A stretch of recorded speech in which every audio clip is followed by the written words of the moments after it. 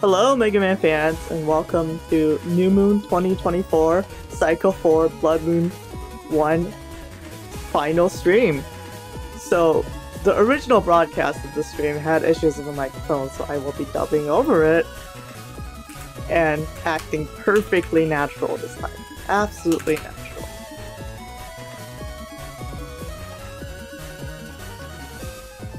So this is the final stream for Blood Moon 1, which means we are going to be going through the entire losers bracket, also known as the win harder bracket. With the stream, we are going to be joined by our casters, Neryth and SoulXCross. Hello, Neryth and SoulXCross.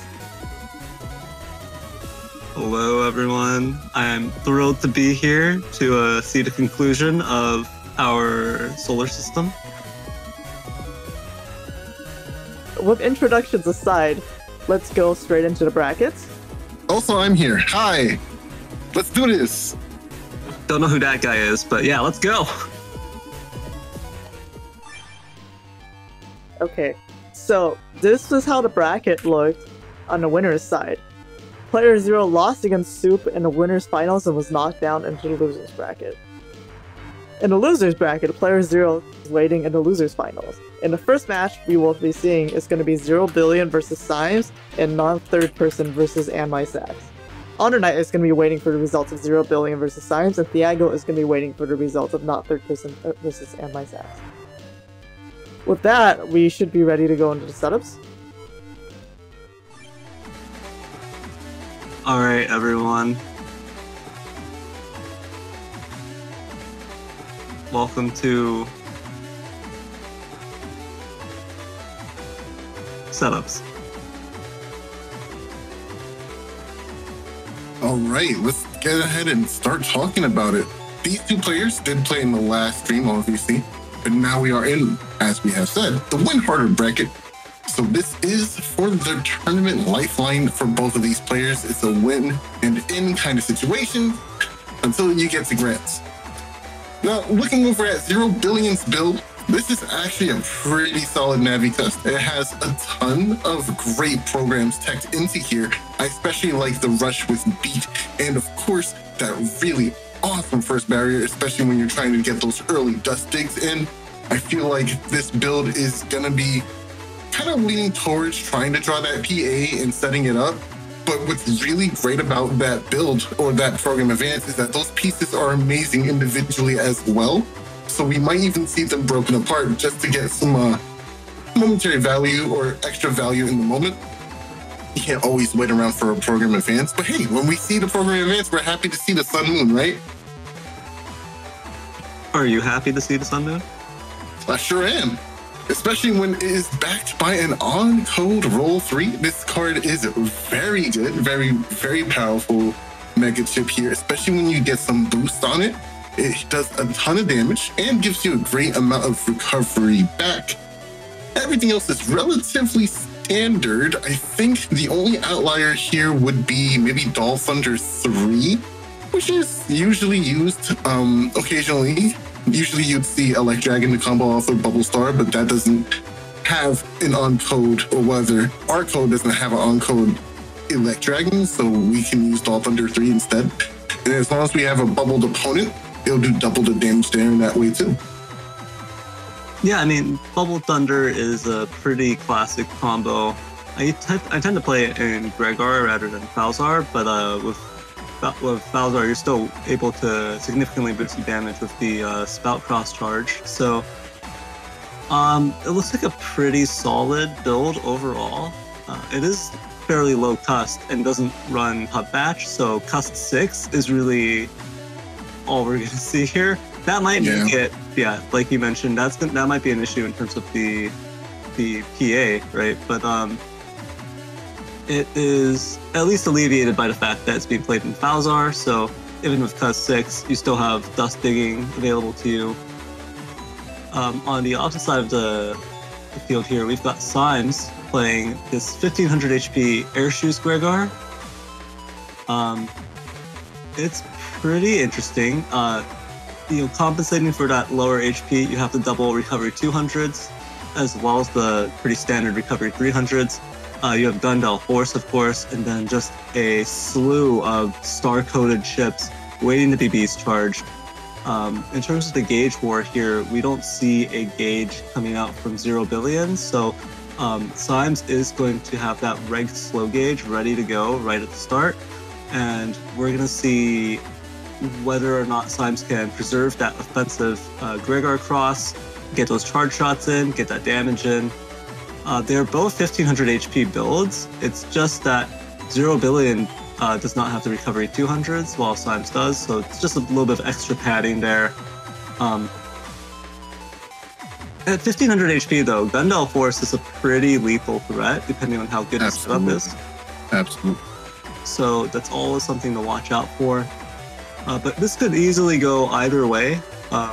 Zerobillion definitely has a lot of tools in their tool belt there, ready to go, ready to take Symes down, or at least to hinder Symes in his attempts to reduce Zerobillion's HP to 0. So it's going to be an interesting match here. The attack plus 30 can be slapped onto either meteors, preferably the meteors, but also the roll 3 gets that extra boost from it and extra recovery. So overall, it should be interesting. What I find very interesting here is actually the choice not to run a full cast from Zerobillion when you have that that starting barrier right there. Usually the reason for it, you would see that is to let you guarantee going into that full cast turn 1. So it's not just a mashing war. You know, if your opponent mashes out that Natty chip and they manage to get out Erase Man, then you lose at turn 1. But you know, they've got beat as well, so really I guess there's a good chance they'll be able to preserve it even without full cast, but we'll see how that turns out. We do know Symes loves that Erase Beast, of course, so turn 2 it's going to be a little bit more difficult to make it through that turn. But I guess we're gonna have to see it. Yeah, I think that's it for me. Have anything else to say, Soul? Nope, it's time to lock and load. Battle routine set.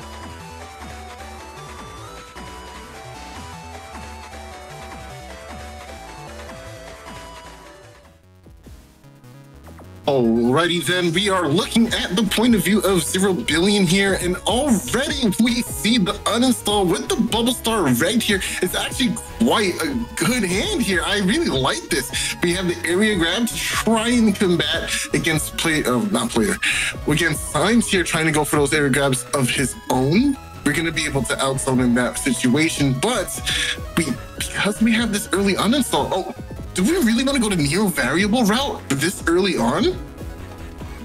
Nothing wrong with an early Neo variable, but only if you can secure that +1 area and deny the holy panels. If you can't do that, that Neo variable is a little bit questionable.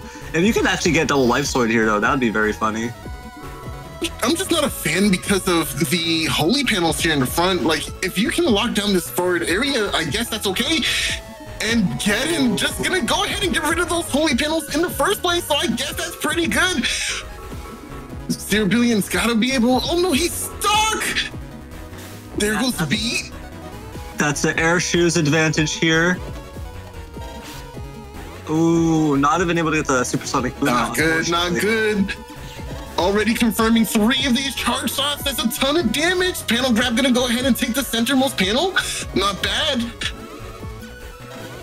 Looking pretty good for Symes right now. Ooh, the mixes. Oh, and now we have the machine gun in hand. That is really, really good to go alongside this uninstall. So I guess it was great that they waited just a little bit to get the perfect hand for this situation. Now we don't have to worry about traps, but there is one more thing that you got to worry about when it comes to using your uninstall. And it's honestly, it's gotta be a barrier, right? So I would imagine trying to go for something like Tengu just to make sure you nail down this combo, but not going Tengu, gonna go for the Spout Cross instead. Gets the landing, this is confirmed actually. Tomahawk, man, that was caught matching. Oh, he moves it around the dimming, allow Symes to adjust his position and completely avoid the damage here. This is kind of why I would have liked maybe going for the machine gun uninstall first, but here we go. Once again, in the Geddon situation, these charge shots doing massive amounts of damage to 70 traits is just not as appealing. Oh, and that double hit from walking forward. This is looking very, very problematic for Zerobillion. This is exactly why you have to be very wary of these Gregor players, because these charge shots amount on massive amounts of damage in just short amounts of time, especially when you're stuck under a Geddon. Yeah, that's a brutal amount of damage to take from that. And, you know, Symes still has so many offensive chips, offensive plays available, still has Beast available, still has all of these cards in hand waiting to be played. So Zerobillion's already reduced down to 430, needs that recovery 300. Or just look at this. This attack plus 30 is going to the roll and can get back a little bit of HP. Oh, looking a little dicey here for Zerobillion's. Only 290 left, but can get back a significant portion of the HP. I know you kind of, okay, you know what? That's fair. We'll take this trade. Unfortunately, it seems like Symes TFC to that. Just, even though it was an unnecessary TFC, because he was already flashing. This is getting scary. One hit, and that's double the damage. He went for a charge shot. That's insane. Oh, Serene. Oh, Symes playing it with the shimmy. Got him up down on that bottom row. That was excellent movement just now. Now, these charge shots, they're not free. You have to work to land them. It is possible to just completely avoid most of these charge shots by just standing still sometimes with sometimes no mix-up is a mix-up, you know what I mean? But, you know, controlling your opponent's movement with a little bit of your own is really key here. Element, nice. Meteor Knuckle coming in, no answer. That's one hit. That's a decross. That's all that we needed. And now we can go for our own charge shots and threaten this player out of our front row. Yes, I like that. That was just one hit on 6 panels. Yeah, that was really unfortunate. But now the reversal of fate here and the clearing up of the panels. Oh, but the grabber vent in hand, waiting for this opportunity. Symes is still looking very healthy with 1200 HP still at his disposal. And now another grab. Zerobillion's playing from the back foot here, and he's already used their Giga Chip. So what now? How do we get back the momentum to turn the tides in this battle? Well, unfortunately, I think we really need to get into a time machine and go back and uninstall the machine gun, and then maybe we'll have a shot here. I know this is pretty brutal. 160, 195. It is very, very tough to play against a Gregor who just has unused air shoes and 2 Geddons in folder, abusing that to get all that free damage. It is very, very difficult at this point. There's still a chance here. There's still a chance, but he has to work really hard. Yeah, everything's got to land, and you're just not allowed to make any mistakes. Here we go, Element SP, but we did have the defense for it, which is unfortunate because we actually wanted this life orb to last us a little bit longer. Machine gun doing a decent amount of damage, and the double hit from the beast charge on the normal beast is going to seal the deal for that game 1. And here we are in game 2. Zerobillion has to kind of shape it up this round, or it is wraps for him. And we do want to see some more Zerobillion, but Symes ain't no slouch either. He's a really good player. You gotta be on your P's and Q's when you're playing against this kind of player.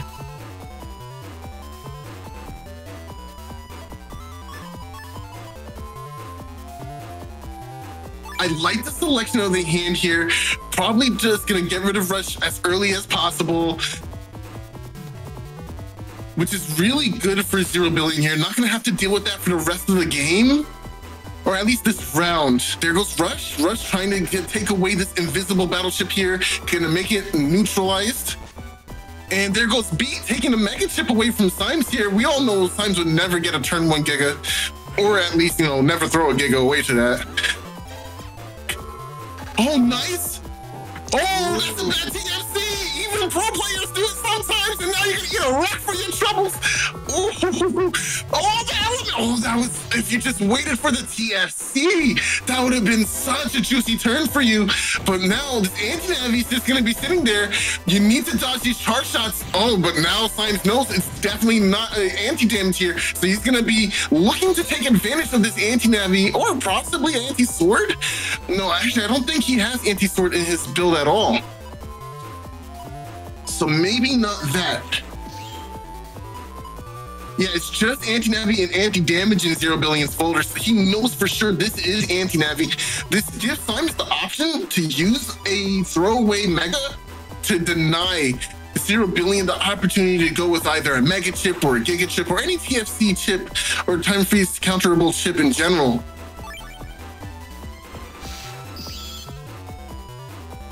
Here comes the Tengu Judgment, gonna be able to go for that huge combo, but is the charge shot gonna last long enough? No! Misses the conversion, that's really unfortunate. I think you could have guaranteed a charge shot here for the D-Cross, but unfortunately, gonna just take a ton of damage instead. Area grab coming down from Symes, and I can imagine that we might see a slash cross coming in next turn. And the turn rush will paralyze Symes here, but this is fine because the turn is ending and we can now change our cross or go for a beast out option. I definitely disagree with a slash cross mix up here. I think you should just go erase piece because your opponent is down to 530. If you can just hammer out some erase tails, that would finish this off. So I feel like slash is definitely an unnecessary risk. Right. It's the same thought process here. It's just gonna go for the beast charges. Ooh, cause yeah, Tomahawk covers it anyways. That's a huge. Ooh, yes, but now erasement will hit. It will not hit apparently. This is not what you want to see. Meteor Knuckle. Ooh. 5 hits per paralysis. Gonna get the double hit from the beast charge, but you gotta be able to dodge at least 2 of these. You got it. Oh, that's it. Recover 300, and now it's just down to 1 buster, and that's gonna be the game.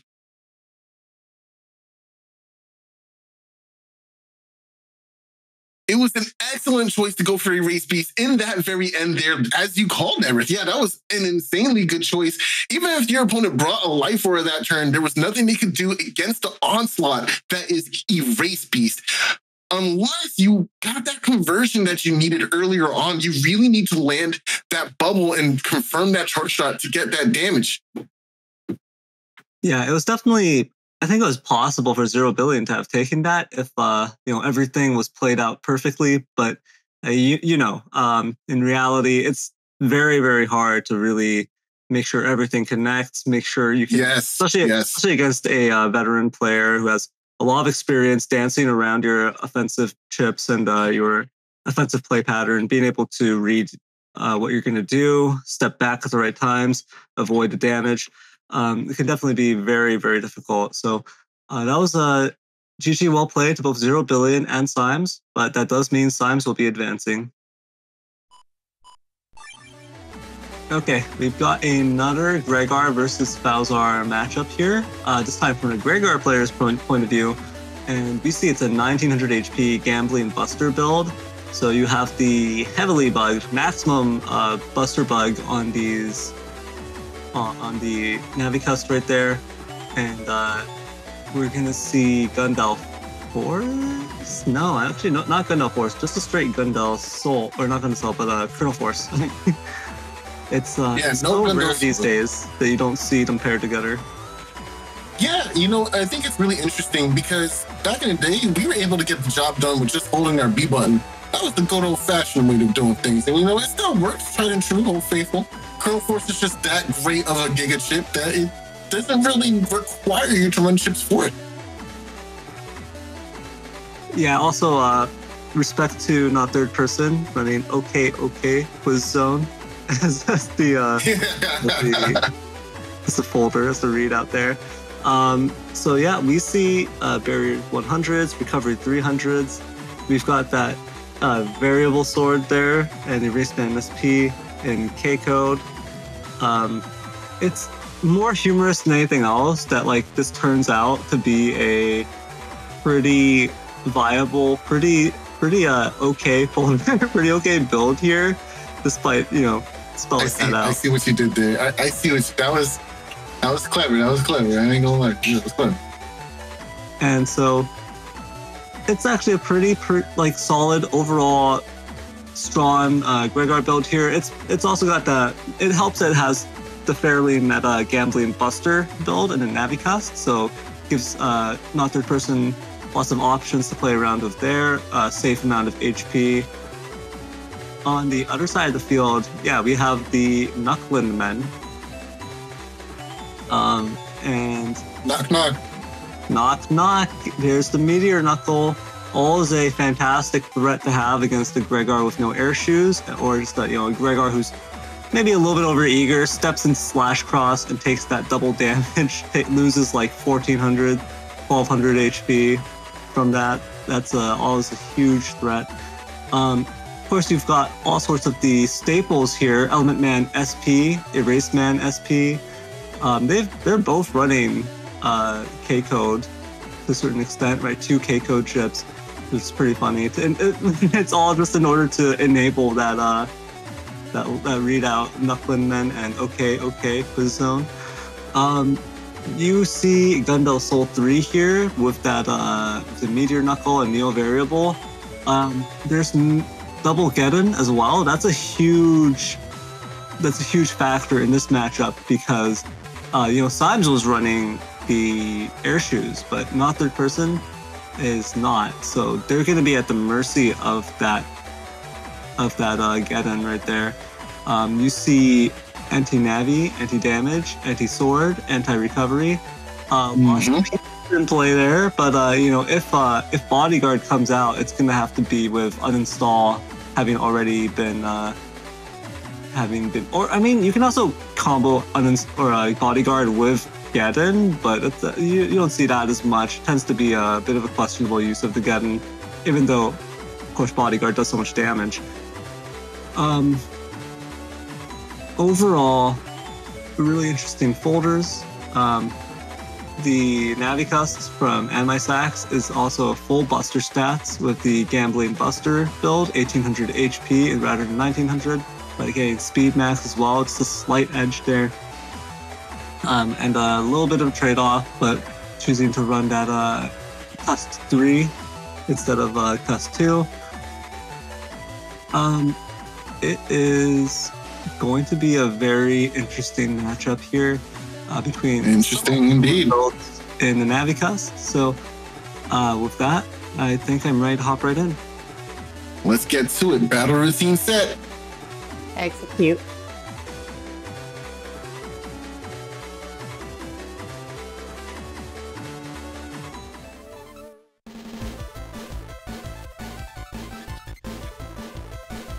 Oh man, you gotta love this theme. Oh, just such a banger, man. Well, let's go. This Battle 4 is so slept on, bro.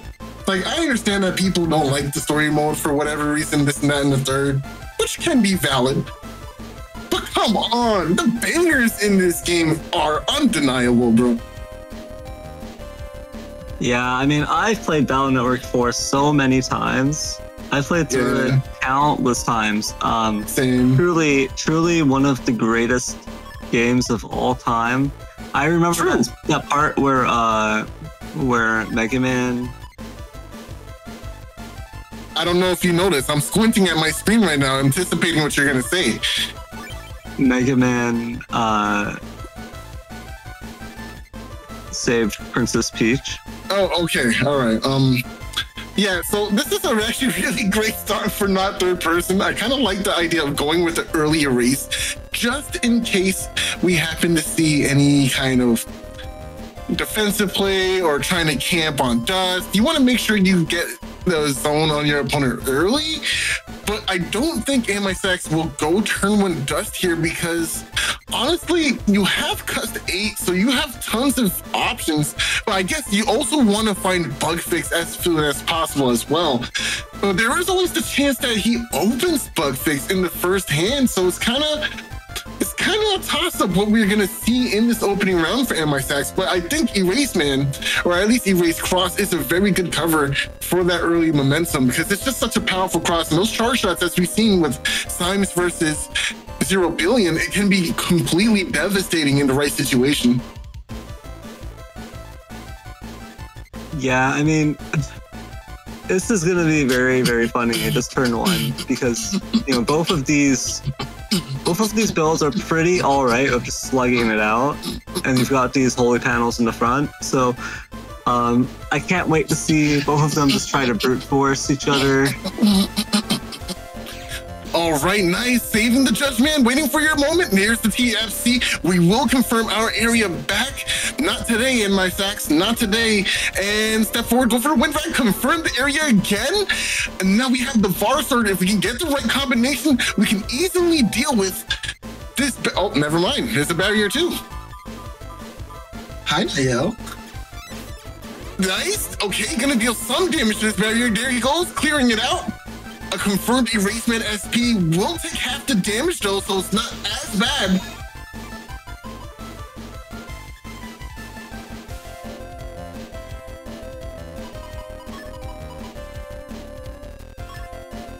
So not third person, getting this nice little area advantage on top of having another area grab right here. It's going to mean that AndMySax is probably just locked in here. Going to need a lot of area return in terms of Judge Man, in terms of the...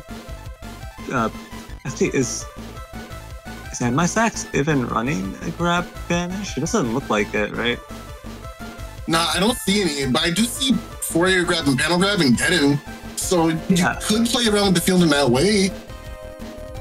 That is actually a bit of a weakness in terms of being able to protect your area. You know, only having that Judge Man to fall back on means that AndMySax isn't able to pull it here.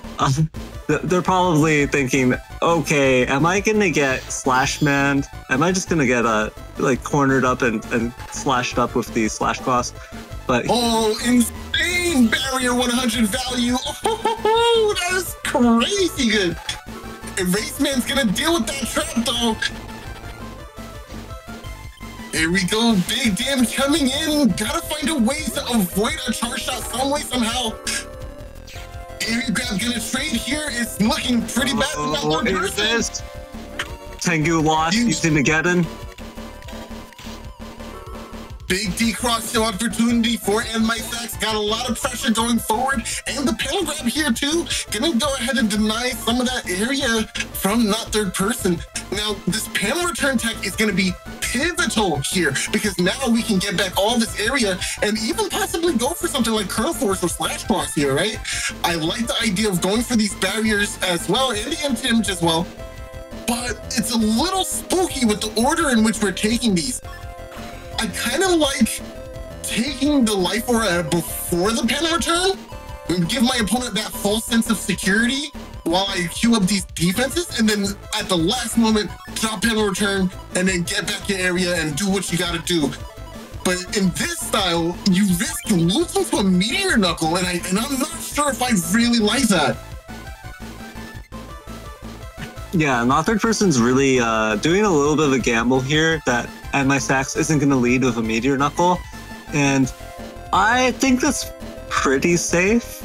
I would think that Meteor Knuckle is probably going to come out on, probably not on this turn, so okay. The person throwing out their chips. I'll take the trade if you're going to be stuck. I'll take it every time. I'll take your tank across too. Thank you so much. Now you don't have this access to Tengu. I will be able to deal a ton of damage while you have to find another out to my life aura. This is a very spooky situation for AndMySax here. Not having another defense in hand is kind of making that third person consider changing crosses. I think this is a good decision here. So, and I also like the... AndMySax definitely made a big misplay there, not really timing the return of the panels properly and throwing out the Gundel Soul, leaving themselves open to that slash cross charge attack. But now here's the big problem. Only one thing connected. They released that Neo variable a little bit too early there. Life Aura coming down for AndMySax as well now, so both players not going to be able to do anything here. But AndMySax only has that one wind rack, so not third person's able to throw this one out. But you can see Cust Bug taking its toll now. I mean, it started last turn, but really this is down to 5 chips now. This could potentially. I'm going Heat Cross. I'm going Heat Cross every time. I'm surprised actually. You know, Heat Cross is kind of slept on. Oh, just barely. Oh, this is not great. This will allow not third person to keep this area even despite. Oh, okay. You're gonna get hit by the anti-damage. Not bad. Yeah, this definitely should have been a Heat Cross turn. 100%. Oh, that's nasty. Oh, and it went away too. And we found the bug. Oh, this is looking pretty disgusting. This is looking pretty disgusting. This is a great hand here. Yeah, bug fix finally coming in just in the nick of time. I'm gonna be able to escape that Cust 3. The 3 Cust spaces available on the next turn. That's gonna be really critical here. Now, I think not third person doesn't exactly have a huge assortment of chips left anyways, but you really don't want to get reduced to 2 options and both of them are in different codes. That's just painful. Here comes the bug fix. We'll tune up those bugs and throw them into the trash. And Element with no answer is going to be a ton of damage coming in to this Tomahawk Cross. Not before AndMySax grabs back all this area with that Judgment though. Oh, that's gotta hurt. Yeah, 480 damage and that D-Cross coming down. Now, ooh, there's that Meteor Knuckle here. Is it gonna trap? Not third person. Ooh! 4 hits, no trap. Oh, there's a trap now. Yeah, they're at least stuck in the row now, and not third person is down so much HP right now. Both players, of course, very low, but not third person a little bit closer to the edge. Only 89 HP left. Gotta think of something.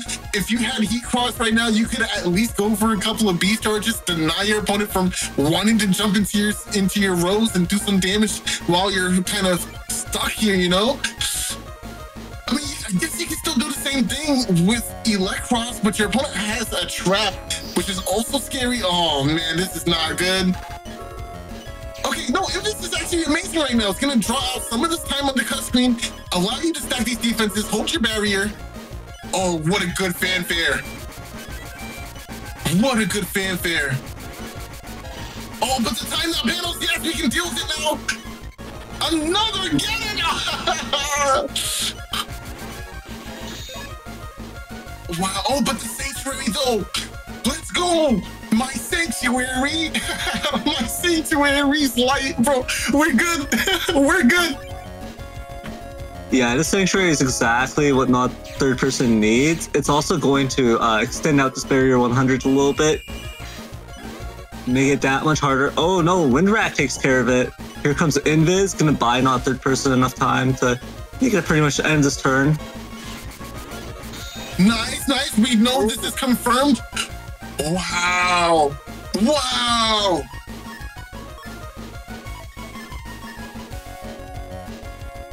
Okay.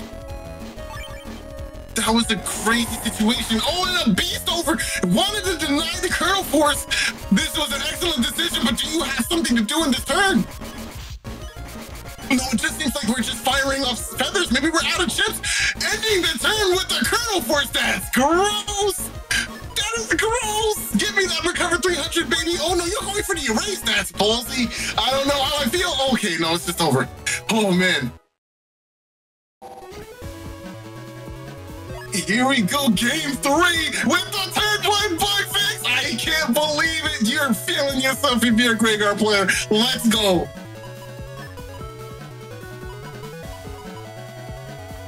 This field is going to be very, very interesting. It offers a bit of an advantage to the Falzar here. I guess Spout Cross turn 1 is going to be pretty tempting, and not third person's eyeing that and being like, do can I go into elect instead? Because at least with this panel configuration with the perma holes, not third person can center themselves and still threaten spout cross.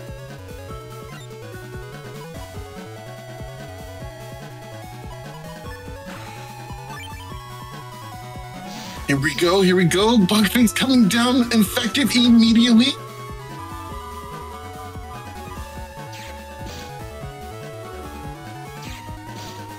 Area grabs coming down, cancel each other out. You see not third person hanging on to this life aura, hoping to get a TFC value, maybe bait out an offensive ship here, but looks like AndMySax has a lot of utility this turn, a lot of area control, bug fix, and not anything too offensively oriented here. This +1 area that AndMySax has secured for themselves means that not third person cannot center themselves anymore. The panel return is actually pretty tempting here, and yeah, not third person is going to take it. I would actually use it at the start though, although, you know, get-in is always a risk, especially with being stuck in the front here. You'd at least want to step back one panel to avoid a Tengu lock due to get-in. Yeah, that's going to be very important here. That perma hole is just very pesky for both sides. It also denies slash cross, kind of, right? Unless, actually, that's not necessarily true. Unless they're Tengu and they can play the footsies on that, but then you're Tengu, right? So maybe you have to go beast out instead to try and play the footsies around it, because there's no air shoes on it. I don't think it's that huge of an impediment for a slash lock, unless the ice is still there. Then you're not going to have time. You basically can't position to actually hit that panel.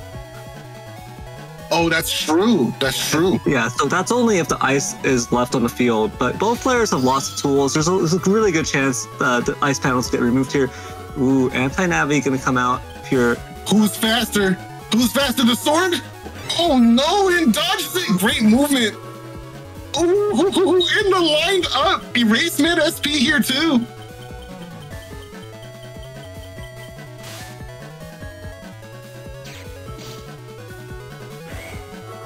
Oh, trying to pull him into range. But hey, guess what? We brought the panels for the reason. Nice, nice. Fresh panels to move about on. Ooh, well-timed charge shot as well. Ooh, he tried to get him. He tried it, bro. Oh, man. He really did. Yeah, a good try. Good effort, but very good effort. Yeah, he was like, I got him. Come here.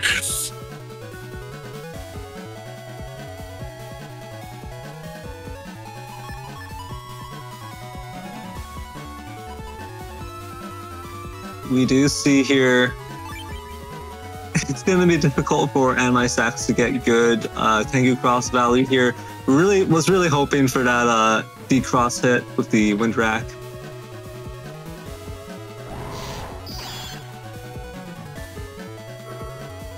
Ooh, Erase Band SP is going to connect. Going to lead to a pretty painful punish here. Nice. Erase Band again, going to pierce through this trap once more. But is there something to follow up with that? Oh no, but the flashing. There will be no follow-up. Maybe a beast charge is coming. Step back right in time. No, it's Element SP. Oh, was baiting. Was trying to get that lineup.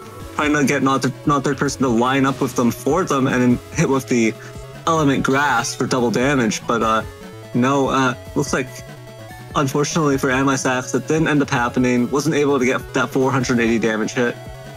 You know, it was looking like AndMySax was throwing away traps just now, but there's kind of a mix-up going on in this, and there's a little bit of a mind game because now we don't really know what trap is up. We know there was 3 traps burned in this turn, so that at least we are sure. But what is it? Is it the anti-sword?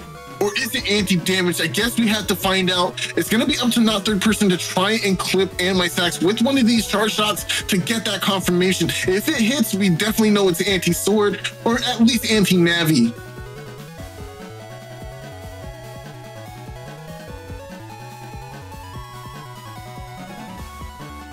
We are seeing this Falzar Beast is going to end up going through. It's going to be used up. These turns will be used up here.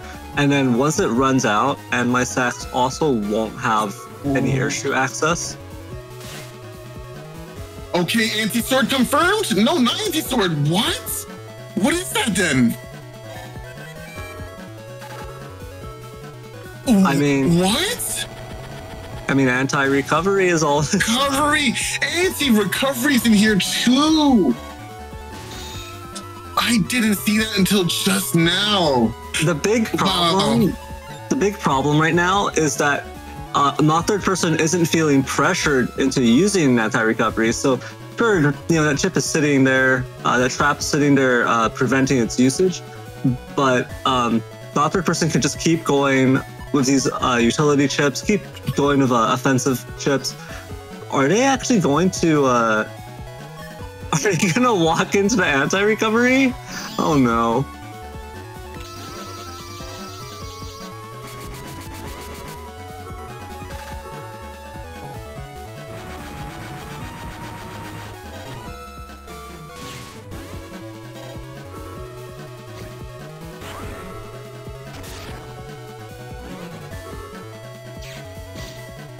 Oh man, that was almost spicy, but the invincibility from the drill drive is gonna deny that damage from the Punisher.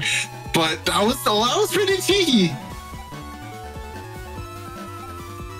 It looks like not third person opted to just throw away the recovery 300, get it out of their hand, get it out of that cuss screen, and just keep cycling in other chips. So yeah, it looks like not third person was just like, all right, I would rather just have the cust space. I'd rather just have something else. I don't want it clogging up my hand here. And there, your 200 is gonna be good here. Ooh. Yep, get rid of it with that Ona man, but we do have the second meteor. Haha. Okay, nice, good defense here.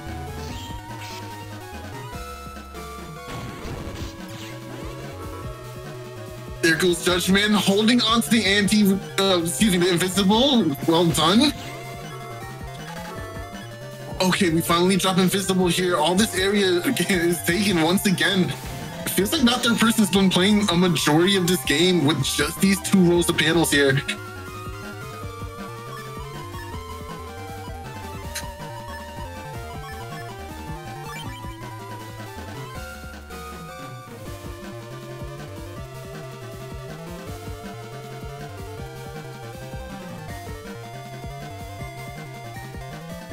This is a bit of an awkward situation for AndMySax. I'm not sure if they are able to find any more combo pieces here. Maybe we might see a Tomahawk cross coming into play because Colonel Force is just looming around the corner and your opponent could have an answer for it. Plus, right now they're in a light cross. You can go for these charge shots, nail down some big damage. Okay, no, deciding to hang on. Oh, nice. Oh, this should have been a Tomahawk cross turn. Sanctuary back in play. Oh, but the wind rack in hand too. It's almost as if it was pre-dated. Oh man! Nice short shot, but the double damage. Oh, it's so close.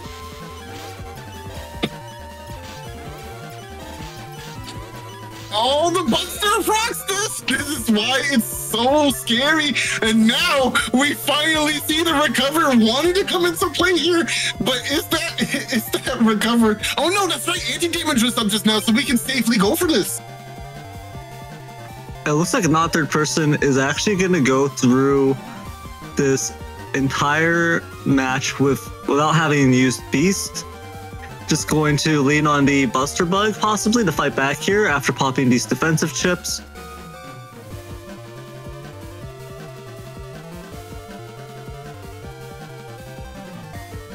Oh, it seems like AndMySax already used Tomahawk Cross. I don't remember him using it. I guess so. Oh. Okay, but here's barrier 100. Gonna give not third person a bit of breathing room. Nice, good movement. Excellent movement. Deny all the feathers. Lead off with this defense. You do have Colonel Force still saving it. Wow. Okay. AndMySax wanting to hold on just a little while longer. Just a single moment of Ultra Instinct there, trying to trying to make not third person work for it. But yeah, well played to both not third person and AndMySax. That was a pretty interesting matchup there. Sadly for AndMySax, that does mean not third person is going to be the one advancing forward.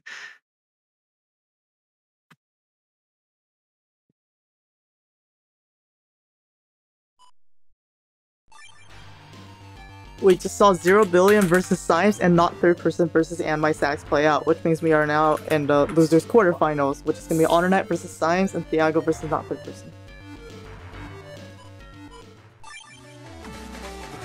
Alright, sadly, only one of these two will be advancing.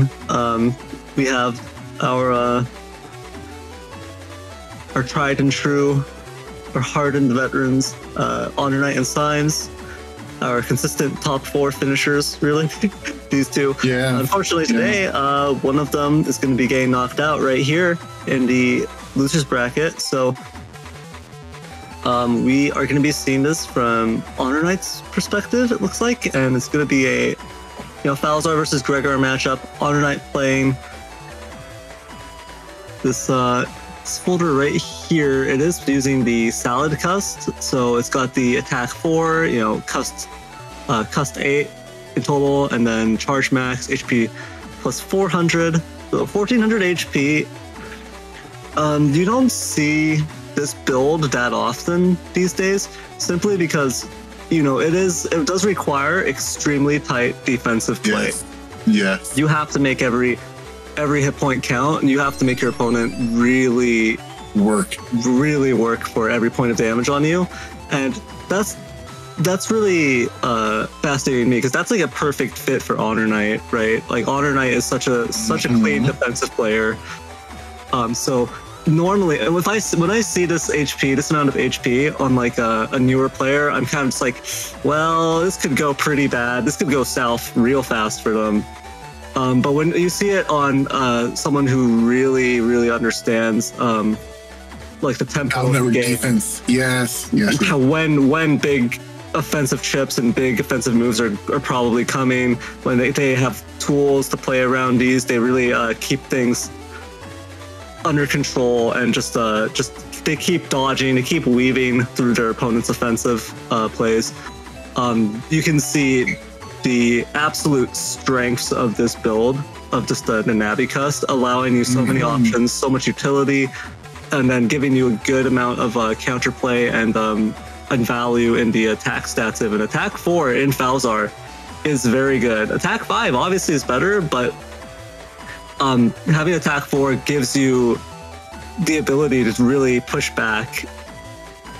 Yeah, it allows you to maintain a decent amount of pressure, but also in this field build, we have really good value chips for a fast gauge situation too, right? Fast gauge in itself is a tool of putting pressure on your opponent to get their momentum going, or else you end up controlling the game, right?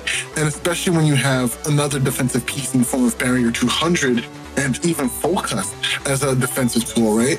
Now, Focus is really interesting because, one, you can use it to threaten or burn a beast cross turn or a beast out turn, which is pivotal for Symes, right? He's going to really be looking to have that erase beast locked down so you can threaten HonorNite with some big damage. But that Focus can really deny a whole turn of that, or even a beast overturn, right? Furthermore, what's really nice about Focus is you can do something cheeky like bring uninstalled Groundman SP in a turn and then end the turn right after, or even go for Element Man SP and then end the turn. Or the same thing with Meteor Knuckles, right? Having the ability to just completely control momentum in the form of dealing massive amounts of damage and then just denying your opponent the opportunity to respond with that is huge, right? And honestly, I'm expecting to start seeing full custom builds a lot more as time goes on, because it's just that great of a battle chip, in my opinion. Yeah, full cust is definitely an amazing chip. In this specific matchup, when I see HonorNite's folder and their overall build, I feel like there is one particular weakness here, or I won't say a weakness necessarily, but a vulnerability. Okay. HonorNite has grab revenge reg, not full cust or fast gauge, right? Now, what that means is that HonorNite will probably get very good value, not regging your fast gauge versus Symes regging slow gauge, right? The thing is that Symes only has cust 6, right? Whereas HonorNite has cust 8. When Symes starts off, that slow gauge is gonna occupy one of the slots in the cust screen. Symes is gonna have to decide: are you going to submit to fast gauge dominance overall, or are you going to have to just let that slow gauge sit in your hand for countless turns? HonorNite is, as a player who's perfectly fine playing through it normal gauge, doesn't care. We'll just play through the whole match in normal gauge, and then just wait for you to play your slow gauge, and then drop his fast gauge afterwards to win the overall gauge war. HonorNite's perfectly okay with that. Is Symes okay with not with just wasting one cust space the whole time? Because HonorNite, and it's not even HonorNite grab revenge reg is a huge deal. That totally denies any kind of area dominance plays from Symes. And that really covers one avenue of attack very effectively versus Symes, while also giving that overall value.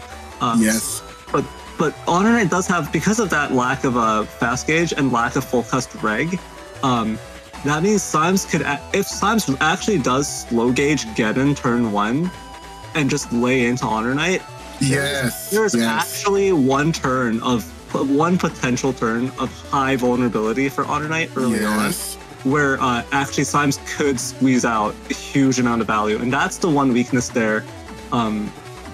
But that is going to depend so much on Symes' chip draws, whether or not they even get Geddon right on turn 1. And that's the thing too. All Symes really wants is that one good turn, and the game can literally just end there. So it's going to be up to HonorNite to figure out how to play around that specific strategy that you should always be watching out for when you're playing against a Gregor player in the first place. But it's still a difficult thing to play around that time. All right, that being said, I think that we've covered all the bases. Let's hop into the match, right? Battle routine set. Thank you so much, HonorNite, for the $3 donation with the message, Symes, take my energy. So unfortunately, we did have to remove Stripe from our payment options on Kofi, which means if you previously had a monthly subscription, please check to see if that's still active. Sorry for the inconvenience.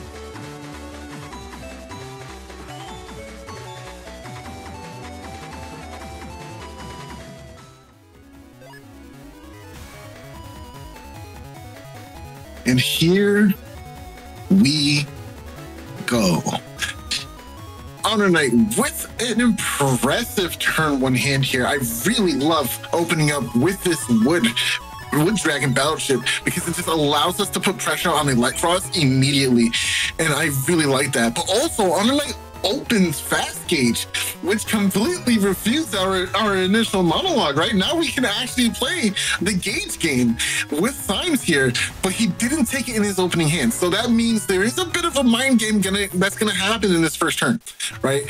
But if Symes does drop down this turn 1 slow gauge, he's going to have to get the maximum amount of value. But maybe he's not going to do that either, because maybe he's looking for HonorNite to end the turn as fast as possible so he can try and get some turns of Erase Beast down. There goes the Geddon here with the barrier 200. That's going to be very good. Rush is going to come out, eat this invisible. Area grab, not going to provide much. There's nothing to do. Oh, but there's a couple of cubes. He threw Charlie first. And there's a cube. Oh, nice. Got the cross here. That's the second cube you don't have to worry about either. That was huge value. That was a very questionable play if Symes' only game plan was to get that one charge shot after knocking off 200. But instead, that machine gun star, made it out of all left worth field. It. Yes. Just eliminating Dustcross, getting that. If you look at it, they've both taken a decent amount of damage already. Obviously, Symes started with 100 more, but that is such huge value in Dustcross to play early. You know, it's only a 10-point differential for this first turn, and this is with HonorNite on a back foot, right? This is a really impressive game.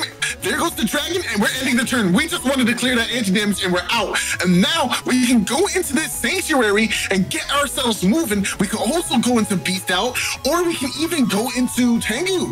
There's so many plays that you have at your disposal here. And if Symes drops down a slow gauge in this upcoming turn, with this area at your disposal, this could be a bad thing for Symes. This is maybe even see a Tomahawk turn. Oh, okay. This is actually a really dangerous situation for HonorNite because they lost SoulXCross and have both fast gauges in their cusp screen. So they can no longer cycle those out. They're just down 2 cusps effectively until slow gauge gets dropped.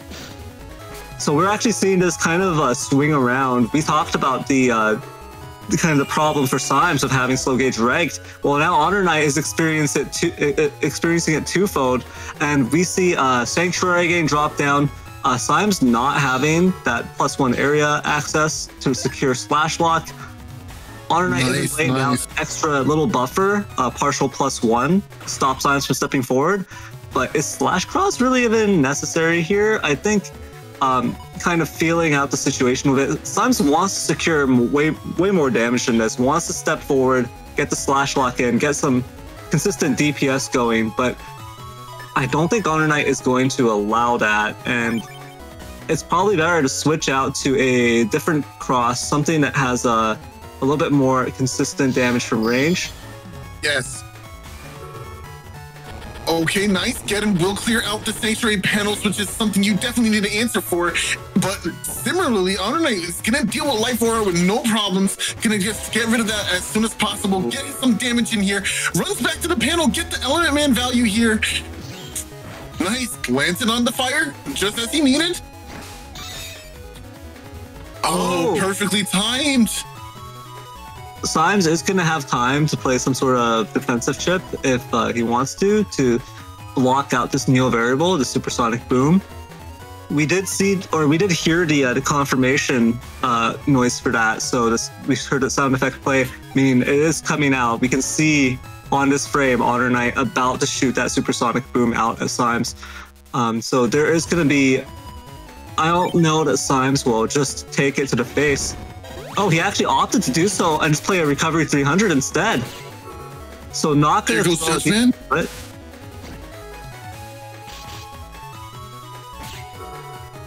Symes actually doing a very good job of just forcing resources out of HonorNite. For both players being forced to go through their hands, and HonorNite not able to sit on anything, and also losing this 2 cusp space is effectively at cusp 6.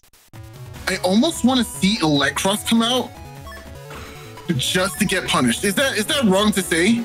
Like, I feel like you should be going Aqua and bringing Wood Dragon into hand just in case for coverage. That's kind of what I would want to do here.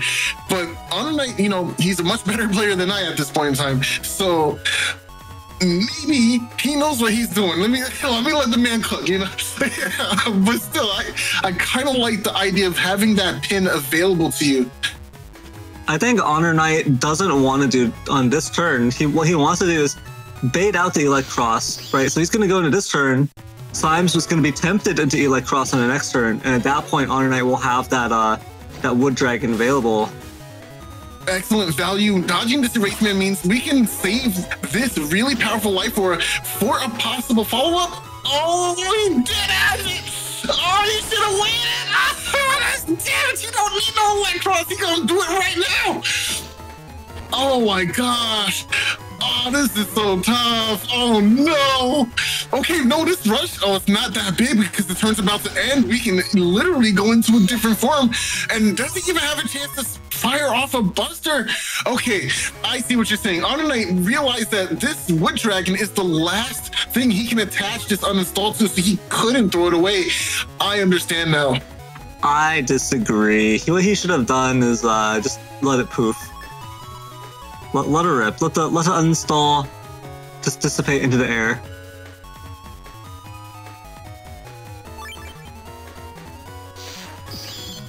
Unfortunately, HonorNite decides to get value out of his chips, lands the uninstall. No more air shoes in play. No more Nice. rider. But Symes has already, having reduced HonorNite to 550 HP, that is going to be, that's not a huge amount to work with. HonorNite does have these heavy hitters still available. If HonorNite can land Element Man. Element Man SP. Yes.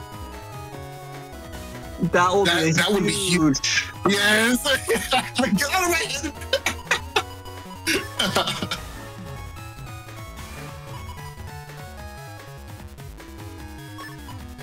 Looks like instead we're going to be throwing out pretty... HonorNite not feeling that pressured even now. Ooh, there's the slow gauge. That is... Oh no. This could be a very, very nasty turn.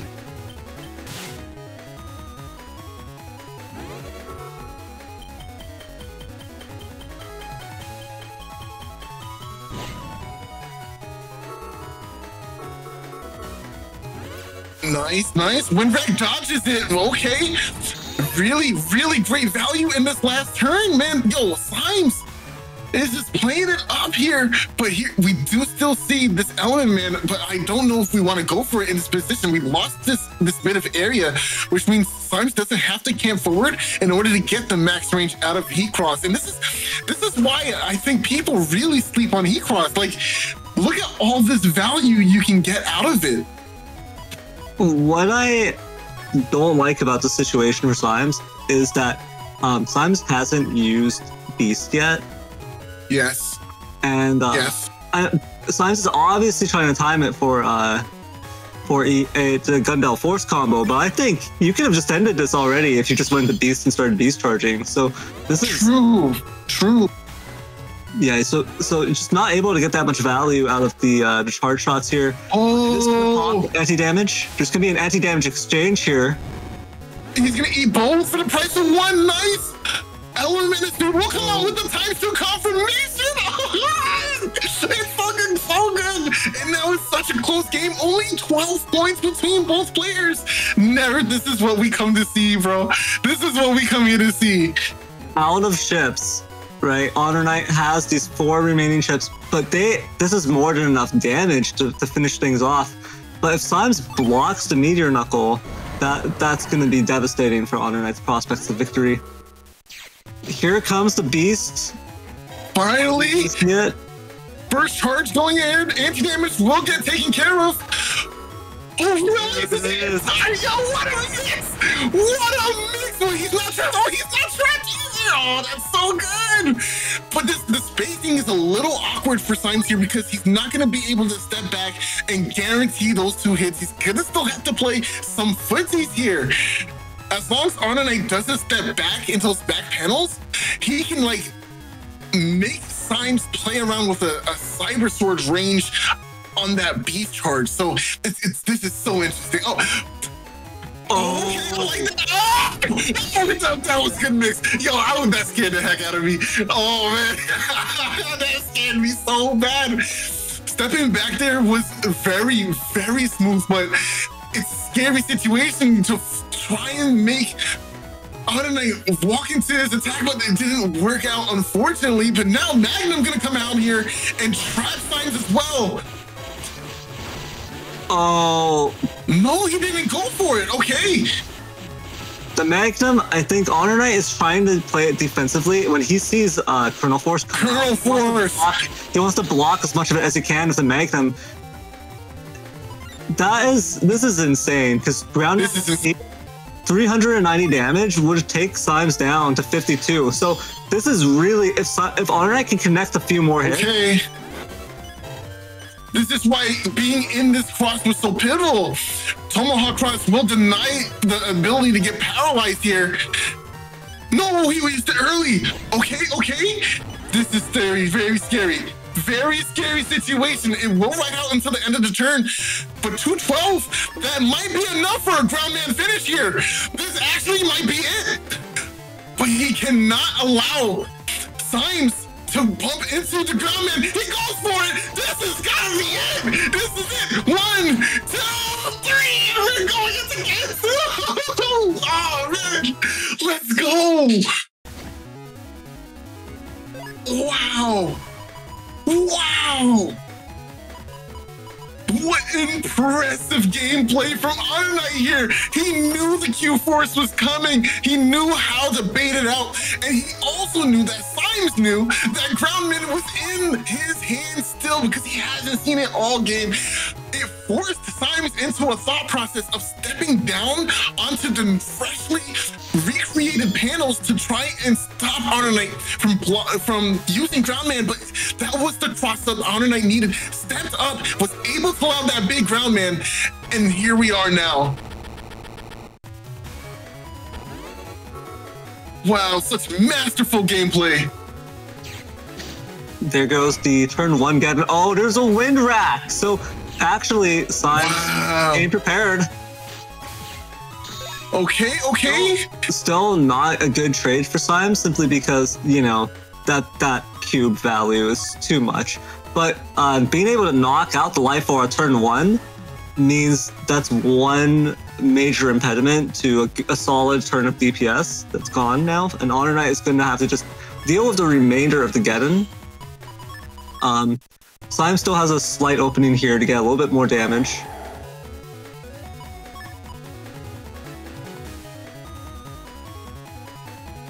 But here comes a barrier 200 and Invis. So HonorNite just gonna keep layering these defenses, slowly playing them out here. Barrier 200 to block a race tail. Ooh.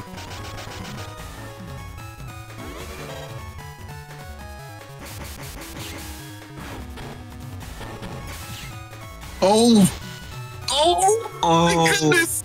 Oh my goodness! And now the rush! Oh, this game is looking too wild. We got a decross here in the cheeky feather to end the turn 2.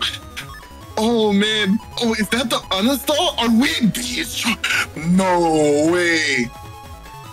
You're gonna beast Torchies? Yo, if you're gonna do it, go all the way.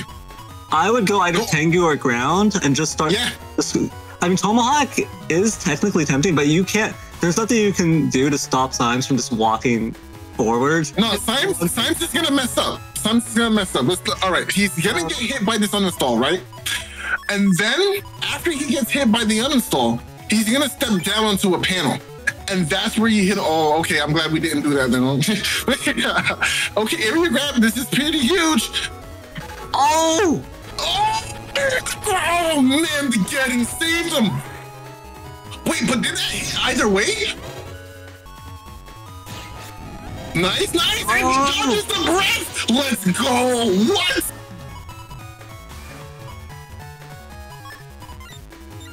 This is a close game. No. This is a close game. No. We still got beast charges. He got a limited area to dodge. We can still do this. HonorNite is looking in rare form right now. He's looking good. That heat breath missing, that's probably the difference right there. That is... Okay, so recovery coming into play. Slow gauge. Right now? Slow gauge? Is that what you wanted? Was a slow gauge right here, right now? Oh, no. Oh, man.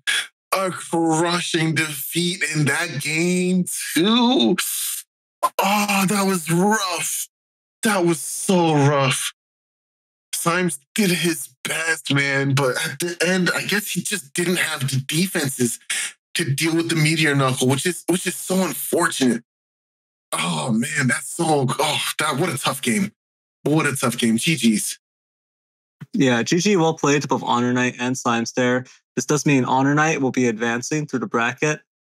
And you know, with that performance right there, HonorNite definitely on point.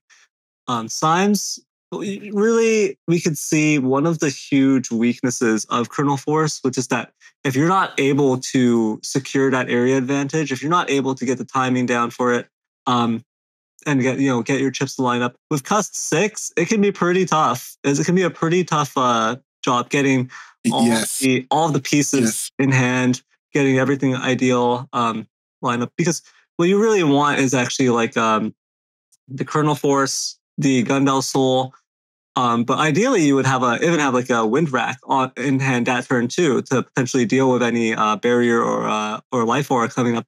I mean, life aura was already burned, but it's just difficult making everything line up while also having making sure you have good area. So that was a masterful performance, honestly. HonorNite really getting that value out from every chip, making sure things, but having to balance that with also the high tempo, aggressive gameplay coming out from your opponent's Gregor. That's a really tough thing to do. So props to HonorNite there. HonorNite also said that the quad recovers were kind of like clogging his hand. So it's kind of interesting that, we're in a +6 kind of format, when you have a limited amount of like chips in your hand, it's kind of hard to just throw away chips. But yeah, let's head on to the next match. I think we have up next, not third person versus Thiago.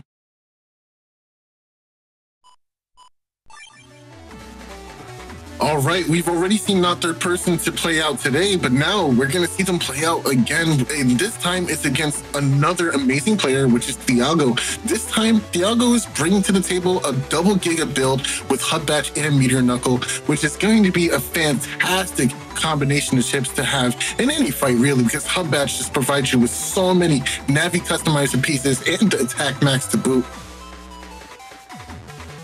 Yeah, and it's important to note here, this is also a bugged Buster build. Even though you're not going to see Thiago getting that amazing value at the start. Once Hub Batch gets popped, you're going to see that damage start to come through, because those 2 charge +1s in that Navi cust, they are bugged, and they are going to give Thiago, I believe that's level 2 Buster bug right there.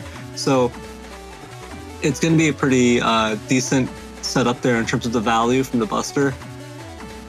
We've seen not third person. We haven't seen Thiago's build yet today, so we see a pretty decent array of chips here. Meteor Knuckle, of course, and Hub Batch, getting a double value there. Element Man SP being the only SP chip Thiago is choosing to run. Thank You Man instead being kind of a good option here. It's going to threaten your opponent's erase cross, make it a little bit harder for them to just erase tail you down, and going to help you protect your dust cross early on. That just the threat of having that there is pretty decent. Yeah, it makes me almost wish that there were some anti-swords to go in this folder alongside that. But speaking of defenses, we see a really light amount of defenses in that 1 anti-damage. We do still have the barrier 200 and the invisible. Stop me if I'm wrong. Oh, okay, no, there's life aura. I was about to say. So yeah, we do have the typical barriers and the invisible, but the 1 anti-damage is particularly interesting here. Yeah, I mean, you know how I feel about defenses. Of course. So I have no problems with running lower defense. I think Thiago running triple invis and 1 anti-damage, that's to me, that's perfect. I don't really like anti-damage in the current, especially in the current meta. Yeah, the current meta of Buster Jam procs, right? Like, anti-damage is too hard to. You're using it pretty much just to block something heavy hitting, like Element Man SP or Meteor Knuckle, something like that. And then in that case, you kind of just have to completely read your opponent and know, okay, this is the turn they're gonna do it. I'm not gonna use any chips until they use theirs. And then you're kind of just playing a game of chicken with them. Mm-hmm. And then the problem is that you're losing a game of chicken because they're running Buster Bug. Yes. So if neither of you use chips, it's just down to luck. And honestly, my luck isn't that good. So I'd rather not be stuck in that situation. I would just say, you know what? I just want to play more offensive chips, more attack boosting, aggression, yes, sturdy, double point, heavy hitting combo pieces. I would just want to run more of that and not try to do this counterplay thing of being like, okay, I'm going to sit on anti-damage for a full turn just in order to block one mega chip from my opponent. Instead, my thought process is, okay, I want to remove 400 hit points from my opponent. They can take 400 off me, I'll take 400 off them, and we'll call it even. But one more thing I want to showcase out is that there is no uninstall in that third person's build here. So that means once we draw this butt batch, we can fire it off immediately. There's no need to hesitate. It's going to just be a huge momentum shift once we see HUD batch pop off here. So I'm ready for this fight. How about you? Yeah, let's hop right into it. All right, let's go. Oh, God. That scared the hell out of me.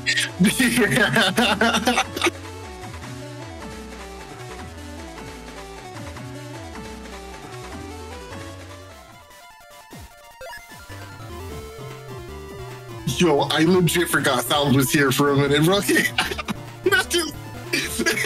I was like, random third person, here we go. Oh man, that was scary. Wait, this salad, doesn't the stream just run itself? So true. So true. As not third person opens up with the bug fix, doesn't even have to worry about digging for it this time around. So fortunate for the Gregar player to find their good chips early. You know what I mean? I wish I was that nice. Yeah, it is also a rock cube field in front here. So Thiago maybe going to be tempted to get that dust suck up and try and fish for that free 400 damage.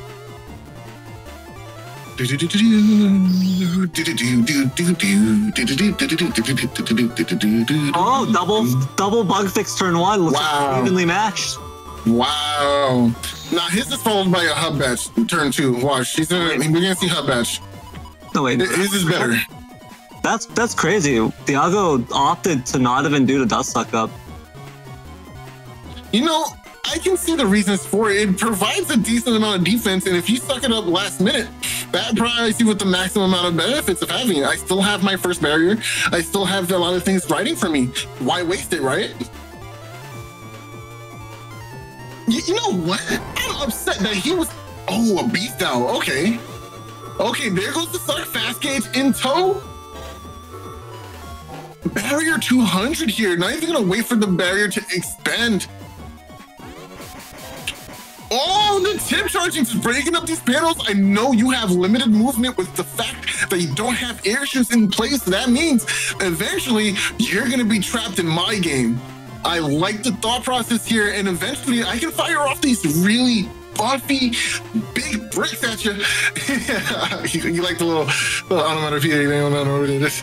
A little alliteration, if you will. Oh man. Nerd. Just a little bit. all right. Yeah, no, I appreciate it. All right, there's the barrier 200 getting knocked off, but only to get the life more up. Oh, there it is, getting trapped up here. Good value? Brick? Oh no, didn't have time to mash up the second brick. Oh no! There was there's an anti-damage there anyways to block that second brick, so it's a bit of a... Unfortunately, that 400 damage is not going to connect. We've seen 200 already thrown into that 100 HP barrier. Thiago not really able to get the best use out of the these beast turns, but hub batch comes in. Oh, nice. Life Aura finally finds its way onto the screen for not third person here. Area grab will go ahead and take away. Oh no, it's the anti-navi. Ooh, you got snitched on. And now it's gonna be, how do we take advantage of our opponent's anti-navi? This is one of my favorite games. Fortunately, Thiago already found hub batch, so they don't have to worry about losing a hub batch. But imagine going into something like area grab and /cross and then just camping something like, I don't know, elimination, just to throw away their meteor knuckle on a pivotal turn. Oh, excellent, excellent. Going here with the defensive play for his anti-damage. It will protect anti-damage, allow him to escape this entirety of the turn. And now Thiago still has that trap up, but they do have to be very careful.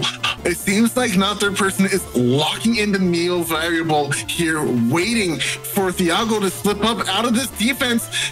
This Magnum can be huge. Oh, he doesn't get the lock diagonally, in the middle rather. Another turn of imperviousness. Oh, this is looking pretty clean for Thiago. Only lost about 10 HP so far? No, about 110 actually. The big issue here is neither player has really connected with too much. So it's gonna come down to these Buster Jam procs.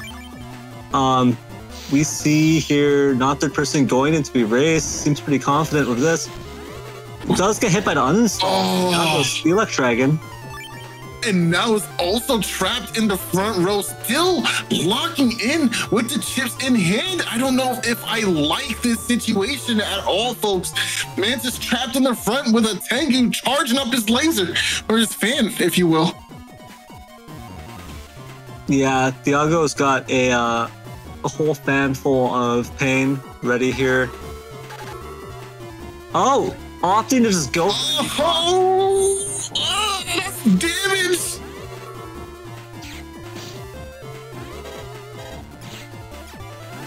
This is a BIM problem. Oh, this is fine. We're still flashing. We're still flashing. Goes for the break here. I like that. I respect that.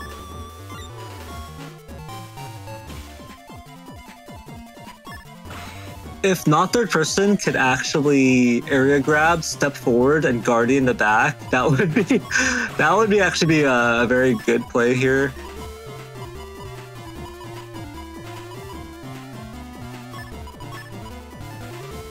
I kind of like the idea of Neo variable here. It can do a juicy amount of damage. Erase Man is coming out. Now we're gonna have to fish for Buster Procs to clear out this anti-damage.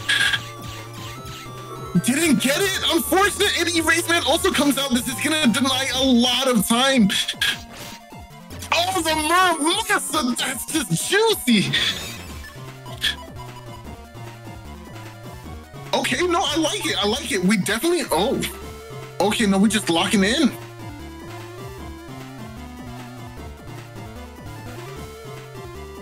All right, area grab will come down here. I'm not sure if I like that idea of locking in just now.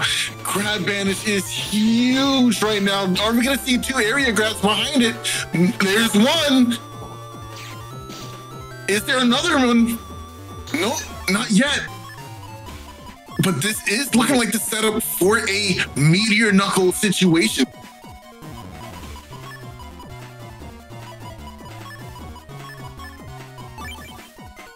Huh. Alright, so not gonna go for a full area lock here, just gonna get Grab Revenge, takes care of... Oh, very well played from Thiago. Going to lock not third person back there, not allow a slash block to occur on this turn. But wait, we got our sanctuary, baby! Run up there, get your D-cross value! It's time! SoulXCross has appeared! That's what we're doing? So this is your decision? Prepare yourself! If you know, you know. There's no better time than now. It looks like it's going to be 4-panel. I think the Kernel Force is before the area grab. So I believe it's what's going to translate into is a beast charge, right, for the extra 400 damage off of the Kernel Force paralysis. Oh, but there is going to be no... Excellent choice! Excellent choice! Unless... Element! Oh, yeah, there we go. Oh, this is huge! However, these holy panels, that's a... Giving your opponent the holy panels is... losing all the area? Oh, no. Oh, what a play! What an answer! He's gonna break the panel, too!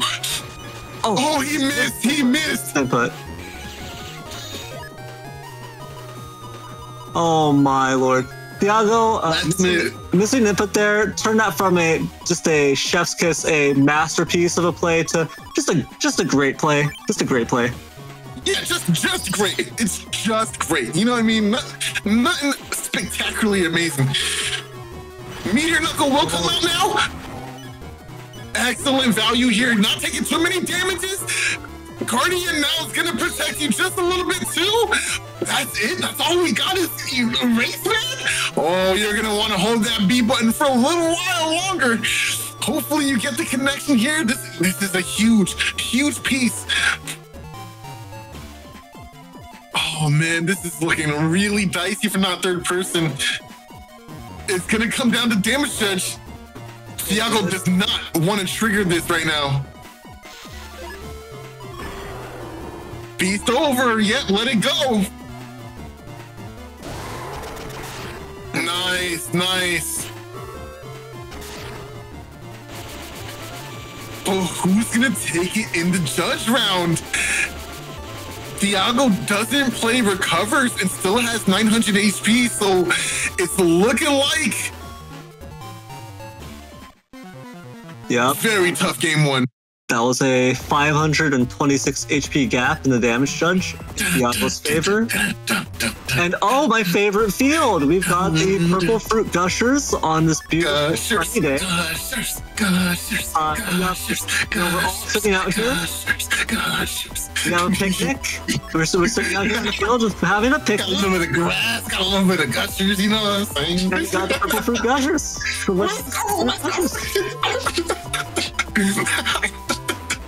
A beautiful, oh my gosh.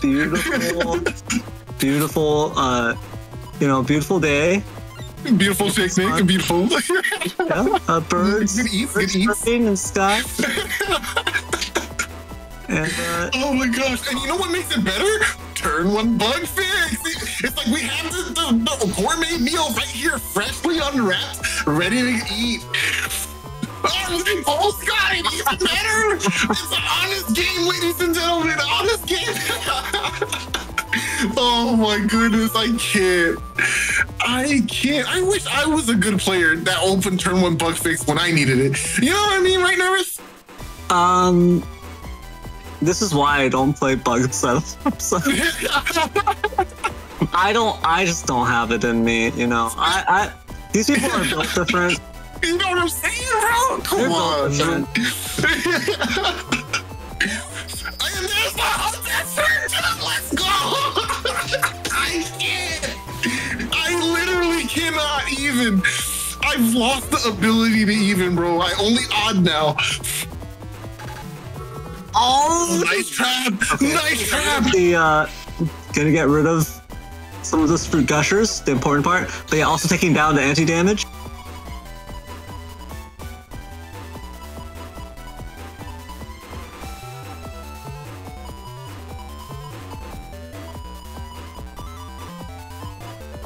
Such an awkward situation for not third person, because even though you got the sanctuary here, you know Thiago likes to do those dust beast charges, smash that field apart.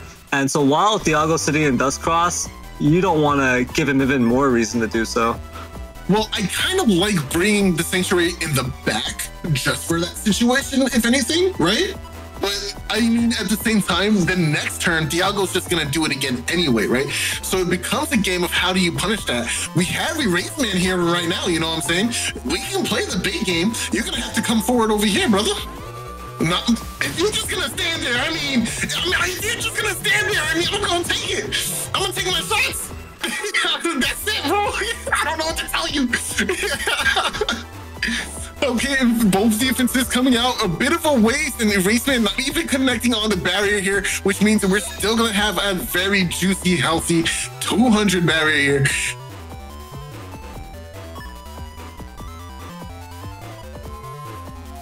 And you know, I can't make up my mind. Does float shoes here for Thiago from the hot batch? Does that mean Thiago is enjoying the fruit gushers even more, or is he just or is he not partaking of them? Is he just abstaining? Yeah. You know, it always feels bad to use a wind ring on a barrier 200, especially when your opponent is like, "Hey, what about the second one?" Oh, I guess I just dropped it out. They're just never mind. Built different, bro. Have everything, I guess. You know what I mean? Just have everything, like can't be me. All right, so not third person gonna deal with this life aura immediately, anyways, and then you know we've got this area advantage, but no kernel force yet. But what I want to see is, yeah, here's the beast. Here's the dust beast from Thiago. Grab Banish coming out. It's not going to break the barrier 100. Oh, this is it. Nice. And the turn. Oh, you No. didn't get it. Oh, You no. didn't get it. You needed to You penalize locked it. it in. Oh, what? No, you can't do that. What? What? Really? Do you? That's your decision, bro?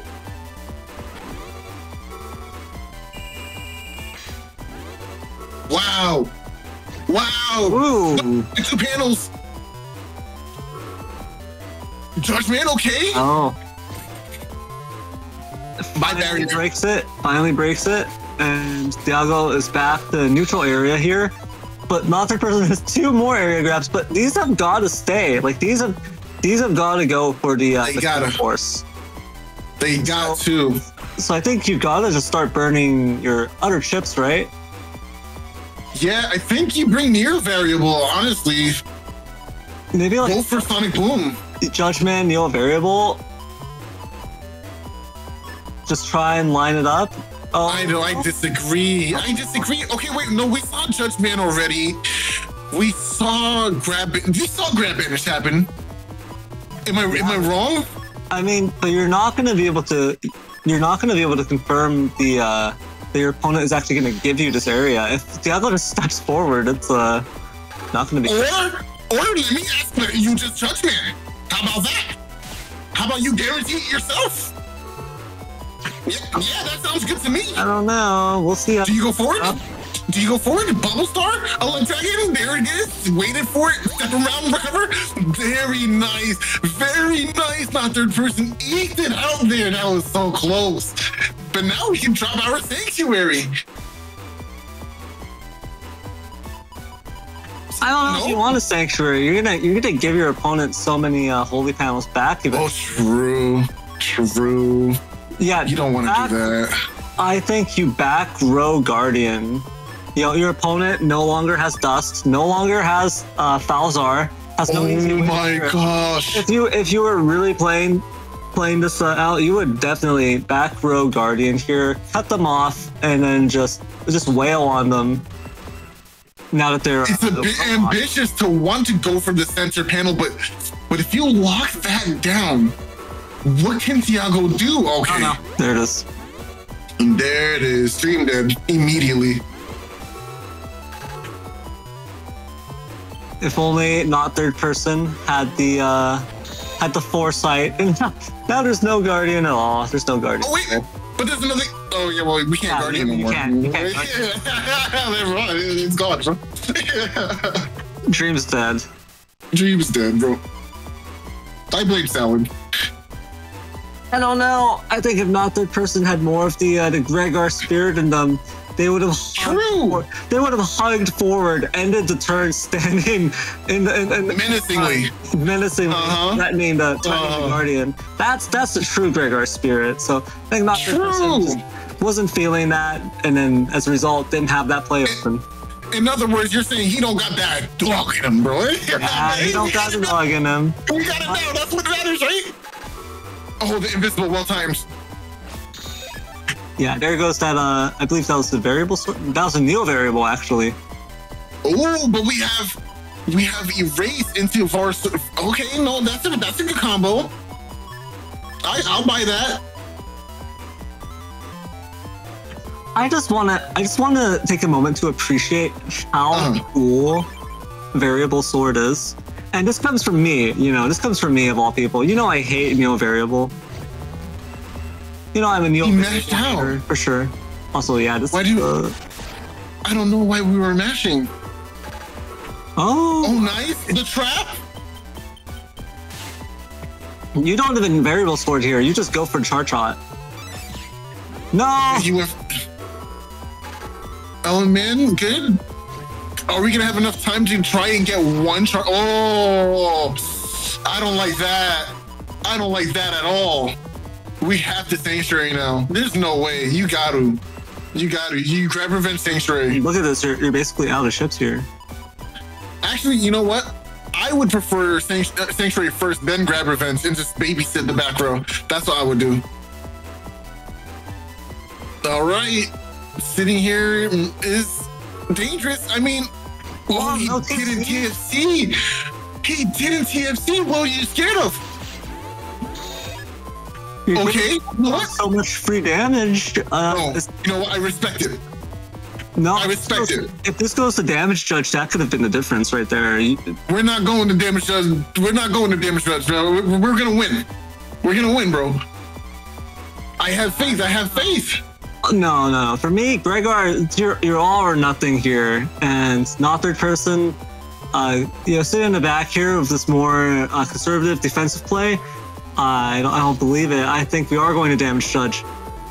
Oh, This Colonel Force has got to connect, like full force. Got to connect. Yeah, I definitely feel like Sanctuary into Revenge was the better play here. At least a couple of turns earlier, because then you'd have your movement. You can get some charge shots down. Oh no, That we're doing it. We're locking in. This is it. This is the turn.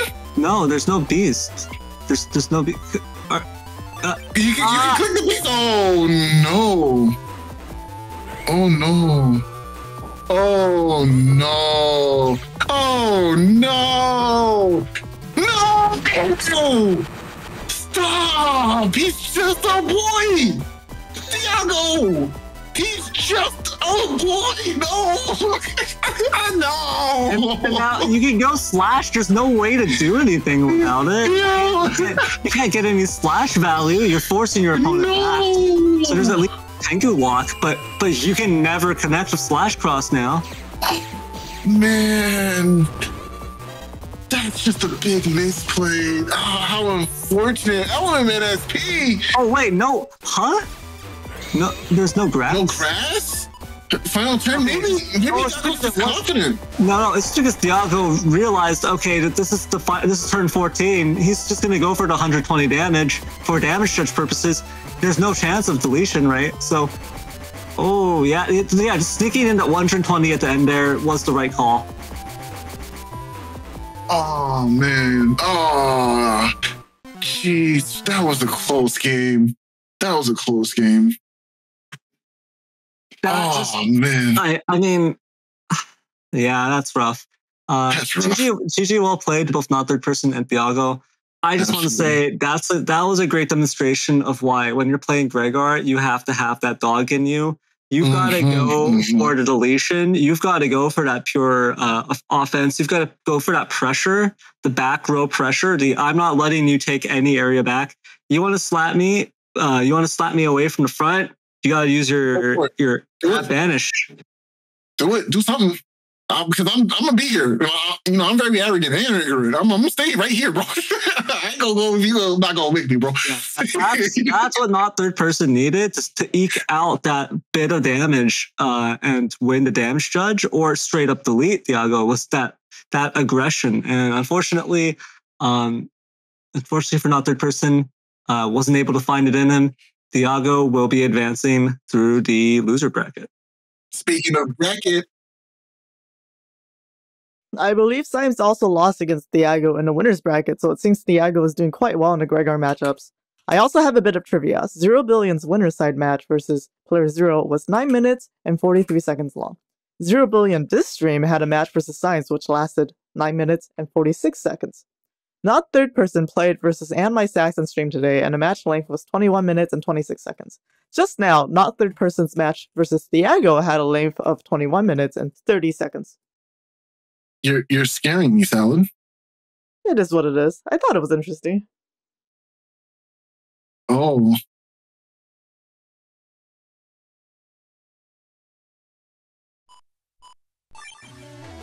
This is the winner's semifinals here, I think. Actually. You mean loser? We're all winners here. True! Absolutely false. 100% false. Wow. That is insane. I don't want to hear that, Salad. We are not all winners here, even though even though everyone technically, wins some of their matches, that does not make all of us winners. There's still the winners and the losers here. Ultimately, all of us are losers, actually. All of us are. At the same time, we're all winners, we're also all losers. And if you want to do the math, some of us are more winners than losers. Some are more losers than winners. That's how life goes. I don't want to hear this participation trophy stuff. No, not that's crazy. I'm nothing. I'm not a winner or a loser anymore. I'm nothing. I don't exist. Player Zero is. Wait, doesn't that mean you're winning then? In some shape or form, I guess.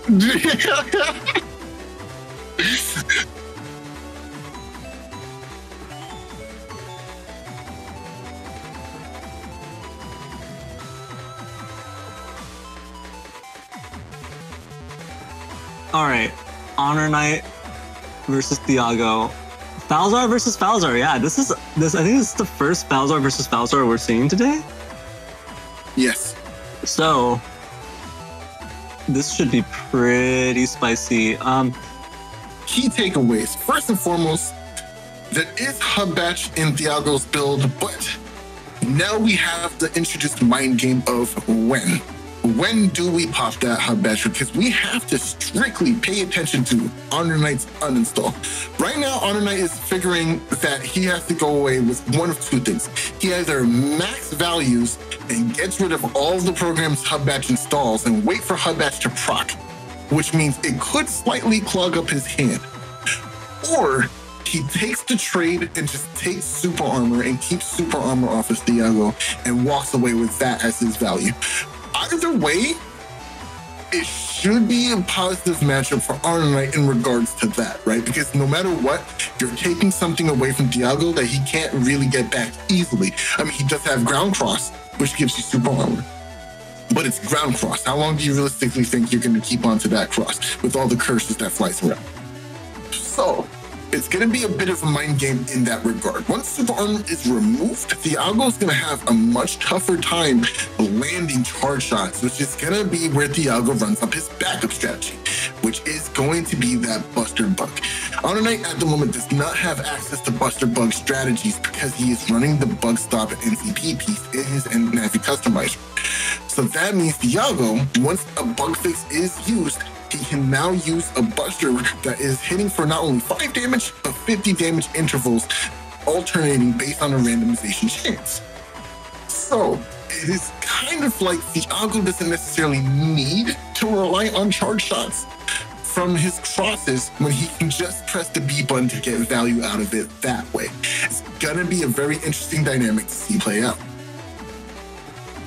Yeah, absolutely. But with that, I think we can head right into the match.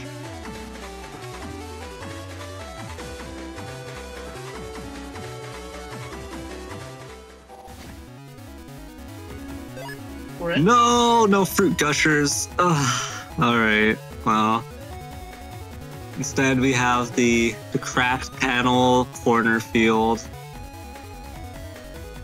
What despair lies in wait here of these cracked panels. We went from a bright sunny day with beautiful grass and fruit gushers waiting to be popped into our mouths to like a dilapidated house falling apart. Floorboards. You step on a floorboard, just breaks right open. Look, I'm sorry, but I don't know if I can do this anymore. I am crying right now. I'm dead.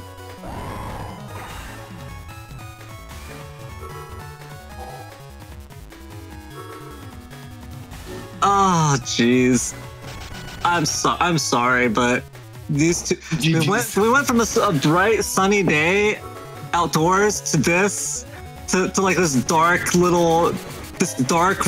Like it's like a horror movie scene. Both players with flashlights. They both got flashlights looking around, about to get jump scared. Oh, hey, you know what? This is a really good hand for HonorNite. He found not only the wind rack, but also a magnum here to boot. And of course, we're going to speed things up with that fast gauge and a drop of the barrier tool. This is an amazing hand for HonorNite.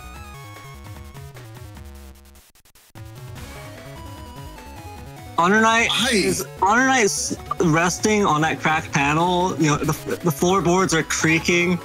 Wow. Okay. Drop barrier 200. No beat, so this can do something. Charlie does it. Charlie does it. Let's go. MVP, Charlie. Let's go, Charlie. Yo, let's go, Charlie. Yo, I can't believe he got that. We were just talking about this. About winners and losers. Charlie is purely a winner. Charlie is purely a winner. Charlie never loses. Charlie always wins. Always wins. And if you're just tuning in and you don't know who Charlie is, that is the name of the Dutch hard shot golem. We love him so much. We call him Charlie. All right, I can see some chip charges happening here, but no, just holding on to it. You're leading in terms of damage right now. There's nothing forcing you to do anything. I agree. We can fix our hand now. Yeah, put back some defenses, draw a couple new cards. I like saving Elder Man for the end. Oh, that's just juicy. With a capital G. Yeah, I like that. I sound like that one old dude from One Piece. If you know, you know. All right, Beat coming around, just gonna take away one of Thiago's many mega chips. Oh, good shield, but just a little too early. Oh, great movement, but now we're trapped after this uninstall. So this is going to force either Tengu or a beast out from Thiago here. It's already been used, actually. So this is Tengu or nothing. That's right. Tengu or bust, man. This is tough. Yeah, okay, so he would be able to move over the holes with Tengu, but now you're setting yourself up for a possible sword elemented chip. We do know that HonorNite has Neo Variable, hasn't found it yet, but might try to look for it.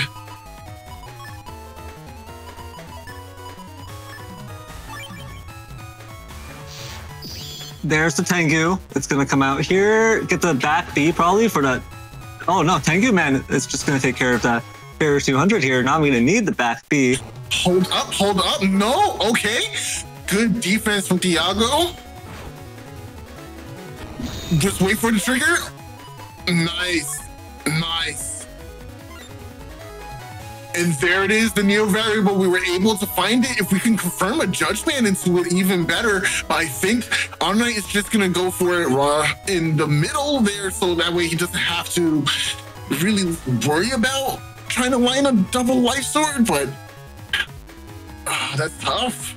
I personally, I love to see double life sword, but of course the supersonic boom is the safe play here. Safe. Boring play. Now this is going to determine whether or not I root for HonorNite or not. Matters no.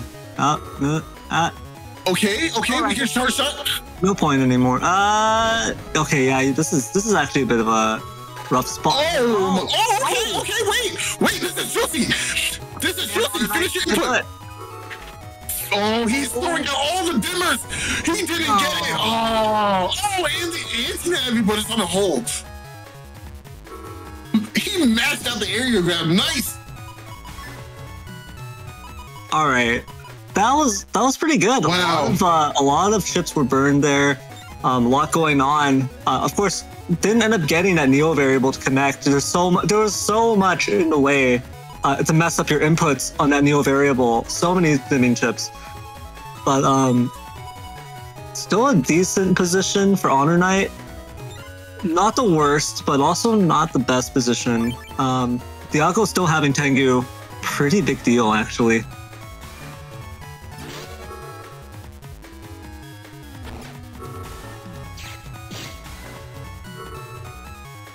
Oh! Okay. Yeah, that's a oof indeed. Oh, that's the uninstall. That's the uninstall. Got it. How do we do? Okay. I think he's clipped. I don't think he can dodge this, dude. Yeah, I think HonorNite has accepted his fate. That is a confirmed uninstall Elect Dragon, most likely. He can cross and hold forward or back. That can work. He has to cross though. Oh yeah, no, that's accepted. That's accepted. No way. There's no way.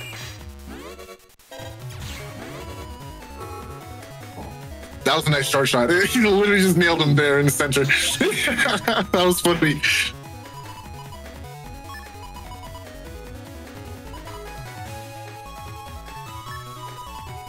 Do you even life aura here?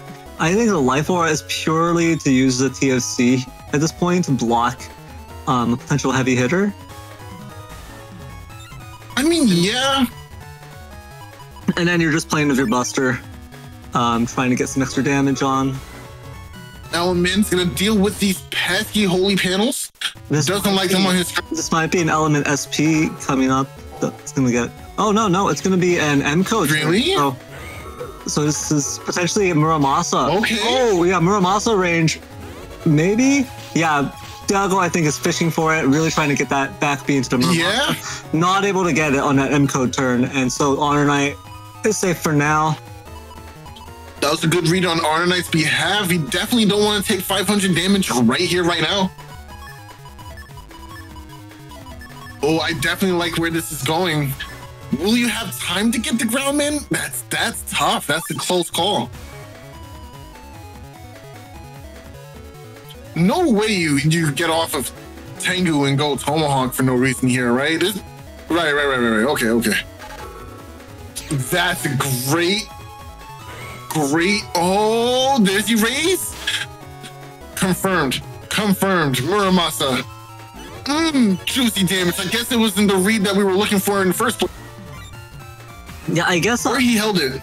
I guess it was actually supposed to be a backbeat into the erase, into Muramasa, and Thiago just didn't want to go for an attempt at lining up for the erase. Possibly. He just did it. He just went for it. 1, 2, 3, 4.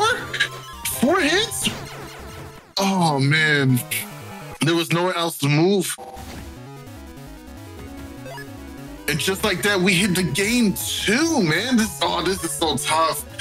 HonorNite's got to clean up this play just a little bit. I feel like he was on a really good stride there, but Thiago kept it sharper, man. He was on cue. Yeah, and slightly bad luck at the end there. Getting that 4 hits on 6 panels with the meteor knuckle. And to confirm with the Muramasa. Yeah, to confirm with the Muramasa.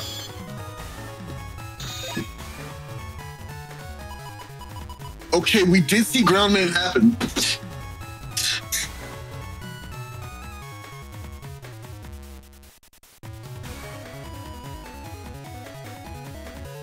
Hi, Niall. I give it a shot. Hi, Niall. Hello.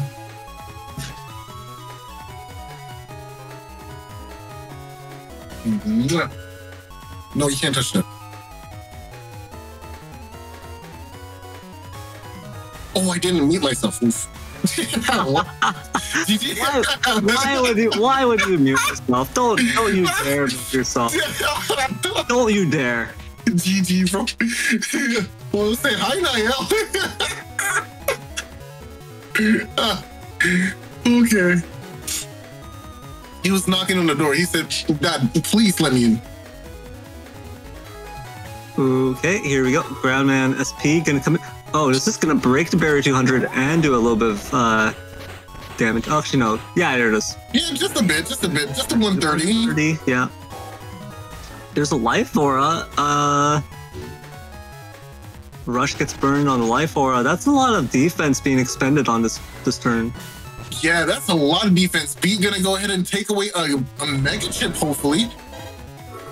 Nice, good movement. Gonna deny the full area grab. Still can't touch the center panel though, which makes it very safe for HonorNite to kind of just chill out.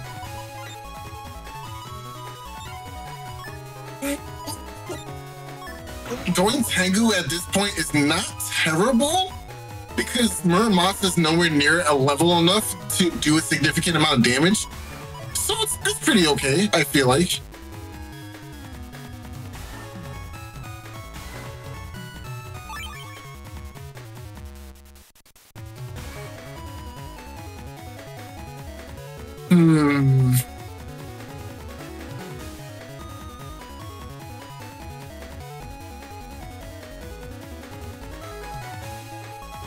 I think this is the right play for HonorNite here. Just going into Tengu, you can put on some pressure with those charge shots, especially with the way the broken panels are in the back, which is going to force Thiago to want to beast out here if he wants to avoid anything.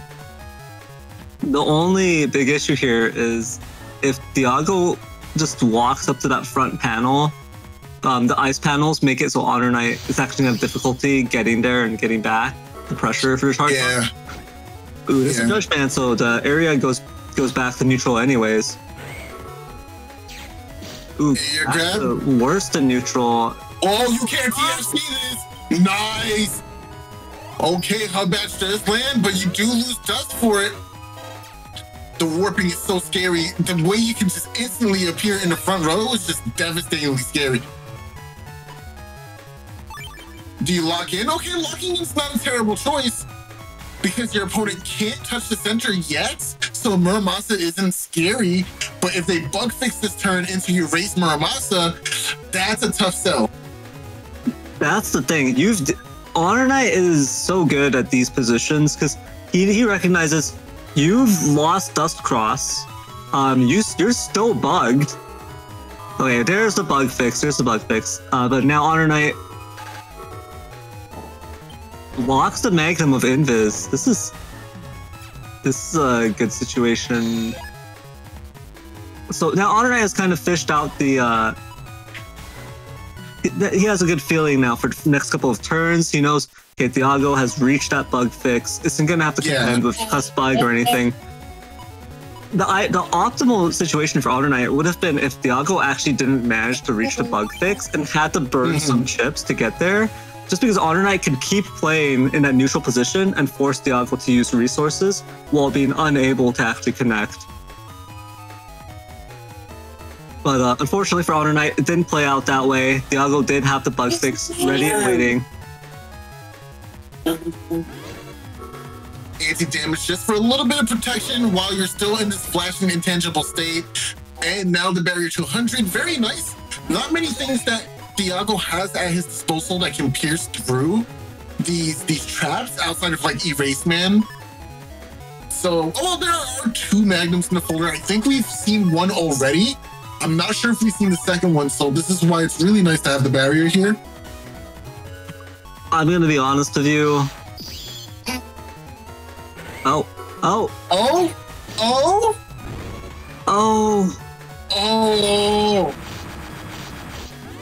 5 hits, that's it. That was not bad. That could have been much worse.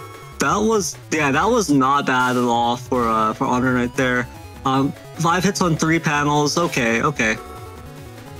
Really? What? Oh. Really? What happened? Was it really not worth saving those for the next turn? What? Really? You would have to hold it for 2 turns, basically. That's so much damage. That's so much damage to throw away. That's a tragedy, though, for HonorNite, either way. Like, if he's really scared of Muramasa, he could cross at the end of the turn, no?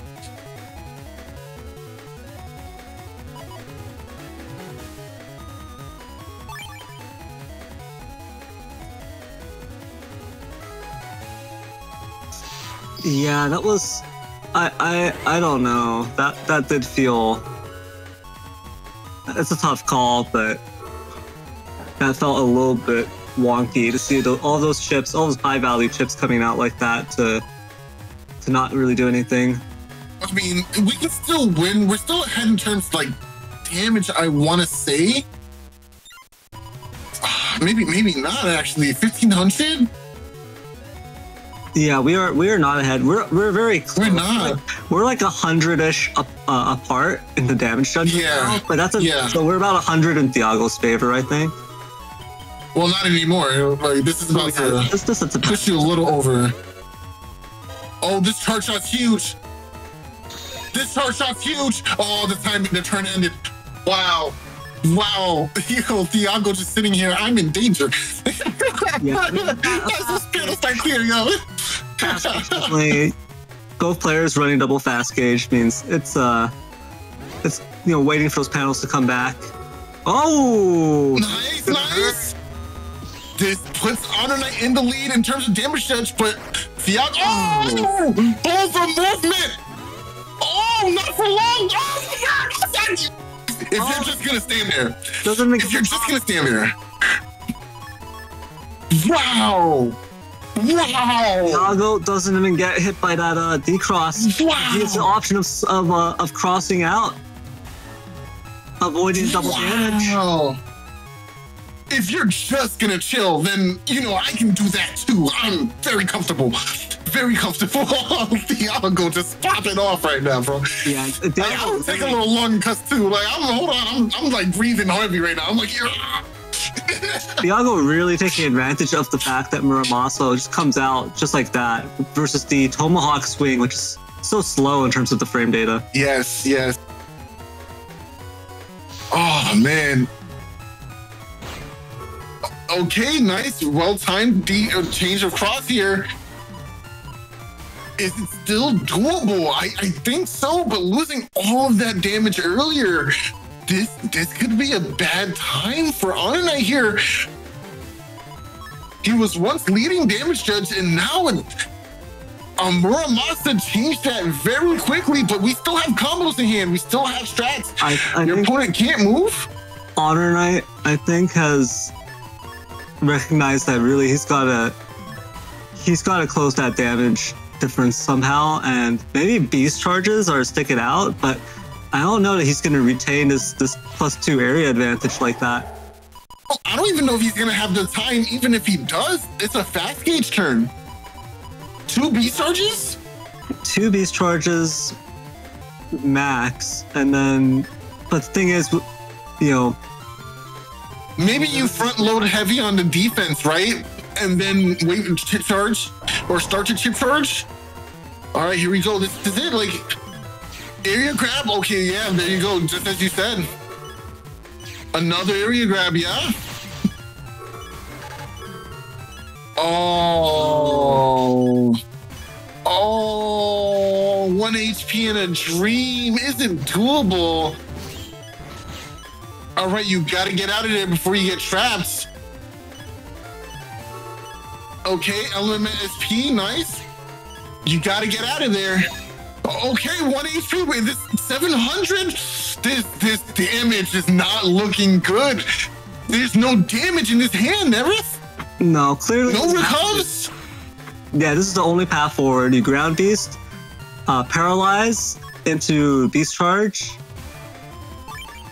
Into Windrak? And I mean, that's what we got? No, but then, yeah, because what can you really do here? Oh, but I mean, we're going to see it's very close. Look at this.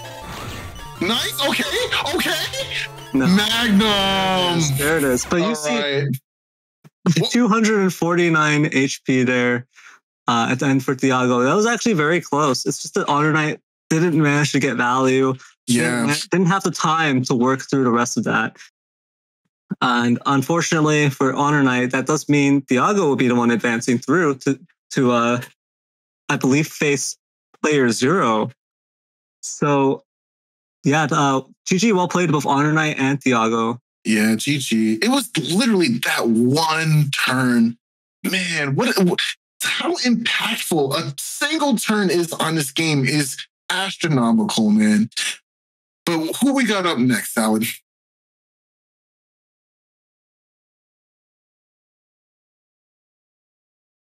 Word, good talk. I think we're going into grands from here.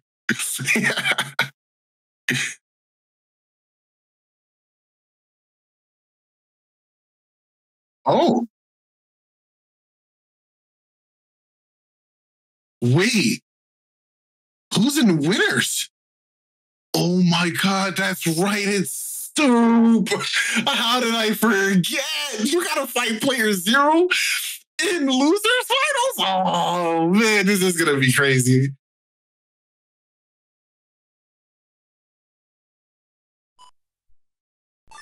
All right, so this is how the bracket played out. Player 0 had been patiently waiting, biding his time, smacking his lips, licking the knife. Yeah, licking his Neo variable sword a few times.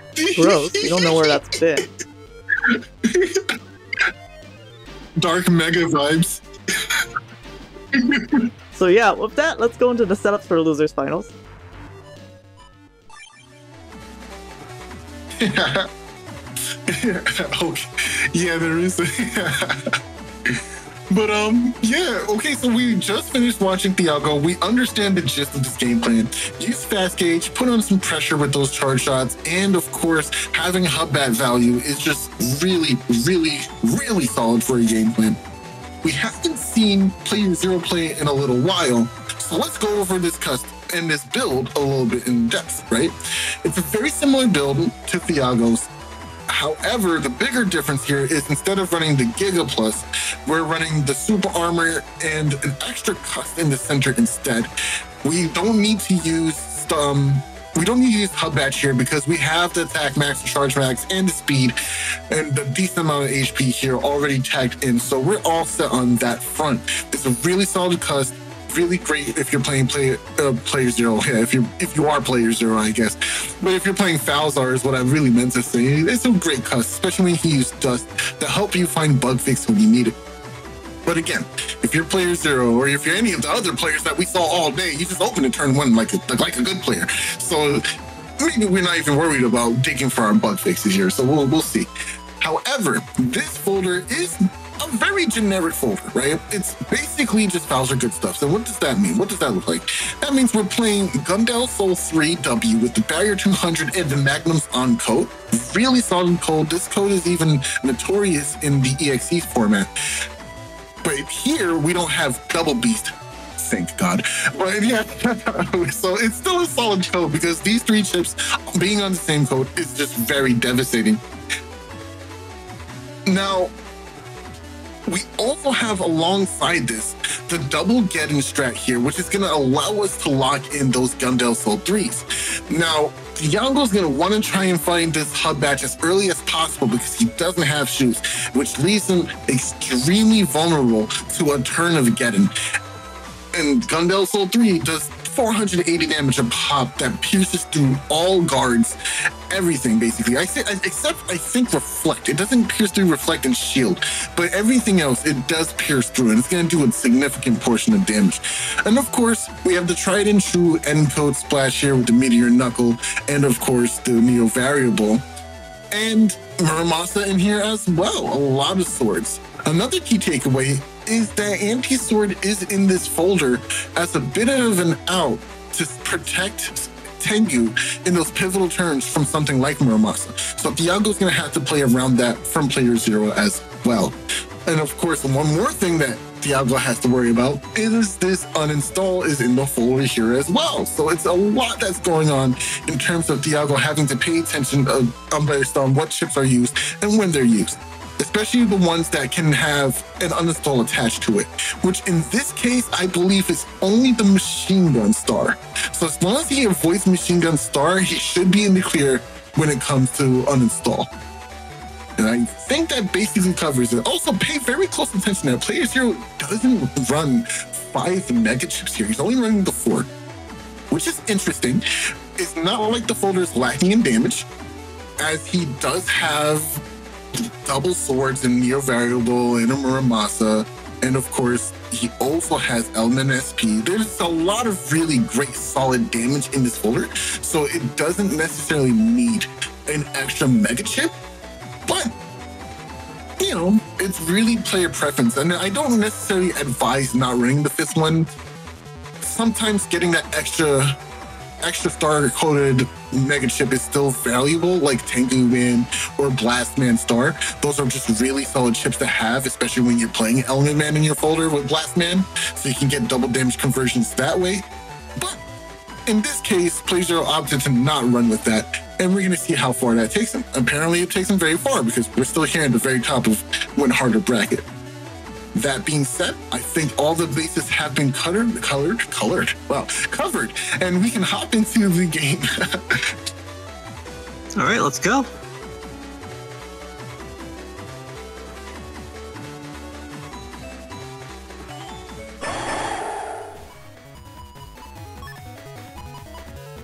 All right, this is very spicy because this is going to be a double VOD. It's a double VOD, and look at this field. This is going to be a bloodbath. Double ice cube with front ice panels. We got a skating rink going on here. And we're going to see player 0 opts to go into dust right away, get the suck up on these cubes, try to get some free damage in. Thiago does have that barrier. That 10 HP is going to be a bit of a... Like, it gets some pretty surprising value here versus ice cubes, right? There's the full cast right away.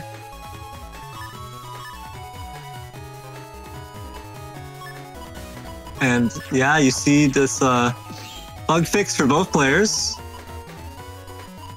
Not going to be too much pressure to use it right away, though. Maybe in the case of Thiago, you might want to use it earlier. Well, I guess not for Thiago, actually, because the warp step can be beneficial in some ways in this kind of matchup, right? Yeah, and I mean, it's ice panels anyways, right? So...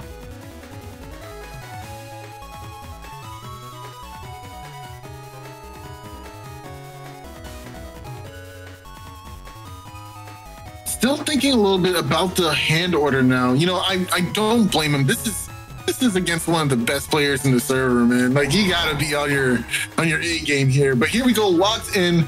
Bug fix coming out. Players are holding on to this barrier 200, waiting for. Oh, yeah, you don't beat player 0 in mashing like ever. Like, it just doesn't happen.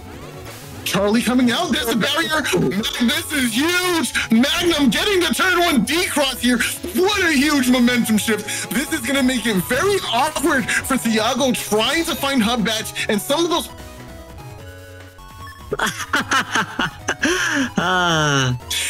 I'm even more upset that he's pointing at it right now. Like, he ran to it to point at it. Like, he knew I was going to cast this. I am so upset with Thiago right now. I am so mad. How? They're just built different. How, bro? They live a different life. No, there's no way. There's no way you did that just now. He went and highlighted it. I'm so upset. I am so upset, bro. Yo, that's so good. All right, here we go. Hub batch locked down. Oh my gosh. Okay, area grab going down here with another one coming down soon. playerzero just holding on to it. If you're gonna get here, then I'm gonna hit you with it. The double hit plus the cube. Oh my lord. The amount of damage playerzero just put out there. Thiago stepping forward, being brave. playerzero with the enormous punish. I'm dead, bro. Like, come on. You're just gonna stand there. Like, I'm gonna hit you with the swords. Like, that's what I'm gonna do. You did this to every other player you were playing against. You're not under some kind of special rule, bro. And you know what? Props to playerzero actually going for it. A lot of people would have just went for the supersonic boom. Oh wow, this is for Neryth saying Neo variable is boring. I love it. Oh, that's a juicy meteor knuckle. Oh, no. Max hit, Knuckles. Did he just experience chip locking? Whoa, what just happened? For why? Okay, hold on. playerzero says, I tried to use anti-damage there, but there was a random rollback, so I didn't react in time. Oh, rollback. That's so tough. Okay, yeah. So player experience was yeah, there was just a sudden jump right there in terms of the rollback, and so it was just like everything's going fine. Oh wait, why is there a meteor knuckle hitting me? I'm in danger. Why am I getting punched so many times? That is crazy. That just equalized it, but like a shark holding onto this Muramasa, waiting. Do you see this? He's a menace. He's a menace, bro. Oh man, that's really funny. He's like, I'm gonna get you. I'm gonna get you. Someone cue the Jaws theme. But luckily here, it did seem like Thiago had the defenses in hand to eke out the rest of that turn, which was pretty nice.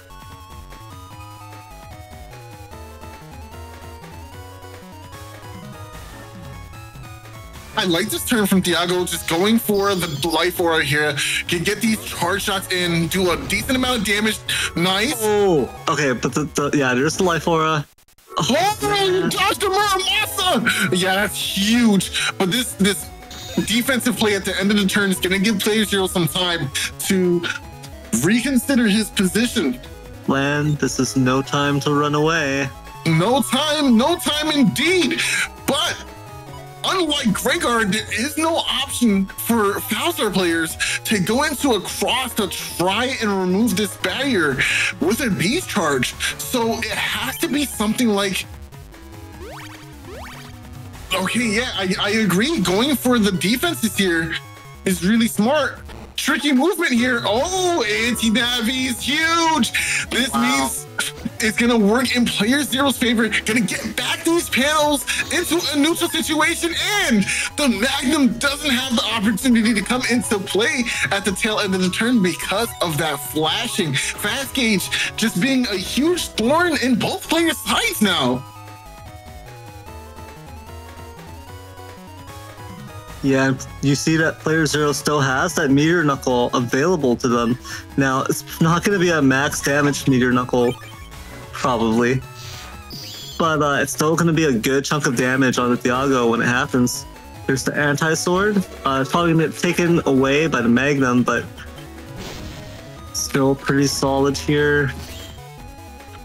Oh no, oh no. Oh, big damage, baby. Awesome. That's just a lot. Thiago taking a ton of damage here, man. Yeah, and Element is just so good. And Thiago does not have recoveries, right? playerzero has those recovery 300s. Thiago does not. So this HP is what Thiago's got to work with. And this is just a slugfest. It's almost humorous, to me at least, how in the Gregor versus Falzar matchups, right? Like, you kind of expect them to be more of a slugfest, but the Gregors are just being like kept away the whole time. But with this Falzar versus Falzar matchup, they're just going at it. They're just exchanging blows. Oh, that's a meteor knuckle inbound. 1, 2, 3 hits. 4 hits. It's the nick of time. It's not over yet, ladies and gentlemen. We do see Element Man and another Element Man and a Muramasa in his hand here. This can be a very, very dangerous, very big turn. As a matter of fact, you could go for something like a windbreak into Muramasa to confirm with a beast out here. playerzero is confident enough. He's just saying, yeah, no, Gundle Soul does the trick. You have nothing to block it. Gundle Soul will do the trick here. But I mean, the next level read for Thiago would also go into a Beast Over. Beast Over? Unfortunately, that's not going to help too much because playerzero just has too much of an HP lead at this point. So when they both fall out on the next turn, Thiago will almost definitely be the one to it's a close one for sure. It's definitely close. I could see. I mean, you only have 10 HP, right? Realistically, going for something like a Beast Over right now does make some sense. But it doesn't seem like it's in the cards for Thiago. He's not thinking about it, and that's what's going to catch him off guard as playerzero locks in right now. There's the goal, eviscerated by sunlight. Yeah, and that is so rough because there's just no way to react to it. Because you're actually trying to do up and down motions. You're trying to move up and down to dodge the feathers, and that's just puts you in the perfect trap for the Gundam Soul to finish you off. And even so, you have to be. There's no way you survive even just 3 frames of the Gundam Soul.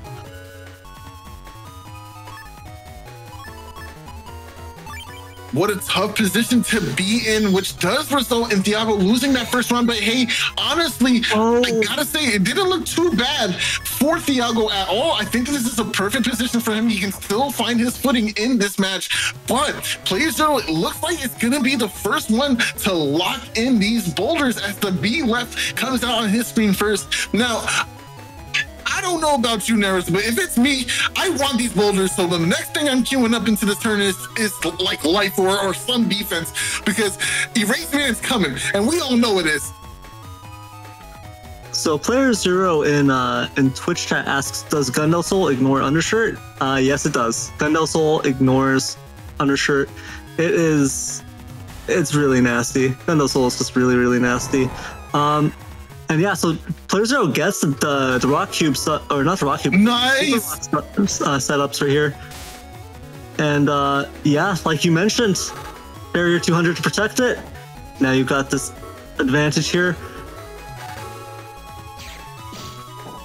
And you can do some charge shots, try to knock this off. Not really able to do so yet, but yeah, shuffle all of this away. You can use it later. Actually, Neryth, he's shooting it to the back of his folder. It's not shuffling. Push his glasses. Okay, I mean you're right, but also but also shut up, right? also shut up, Soul. Shut up. Why are you making me look bad? Oh. all right, nerd. Ooh, okay, Charlie makes the mark, finds his way onto that first barrier, gets rid of it, but do we have... Oh, that's a lot of damage. Oh, but it gets blocked, but that's life aura gone, and step up, and there you go, 200.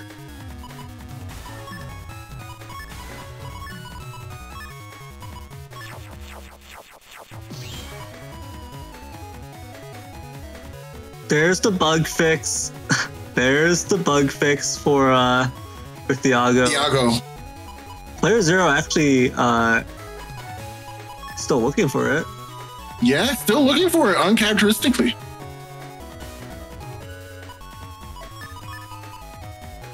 That's actually a bit of an issue. Not really. I think it's pretty okay right now. I mean, it should be fine. The next turn, the dust chute should be able to hold up. Yeah, gonna burn another turn. Yeah, there it is. Nice, nice. Gone. Focus there. Get rid of the beast. Just completely reduce the chances of having that. Yeah. That was wow. It finds the bug fix. That was just the right number of chips to toss into the trash chute. And yo, and do you see the chips he drew in it too? It's not. This is wow. Yeah. And wow. The thing is, I'm not. That wasn't even necessarily luck, right? Because playerzero, if you're actually tracking your folder and the chips you've seen, you know there's actually a pretty good chance those R chips are coming up in the next next couple of. Yeah, so playerzero actually pulling this amazing. Oh, this is not what you want to see right now. Oh, that's a D-class. This is not what you want to see. The D-class is confirmed off of the anti-damage star, and then. Yes, the cross slash. Oh my gosh.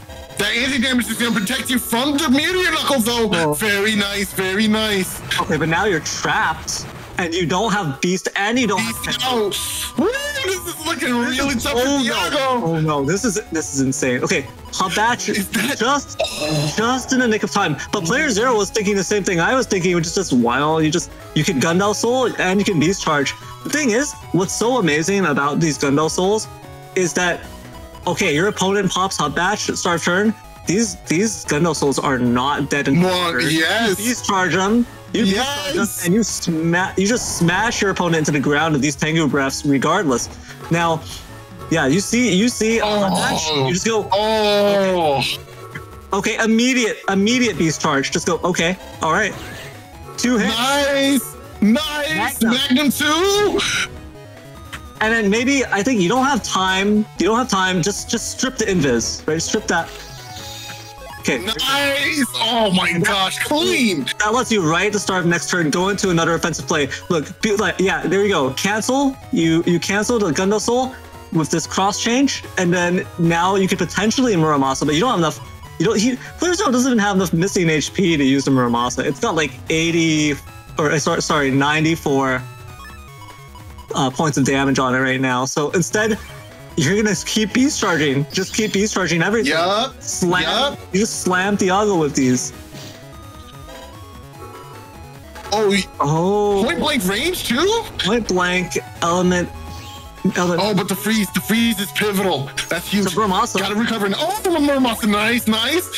Yeah, gotta go for these recovers now. Hopefully you get the second one too. Nice. Not enough time for the area grab though.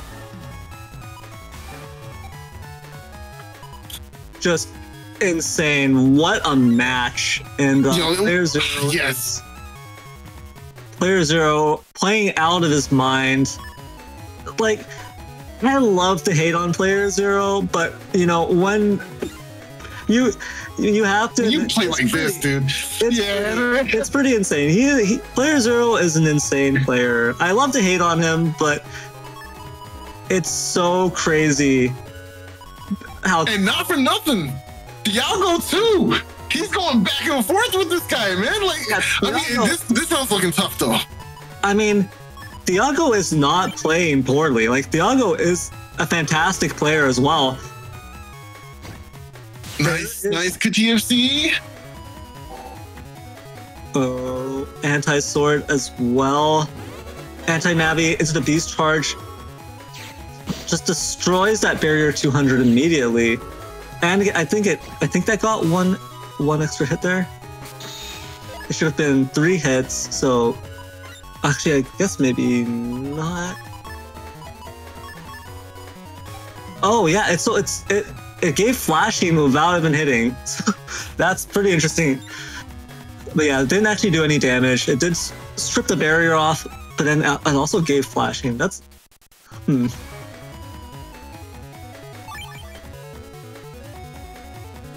Man, this is a really, really tough situation for Thiago, but I don't know. I feel like Thiago definitely has to wade back into this match, but this is not it. This is not it. And there's the get in. This is not where you want to be right now. Is that enough to stop PlayerZero? No, it's not. Okay, but look at this. Thiago has Meteor Knuckle. An arsenal? He's got a whole bunch of solid chips. He can do the Bubble Star Electragon combo. He can do he has Magnum, pack one of it, the uninstall. He's got all of these chips. It's just, does he have enough HP to stay alive while unloading on PlayerZero at this point? That's the big problem for him. It's 4 panels, but that would look like 5 hits. So that was pretty solid. But again, does he have enough damage? Because PlayerZero is starting to run out of steam. You see, Orionov is starting to. He's running out of steam this turn. Three chips. 3 chips there. And that was, yeah, so now PlayerZero is going to be on the receiving end. Thiago has all these resources left. I don't want to say all these resources. This is also the end, actually, of Thiago's quarter. Yeah. Oh no! Oh, the anti-Navi! But is it enough? No, it's only the 100. We got some defense in hand, though. Oh, that Bubble Star. That could. Oh, he's gonna go for that heal. I love that. I love that. Tip charge, get the heal, get a little bit more HP, put you back in this game just a little while longer. Let it rip, nice. Get the conversion. Let's go. We're not giving up just yet. It's not over till it's over, ladies and gents. Wind Dragon. Oh, this looks good too. But I think keeping Aqua is the better idea. This is okay. Well. Is there super armor? Is the question, right? I think he got uninstalled. Okay, nice win. Oh, he got too ambitious. Should have waited for him to come to you. Oh man, just 2 shots. Because Croc in the Buster. Because that's the losers finals. This is the losers finals. We're actually going to. I believe this is best of 5. So, player 0 is leading, but Thiago still has a chance here. Yeah, we can see the 3-0 right now. Anything is possible. Magnum coming down, gonna deal with the barrier. Think it's this okay trade. Just deal with the barrier, get rid of it early, force him to do something reactionary, right? Looks like Thiago finds the bug fix before player 0 does too, which is a pretty good sign for him this time around. So, yes, this is a tangent for sure, but do you know what I miss about the pre-Tangle days? What do you miss about pre-Tangle days, Neryth? I miss when people submitted VODs, they would show when they're connecting to their opponent, and you'd see their nickname and comment and all that. Oh yeah, I like that too. You get like this quaint little like waiting room feeling. Yeah. I miss that. Anyways, back to the match. Player 0 and Thiago tearing it up. Charlie and what was the Charles. Charlie and Charles. So you got the fancy schmancy, the British version of Charlie coming out here. Yeah, Charlie's like American. Charlie's American. Charles is the British guy. He comes out with a top hat and a monocle. Who do you think is better, Charlie or Charles? Better? Okay, look, I don't want to start anything here. First off, in my opinion, Britain isn't real. True. That's a good beast charge. Oh, this is not a good situation for player 0. Okay, no, you could walk out of that, right? You're not stuck here. Oh, well, now you are. Yo, hold on.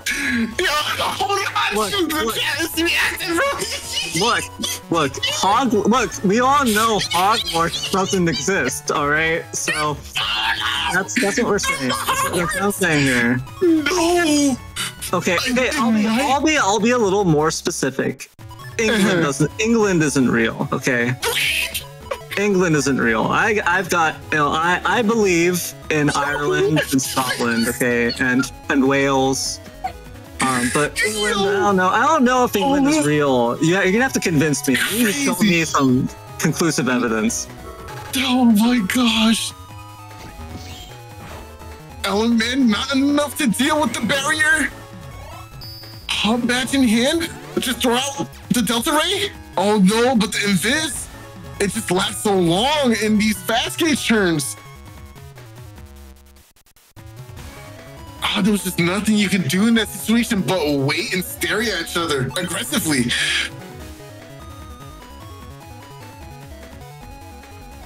Look, this is...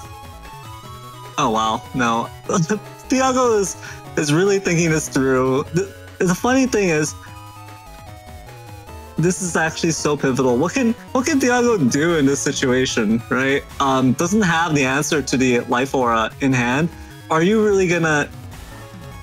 You're just hoping. Oh, and he's rewarded for it, but also punished for it. Only 3 hits. 4 hits? That was 4, no? That was 4? Okay, yeah, no, you're right. That was 4. Oh, man. Is this the end of his hand? No. This is Buster Bug. Wow, suffering from Buster Bug in this match, too. Can't always open the bug fix right away, huh? Definitely a tough spot to be in.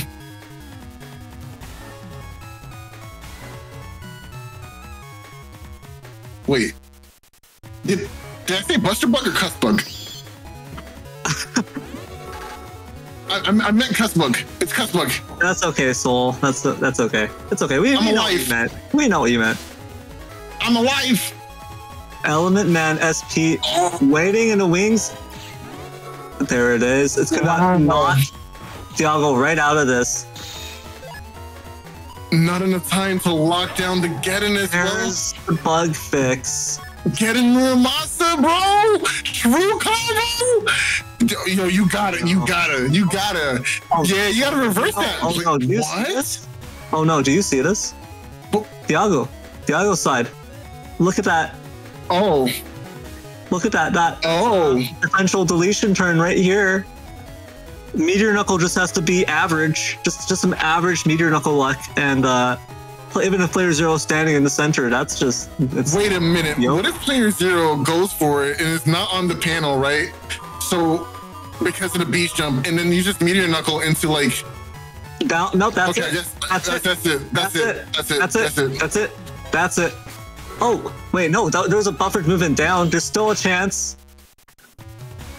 Oh, no, but one of these really double damage. Oh my goodness! The cheeky busters! Oh no, Thiago! No, that was perfect. That's not cheeky. That was perfect. You saw that? That literally hit player zero down just to the threshold where it would take one less knuckle hit. Like, that was optimal. Perfect. That was actual perfect Buster Jam proc and Buster hits to take player zero down to just increase the chances that player zero will be deleted that turn. Thiago said very loud and clear, I am not going out without a fight. You are not finna 3-0 me, my guy. We going all the way. All the way. You feel me?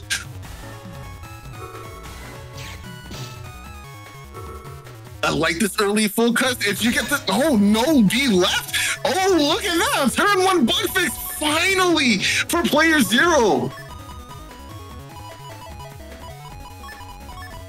Well, I mean, I guess it's turn two. Yeah, you know what I mean. Like a full cut is basically turn one, right? Like.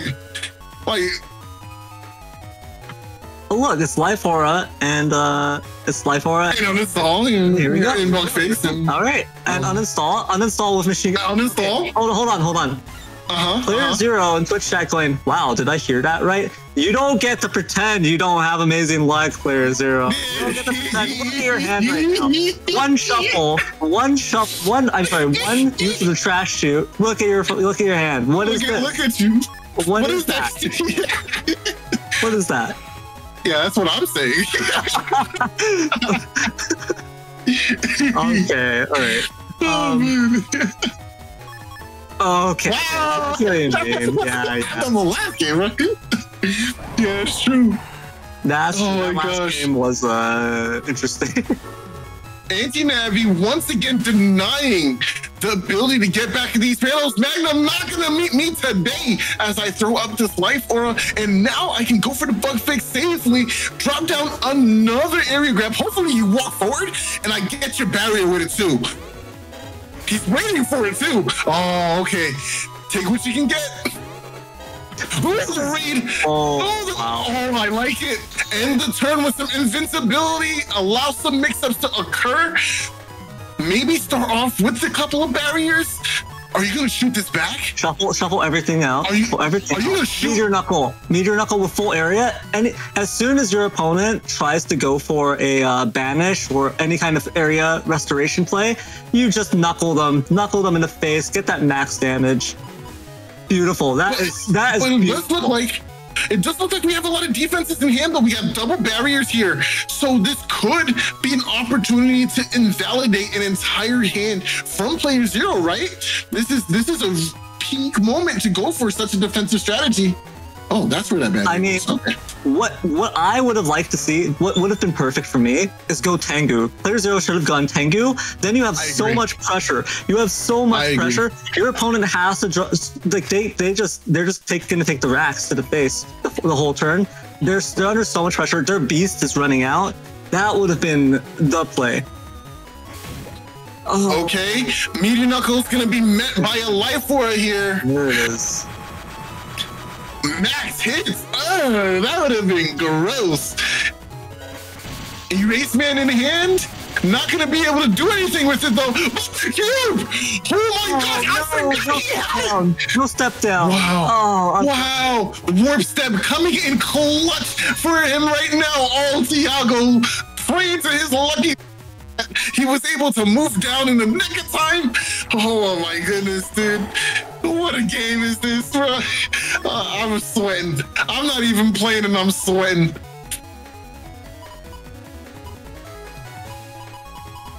Insane. Just an insane turnaround in terms of the position there. Thiago fighting back hard from what looked like a really dangerous position. Of course, having that double, the barrier 200 and the Life Aura in code, right? That was a real lifesaver there for Thiago.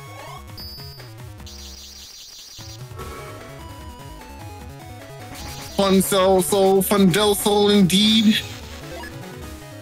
But that's the end of the beast turns for Thiago. Yeah. There goes this Dust Cross as well.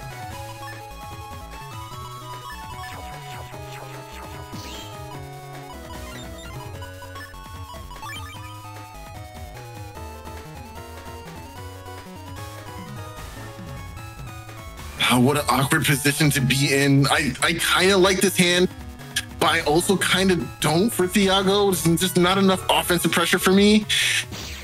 Okay, we got our area back. Bug fix.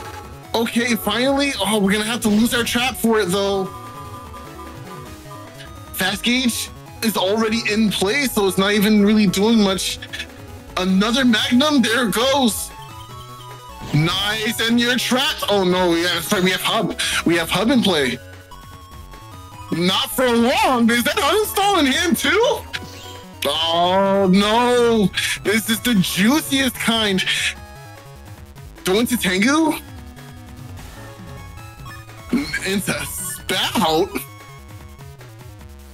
For real? Yeah, all right. That's what I was thinking. I think Tengu has too much value to use it on this few turns, just this next turn of Beast. You want to use Tengu afterwards, and you have some pressure, you have some ways to manipulate your opponent's positioning. Mm-hmm. All right. Oh! Tons of damage from both sides, but that uninstall is going to be pivotal! Basically invalidating Hub entirely now. Wow, that's like negating a Giga Chip. Are you allowed to do that? I mean, I guess Bait does that. I mean, let's get real here. Thiago still got a lot of value off the Hub. Still has, the attack 5 for 1. You can't uninstall that. Not to mention the extra cuss slot is not going to go away either. Hub provides so much, even though some of it gets stripped away by uninstall. It's still so much value. Player Zero though. Element Man SP gets blocked by the Invis. Use it to just... Destroy some panels? Okay. Oh, is that it for... This is all we got now? Oh. This is insane. Player Zero no. having a nice, comfortable lead here. Unless Thiago can but this is the problem, right? Because both players are playing... Well, I won't say both players. Thiago is playing this double fast gauge. That means that he doesn't even have that much time to do like a Tengu area lock to knock his opponent down or anything. So even if this one more area grab and a full Tengu lock, it's going to be not that much damage over the course of a fast gauge turn. Nothing came out of that turn. A quick one flies on by here. Thanks to that fast gauge, man, the turns are ticking. He has to find something, Neryth. He has to find something. Element Man gonna do 100. Okay, scare him out of that back row. Get out here and play the game. Oh, the barrier. That was such an important barrier just now. Back B, pull. Oh my goodness. Oh my god. Player Zero was so lucky in that straight. If he didn't step down the Buster, oh no. That was scary. Wow, that was scary. If Thiago just had a moment hesitation, he would have clipped him. Yeah, and now player Zero, the Muramasa's out of the way. He just goes, it's time for Tengu. Now we're on even ground here. You can't hug the front. Oh, you stepped on the ground. Oh, he went for freeze. Here's the. Oh, that's right. Here's the punish. Got one. Judgment. Here is the biggest punish in the universe right here. Judge Man, a few more Buster shots, and some Muramasa. Oh my goodness! Oh my goodness! And now you're stuck here with me! And now the Meteor Knuckle has to go into the anti-damage. Look how many Jets players are left. Look how much he has everything! Everything, bro! He's about to plop back up to 1500. There was no chance for Thiago to delete him. Omae wa mo shinderu. Not.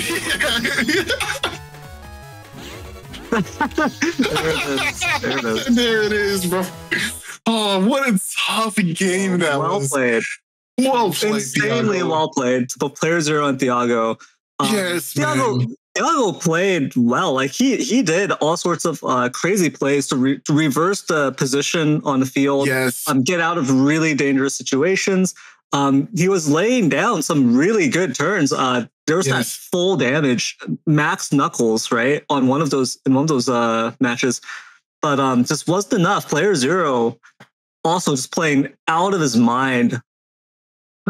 Mistakes were made, but like the overall level of play was insanely high from player Zero in particular. That was some crazy turns. Dare I say stellar, bro? That is a reference. Just, I am really, really impressed. So again, well played to player Zero and Thiago, but that does mean, there was some suspense there, but here we go. Player Zero making his way back up to the grand finals. Gonna get his chance at revenge on Soup. Gonna get his chance to consume the third iteration of our son. And yeah, this is just a JoJo meme at this point. Player Zero's walking up to Soup, and Soup is like, "Oh, are you approaching me?" And then he's all like, "How am I gonna punch you in the face, my guy?"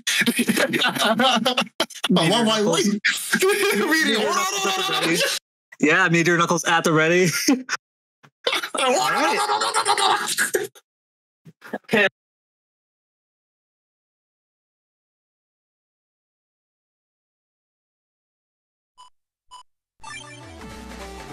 Neryth, this has been a long day, bro. This has been a long day, but the festivities have to come to an end. Yeah, I mean, we just saw player Zero's build. But it's been a hot minute since we've seen Soup, right? So let's go over this real quick. We see Soup playing the 1700 HP Gregar build, and props to Soup. This is a you got Gundel Force in here. You got, of course, it's what woes QQQ. The readout, the loadout being that in the folder, the chip listing. You've got all sorts of. You're running the T Brothers. I love the T Brothers. Tomahawk SP, Tengu SP. I love them more than the B Brothers, Nothing against Protoman SP and Blastman SP, but I think Tomahawk and Tengu just have a little bit more flair to them. They're a little bit cooler, sorry to say. For all you B Brother fans right there. Indeed. It's gonna be pretty crazy here. The double slow gauge coming out from Soup. You got,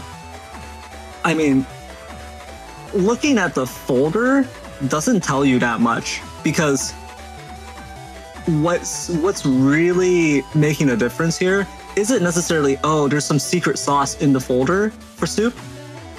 It's that the fundamentals are there and that the understanding of the game is there. So you're able to really make use of the crosses of Gregor's natural strengths in synergy with what looks like a pretty standard Gregor folder. And you're just able to, this doesn't look like, it's interesting because when you look at this doesn't look like some sort of really special folder. It looks really standard. It's running a lot of the staples. It's running, a lot of standards, a lot of things that virtually all Gregor players run. But what makes the difference is really just the quality of play, the level of play Soup can take it to. So it's going to be a really fun set to witness here. Yeah, let's go for it. Last operation, slot in.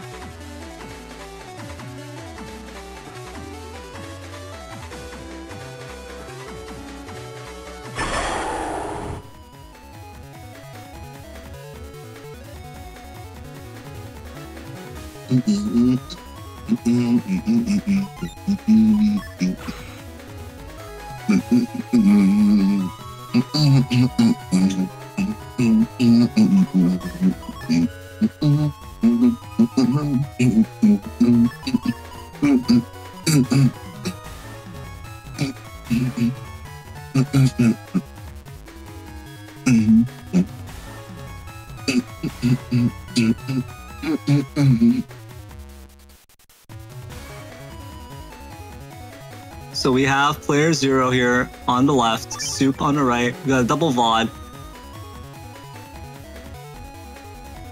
I feel like we should turn one bug fix into like a meme. Like we should put that on a t-shirt.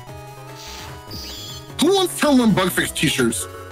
I know I do. Oh, Magnum gets blocked by Invis right off the bat. Player 0 off to a fantastic start here. Connecting that with was really important. Connecting with Charlie as well, smashing that panel apart. All sorts of defenses coming up, layers and layers of defense. The Invis runs out, but anti-damage and life aura are going to be a huge problem for Soup to work their way through. And another thing here too, player 0 doesn't play any kind of engages in his folders. So this does mean we can lock down. Oh! Do you see what I'm seeing? Look at player 0's hand. I cry. Oh when my. Angels deserve to fall. 960 damage of Gundel Soul, of Sweet Sunshine about to come down on Soup. Now, does Soup have any ways to get out of this? So charge cross, the charge tackle will actually take you off the field momentarily. So you avoid a little bit of the Gundel Soul damage. But is there any, what is that Navi chip? What is that mega chip? I don't know. Because it's possible to interrupt the Gundel Soul, of course. But you're gonna have to work through that life aura and anti-damage at the same time. It's Element, okay. No, it's not enough. Yeah, that's not gonna do it. Okay, no, we can walk forward. Oh, that saves you from the rest of this one, but not the next one. Oh, okay, yeah, charge shot, nice. Should have went for another charge shot. Oh, what? Really? No buster? Come on, players. You have attack 5. You should get some feathers in there. Yeah, get some feathers in there. We like funny bird memes.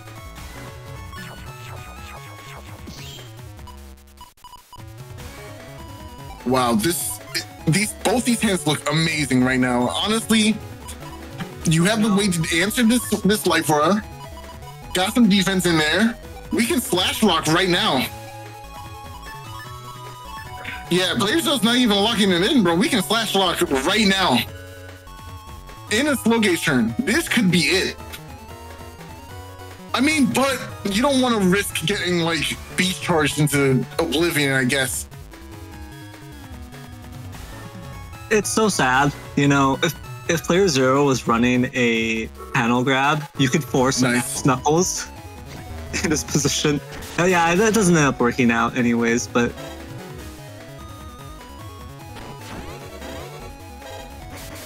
Oh, hanging on to Magnum, just so patient with it.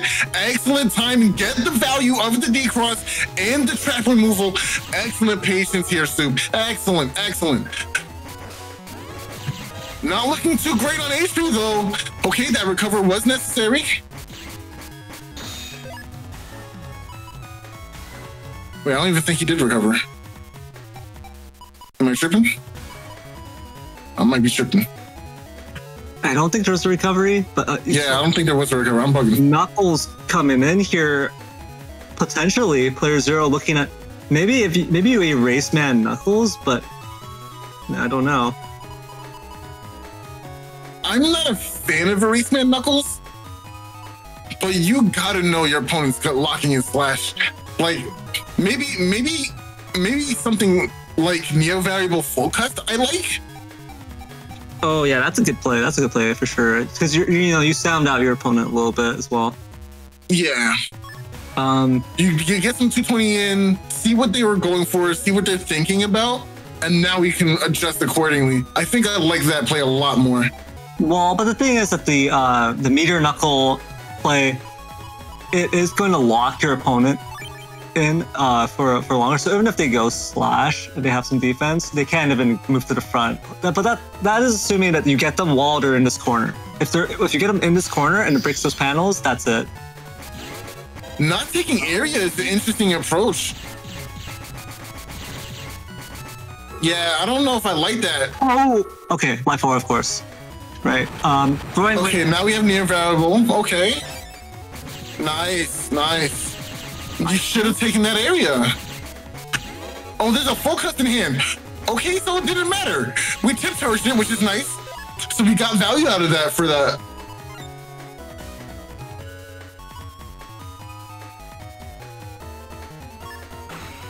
Yeah, that actually worked out.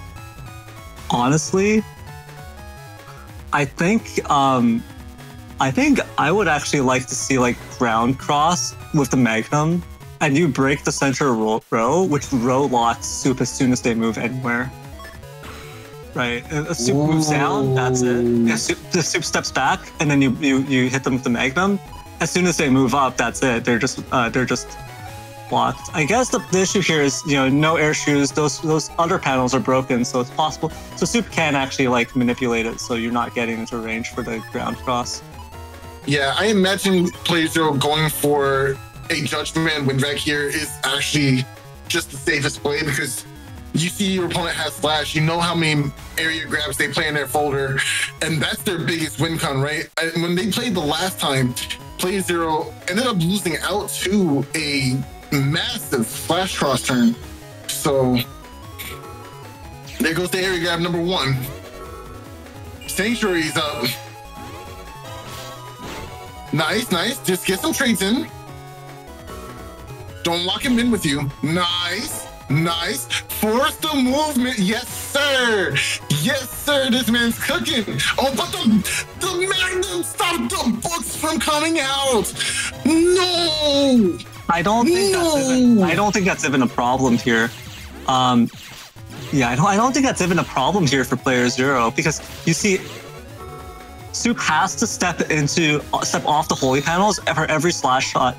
Every slash cross charge shot he's making, and that gives playerzero enough time to get some Buster Jam procs on.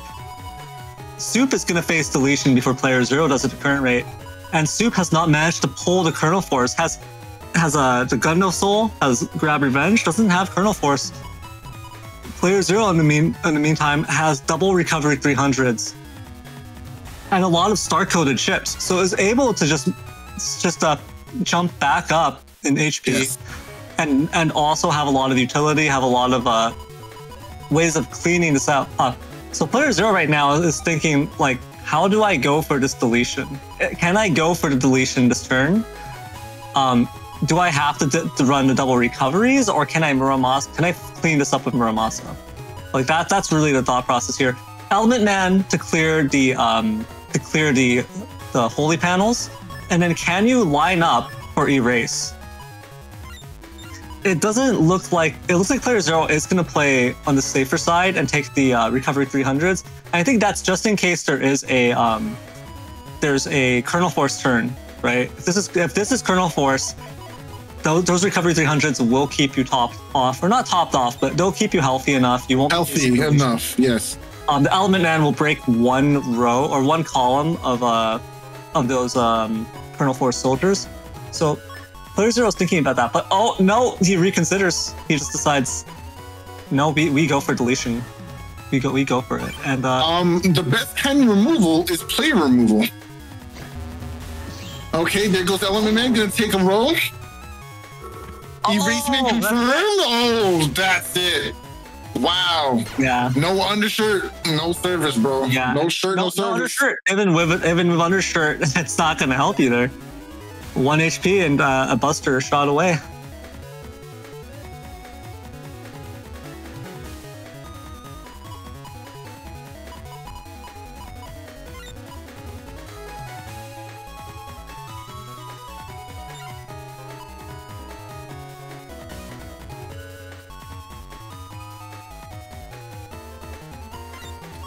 This is just another tough position. You know, already down a game, you gotta kind of readjust your strategies here. Player 0 played that last round very, very well and was just able to just pressure Soup into playing exactly how he wanted him to play, pretty much, you know? But Soup is playing a very powerful version, right? At any point, that kernel force could have just eviscerated everything Player 0 had. He had to literally play around everything in order to stay safe, using every resource available to him just to avoid being clobbered by a Gundel force. Yeah, and you saw at the end that last turn. I wanted for player 0 to really make the calculation and the assessment. Like, yes, can I finish Soup without like Gundel force coming in and destroying me? All right, starting off with the Magnum. Just in case, Dust came out. I like it. But with no defenses in hand, just gonna opt to not go for that. Whiffing the Erasement, that's okay. We have Life Aura in hand. Gonna throw that up while we're flashing, which is safe. Very nice. Camp forward. Very well done. Very well done. Keep that center panel. That's what Gregor players do. Trap. That's what, yes, sir. Yes, sir. Keep your trap in play. Very nicely done. Very safe. Yes. Okay, you know what? We can deal with the barrier full cuts to go right into the next one.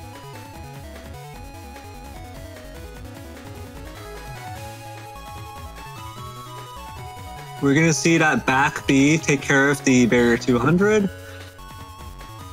And there's nothing to deliver to uninstall. We have it here, but there's just nothing to deliver it right now. But what Soup needs is to deal with this barrier at the same time as dealing with Tengu with that Tomahawk Man SP. I don't know if it's possible. I don't know if it's possible. Can you just Magnum the back and do a Tengu lock here? Makes me wonder. Yes! Yes, you could. I think he's thinking about that, actually. It's a soft lock. It's not going to be forever, but it's a pretty good one. A one-turn Tengu lock. I mean, that's still good. That's going to pressure. Soup. But I think Slash is a mistake here. I think Slash is interesting, but you don't have the area to really take advantage of it. Soup cancels out of it. Realizes this is not actually a good situation for Slash. And in fact, I mean, you have that one invis this turn, but you could still get knuckled. Like, you could still get punched through and then knuckled, so it's a little bit iffy. I like the idea of a full cut turn. Maybe throw up some defense. You already have defense. Maybe throw up this area grab, focus. Get out of there. And then maybe we draw something a little bit better with charge. Okay. All right, we'll see. We'll see what happens. Okay. Air grab does come down successfully. That is an element in hand. He dodges. We'll take the ×2 gladly. Hold on to your defense here. Right, nice. Oh, PZ defends the center here, which is really good for him.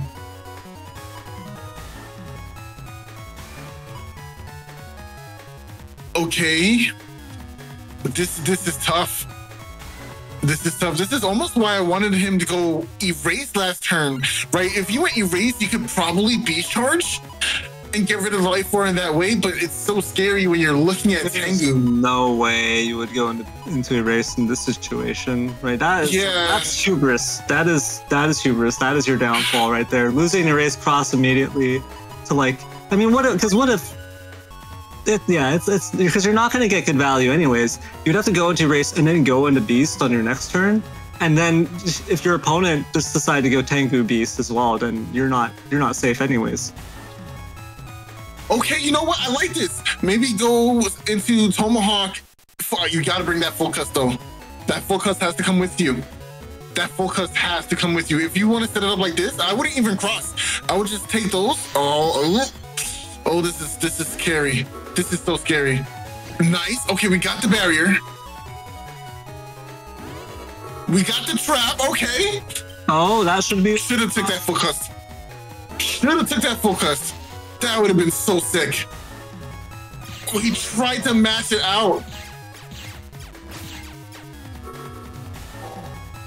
It'd be crazy if playerzero stepped into range on purpose. Nice. Goes for the sensor roll. Make a choice.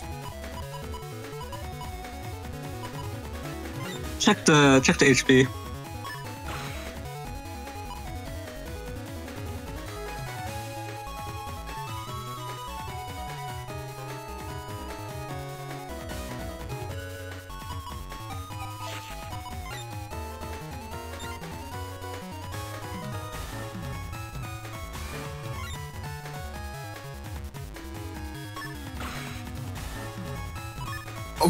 Okay. These Magnums just putting in so much work in terms of positioning and controlling the field. This is why it's so scary going into these kinds of matches with no shoes, because you're just at the mercy of your opponent controlling the field in terms of all these holes.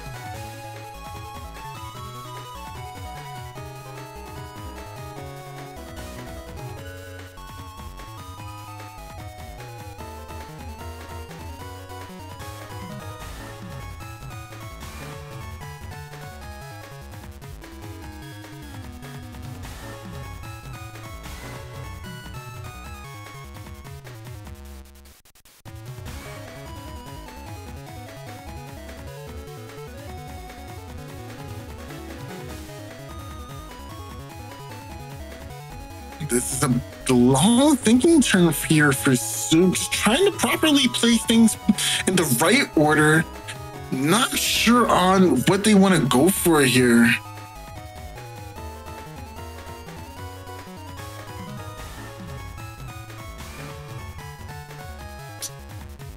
It's a really tough spot for Soup because of that cracked panel they're standing on, right? Wherever they go, they're going to be locked.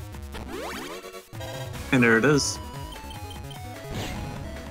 Actually, I don't know if that was correct.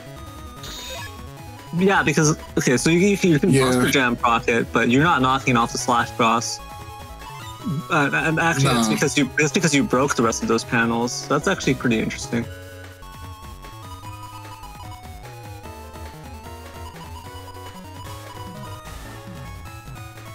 Eyeballing the meteor knuckles here. I don't remember if Soup actually had defenses in hand, but I imagine you gotta let go of slash, right? You can't. It's just not safe. You're staring at ground cross, first of all. So even if you do potentially block something like the meteor knuckles, you still have to deal with that charge shot.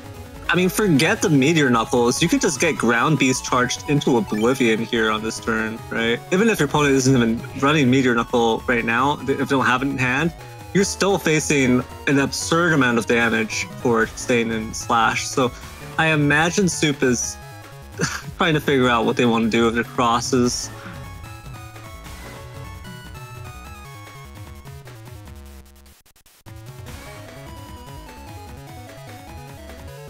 Okay, no, I kind of like this. It's scary. Everything is so scary right now. I just don't like Slash. Yeah, this is very, very tough here. Okay, we confirmed that isn't, in fact, an anti-damage, which could be good.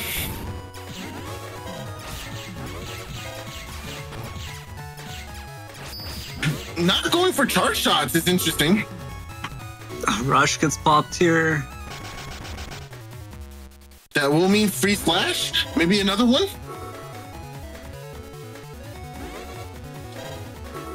Yep, Geddon comes down, locked to the back. I get a free charge shot here. Just not going for the... Oh, can he not move either? Yeah, I mean, there's no air shoes in play, no hop. Right. Oh my goodness. Yeah. That's why I'm surprised. I'm surprised Player Zero didn't go Beast on this turn to threaten Beast charges, because you for sure decross and just annihilate Soup here, especially with the Geddon play. So I'm kind of shocked that Player Zero didn't go for that. But just playing a little bit more conservatively and kind of feeling out your opponent, trying to see what resources they use. Yeah, so it ends up being a bit more of a resource game this way. And then there's also always the knuckle, the ×2 knuckles, right? If you manage to hit slash with it. So that would be like for sure closing out the game if it connects. But I don't think Soup is gonna let knuckles hit. Like, you can't greed on slash for this long, right? No, you can't. I mean, maybe he can try to, but like, I don't know. Like, it's a lot of waiting. Like, Soup still has good neutral position crosses, right? So I don't know. This is tough. This is a tough call. Element Man is huge here. Element Freeze generates some panels. We have 2 panels to work with. That's excellent. Nice. Nice. Oh, the mix. Yo, the mix. It was inevitable. Oh my gosh. It was inevitable, right? Oh my gosh. Soup was tempting fate and was lucky that it was a ground beast charge and not Meteor Knuckles did the job, right? Yeah, I agree. He was really trying to squeeze out value from Slash when it was already dried up. He should have let that one go.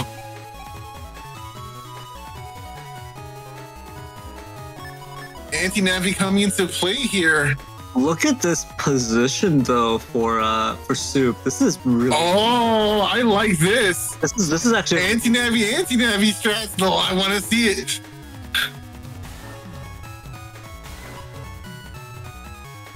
But it doesn't look like Soup wants to do the Kernel Force this turn.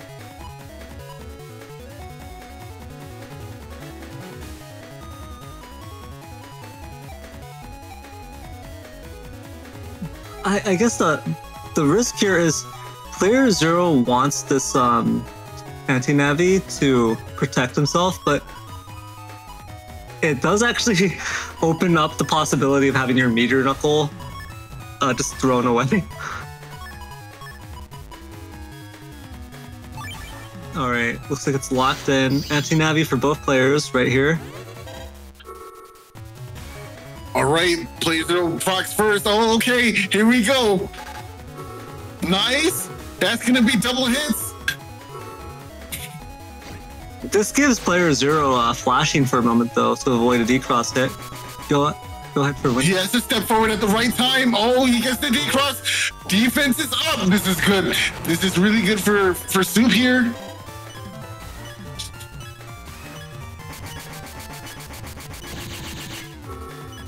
Nice. Spogage is already on slow. He should make it out. There it is. Already camping forward. Very nice position to be in. Suddenly, it's looking aces for Soup right now. No, not at all. Look at the chips in Player Zero's cust. Two recovers, yeah, but no Tomahawk Frost. Geddon. Soup is like trying to wait it out, trying to get into optimal position for the Gundam Force. Player Zero still has this pocket Geddon that can ruin his day. The question becomes, can this Colonel Force come out before the Geddon does, paralyze Player Zero, and then end the game? Or will Player Zero mash out? He has Geddon's second chip right here, the second chip.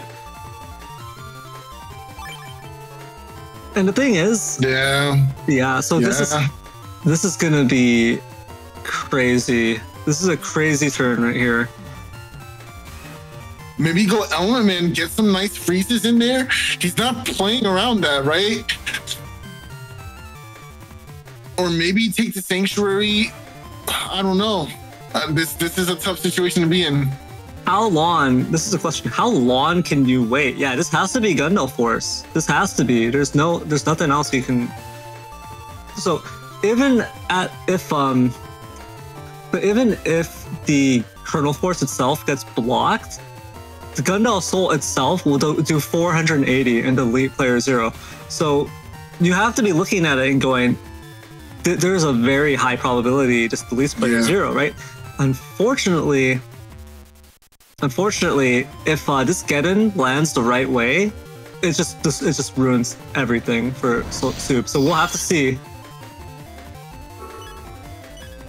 Oh, yep. So there's the Judged Man. We know where he's gonna end up. Oh, but this is... There's the Geddon. Oh, excellent. Perfect. Excellent. I mean, Soup did a lot of damage there with just the Gundam Soul. But it's just not enough.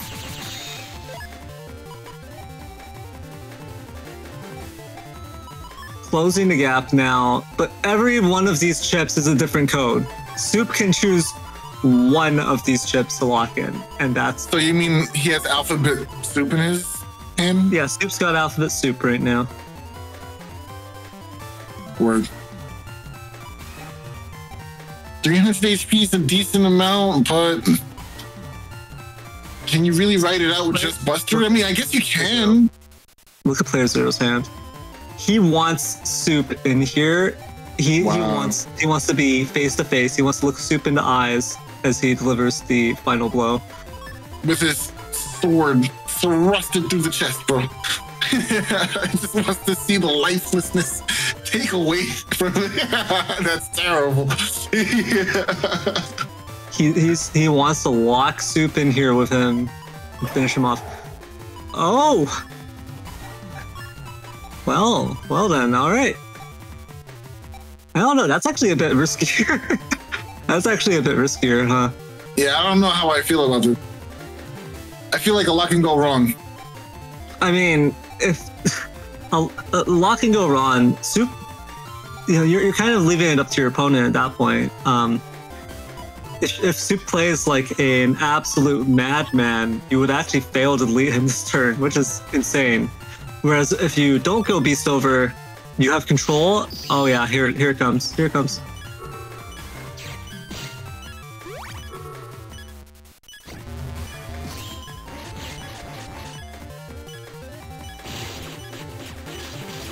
All right, this is it. Well, this literally is it. Like, all right, we on the next game.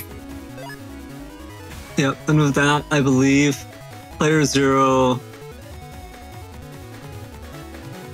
That was the second match. Player Zero is leading 2-0.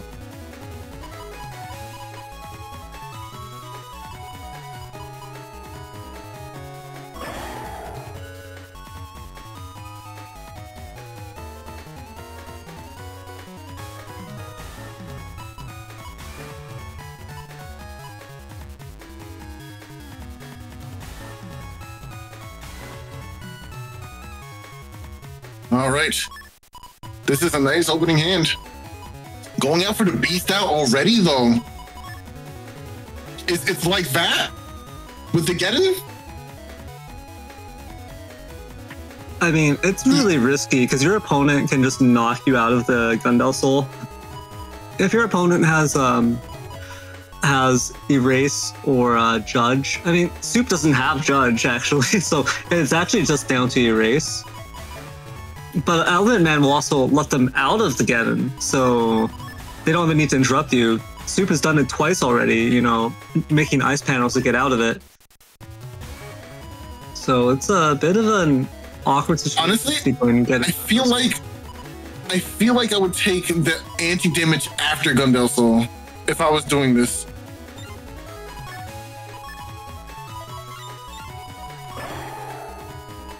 Yeah, no, that's tough.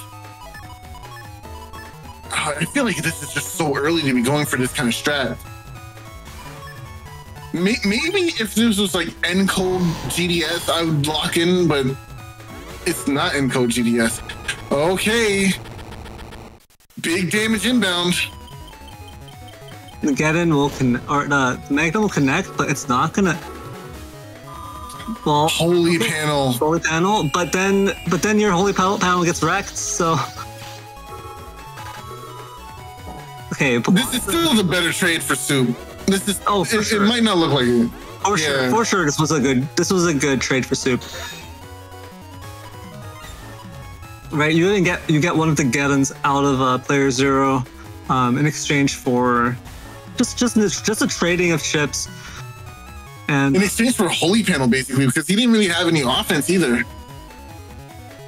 Yeah, I mean, and now player 0's offense has stalled, right? He wanted to get that sucker punch in with the Geddon Soul right off the bat, put some pressure on Soup, but that didn't translate into much. It looks like Soup lost like 20 hit points from the Gundel Soul before stepping forward through the Holy Panel. And then player 0 is actually the one who lost a little bit of HP, 136.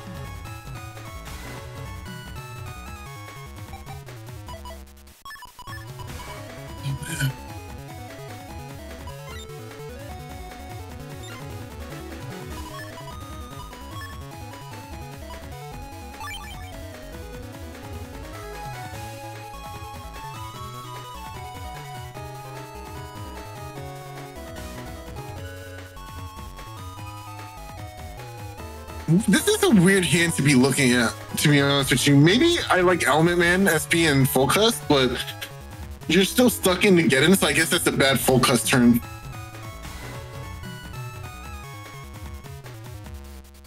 Yeah, I mean, it's pretty rough. This is just a pretty rough situation. No shoes, Gregar struggling against Geddon is nothing new for sure. At least you can kind of trade with the slash cross here, but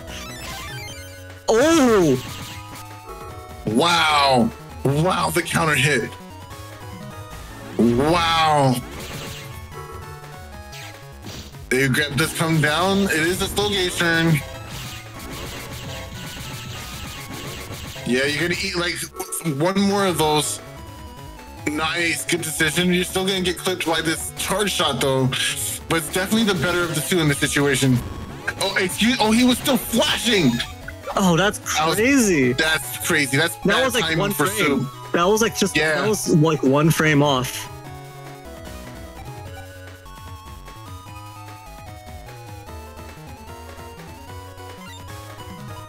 Look at this Muramasa. Look at this. He wants blood. He sure does. And is that a race or is that a race man in hand, or what is that? What's that Navi chip?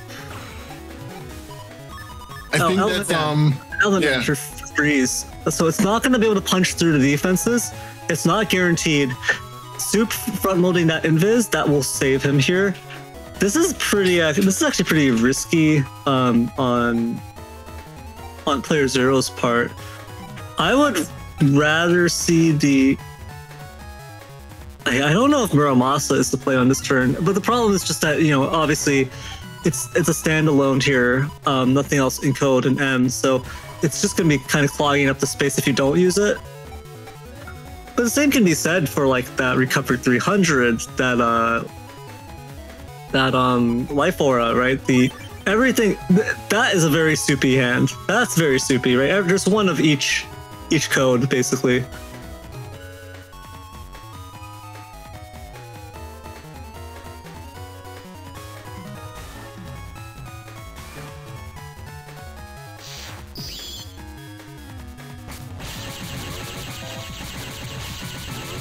Oh, that's a lot of feathers. That's a lot of damage. It's not quite Dragon Buster levels of crazy, but uh-oh. Yep, you're locked in. Oh, that's a big D-cross. That's a big D-cross. It's not over yet. That's it. No, that is it. Oh, wow. But yes. That delayed? No. Yeah, you got it. 2-1. Soup clawing their way back here. Not going to go down without a fight. Similar situation as Thiago trying to get that run back. Got to get 3 in a row to get the win here. And hopefully... that's just a tough sell.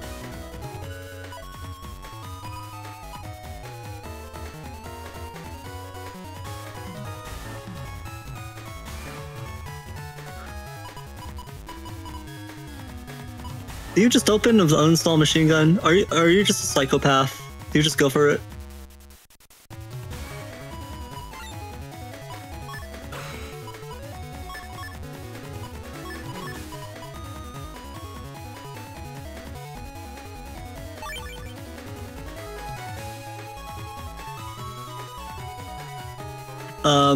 playerzero in Twitch chat wondering if they could have just pressured with the Beast Buster. I think the DPS was slowly going in Soup's favor, but I think that was actually probably the better option there, was just to not use chips and just keep doing the Falzar Feather. Your HP would eventually hit, it would equal out with Soup's. But yeah, it was a hard. Oh, nice lock here. Nice lock. Oh, he finds the time to get the area grab. That's so huge. But he's still in this lock. He can at least try to deal with the barrier 200 to trade. Wow, what a good turn. That was amazing for Soup.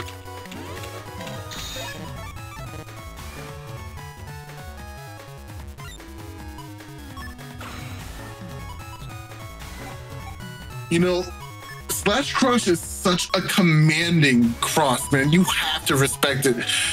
If we see how quickly playerzero retreated to the back row, you just have to respect it, man. It does so much damage too. I think it's 160 per slash, right? Or something like that.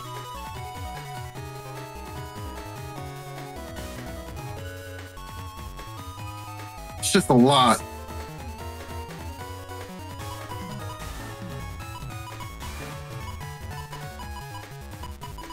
Like, could you imagine if Slash Cross did even more damage, like 180? Oh, dude. Impossible. All right, area grab is good. All right, there's the barrier 200 dealt with. We see a very hefty chunk of damage right there. Oh no, bug fix!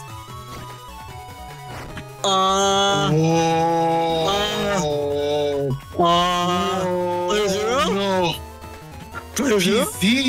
He said, I don't need this anymore. Okay, here's the game plan now, playerzero. You have to immediately beast over and start doing beast charges. Just immediately beast over and start doing beast charges, and then you just try to delete Soup before you run out of cust slots because of cust bug.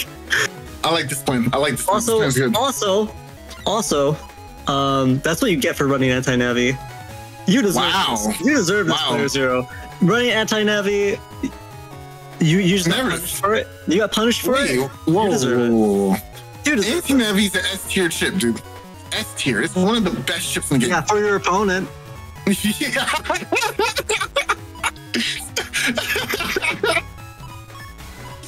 Yeah, let me get a second beat. I can activate whenever I feel like it, and I can just Oh my god. throw away your time freeze. Yeah, okay. Oh my god.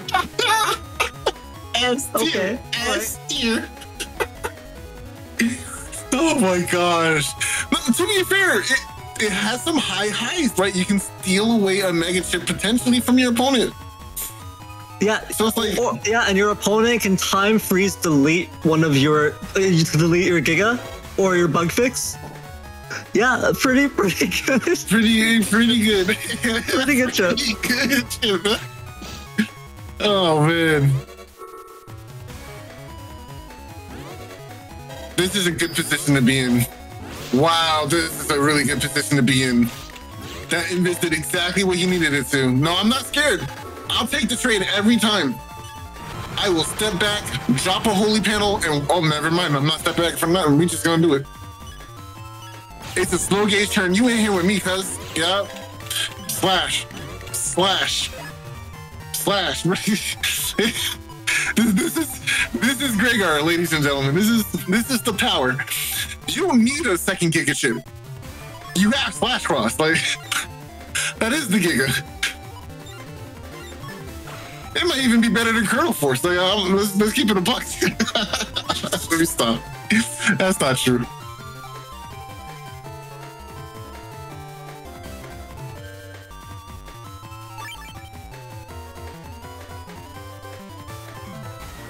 Absurd. Just absolutely absurd. Yeah, Soup has all of the outs in this situation.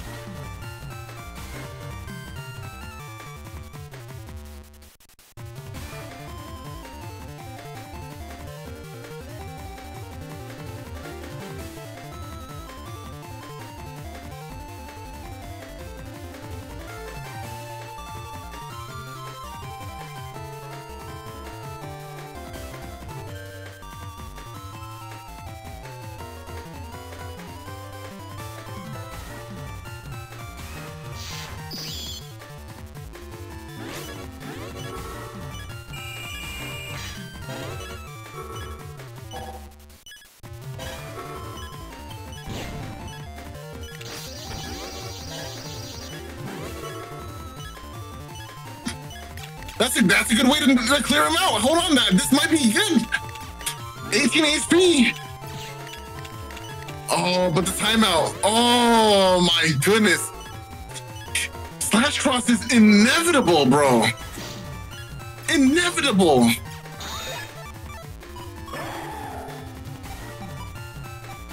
Two recovers. Yeah, you gotta queue it up. I think what you do is you milk undershirt value. So you would have to like recovery. Oh yeah, maybe. No, I don't think you can. I don't think you can beast. If you want to. No, you have to, but you also can't. There's just no situation here. I mean, you could bring life for us. You can tank 1, 2, 3, 4 hits, right? Through the undershirt and recover 300s. Yikes! This is tough. Yeah, you really have to think about this one, PC. This is not a fun situation to be in.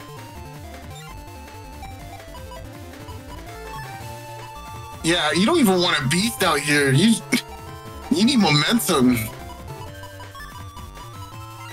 Well, rather than being about momentum, it's like, yeah, you have to beast. Okay. But, Erase, man. But in the end, there it is. Wow. And that ties it up. And now we got 5-round hype. Game 5 situation.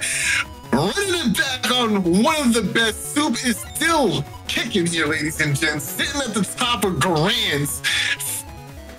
Whew. Okay, playerzero has to claim a win if he wants this bracket reset so he can become the champion once more. But is Soup going to allow that to happen? This is it. This is where all the marbles are. I lost my marbles a long time ago. I have no marbles left. All right, does that mean I have all the marbles? Because if I have all the marbles, I'm happy. Whoa there, buddy. You think it's a zero-sum game or something? Yeah, like if you don't have marbles, they went somewhere. Like, and I'm the only one here. Like, I lost my marbles. So are you telling me you picked up my marbles without telling me, and you didn't return them to me? Or are you a bad person, Soul? So we see this is a really great hand for PlayerzEro because they have uninstall and bug fix to boot. This is a great position. If he can land this uninstall, you can actually deal with super armor. What's the matter, Neryth? What? This is an insane turn for PlayerzEro. Bug fix, uninstall, machine gun. Yeah, this is crazy. But you know, Soup ain't no slouch either. You see that element in NSP, you can do a hefty 480 right off the bat into the full cast. So PlayerzEro might find not so much time to work with. There's nice Scout read. Not taking 480. Actually, no, still taking 480, but taking decross it instead of the fire. Well, okay. Well, it's the same result. It's even better. It's even better, actually, for Soup, because now you've broken up the field and locked your opponent. PlayerzEro's going to have to make the choice. What do you do in the back here? You got like one safe panel to stand on. But, you know, those Fruit Gushers, maybe they will reinvigorate PlayerzEro.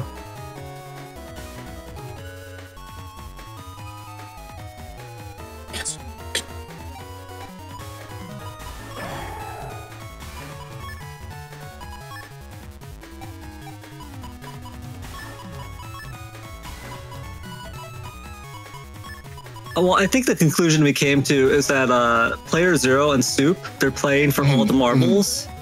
Yes. They're playing for all of the marbles, and then, but not all of them actually, because Soul apparently stole some of my marbles when I lost them. Oh.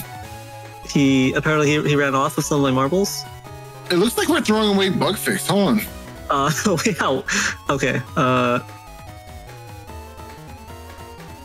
Yeah, no. Okay, you scared me, man. Bugfix was the first chip used. Was the first chip used in that turn. So yeah. HonorNite, stop it! Don't come fizzle me. It was uninstalling anti-navy. Okay. Yeah, but you know that last chip. That's not something you want, anyways, right? That's just throwing it away is perfectly understandable after what it did to you. I mean, uninstall is getting value in removing just super armor, but that's really it, right? So I guess it's not that critical if it's lost, because the getting already locks you down. Well, to be honest, oh yeah, there it is, the counter. Oh! PlayerzEro! PlayerzEro's like, no, I've had enough. I've had enough. Yeah, you ain't escaping, cuz.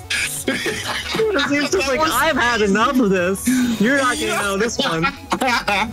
PlayerzEro. I've had enough of Soup's shenanigans, making panels to escape the Gunno Soul.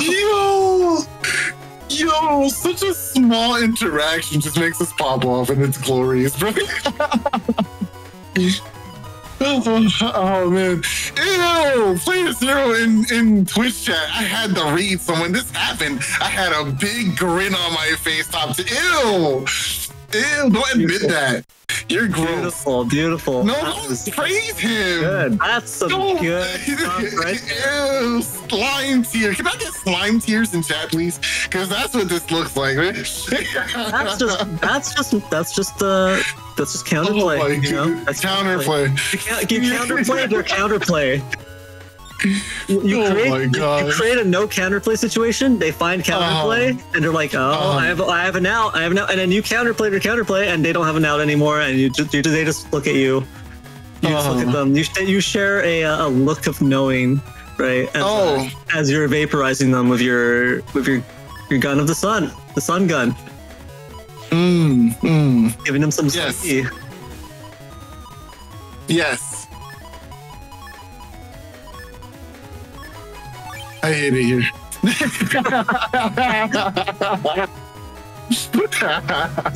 All right. Well, I mean, Soup does have this sanctuary. I don't actually know if you want to area grab before the sanctuary. I kind of don't even. I wouldn't even do that personally. I would just sanctuary the back two and just play. Yeah, I agree. I agree with that. 100%. I agree with that. Because like you grab sanctuary. If your opponent just grabs back and then is in like goes in tomahawk. Oh, speaking of which. Yeah, they just have that much more to work with. In fact, you'd be giving them life or on. Oh, okay, part of it clips. Oh no, this will actually decross. That's nasty. Ooh, player 0 takes a big hit there. Judgman comes down but does not connect. No paralysis. No other damage going out.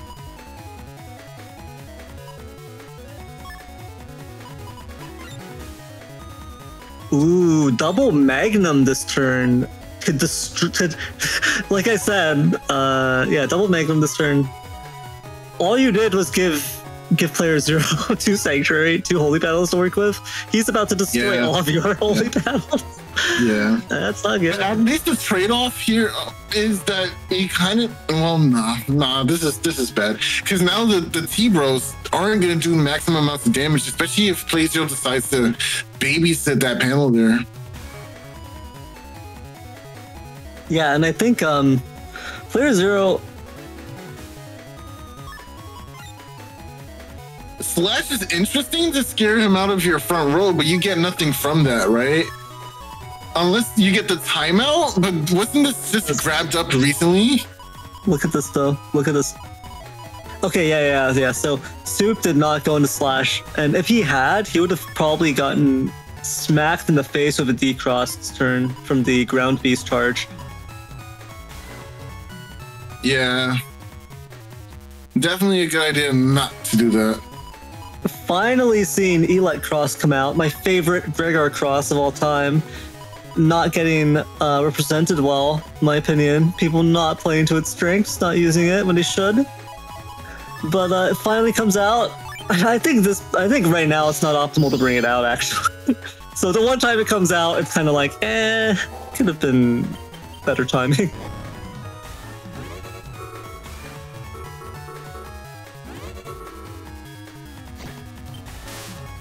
I don't like that player 0. Was that rollback maybe? I don't like this roll taking here. Oh, stepping down to the bottom. Yeah, that actually buys you all the time in the world.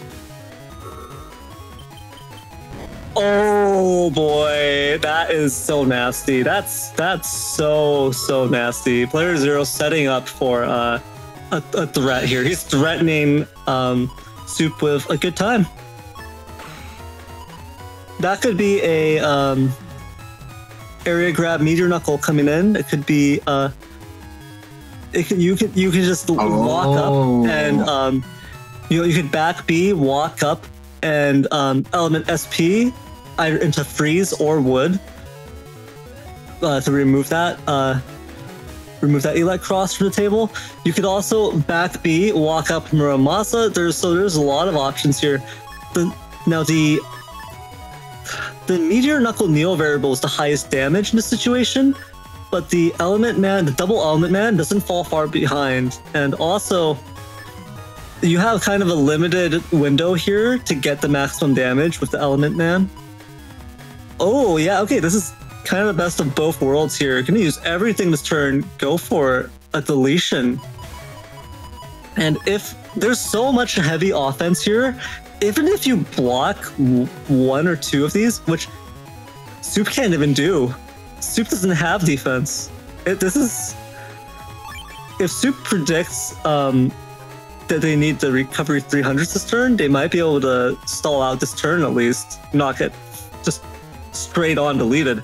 But yeah, so there's a double recovery 300s. Will Soup lock it in? That might save their life here.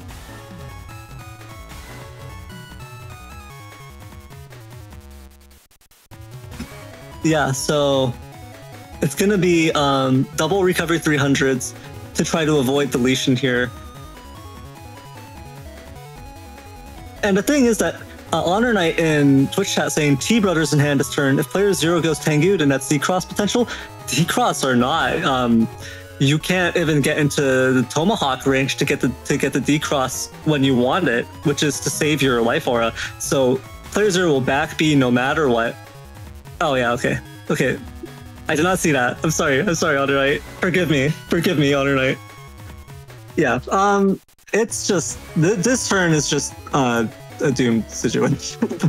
Offensively, Soup can't do anything. There's the recovery 300s. It is... And now there's a Tengu lock in play. Into the element freeze. It's just, it's over. And there it is. Double damage on the first hit. It's a full on knuckles. That's 900 damage. Ah! Player 0, no! I think I... That's right, no undershirt. Well, no. That's a bracket reset. Player 0. That's a bracket reset. You messed up the landing. Player 0. You...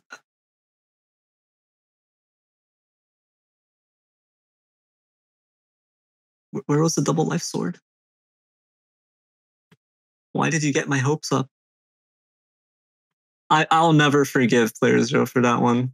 Messing up double life sword at the end. Alright, well, player 0 does take that one 3-2.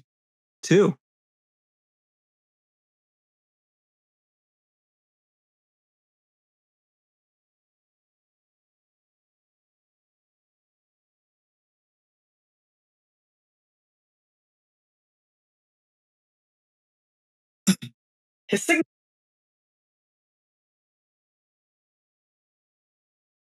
The coward's sword, the coward's blade.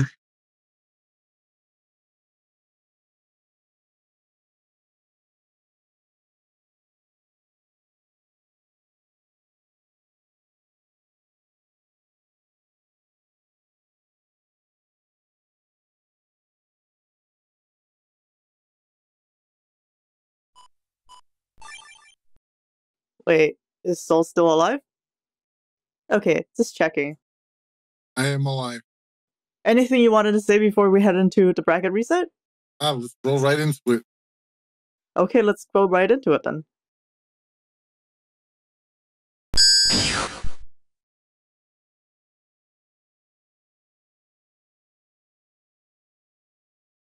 And here we go. Real final bracket blast operation set in.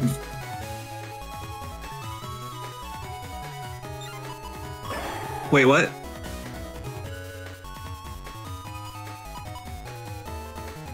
I'm winning, son. Okay, we have front perma. This is... Oh, that's cursed. That's cursed. No. This is, what power looks like. Power looks like being unable to use your full power because of front perma holes. No, power looks like Gundelso Magnum. Okay, sure, I guess. Oh. Yeah, there's nothing you can do to stop it. Turn 1.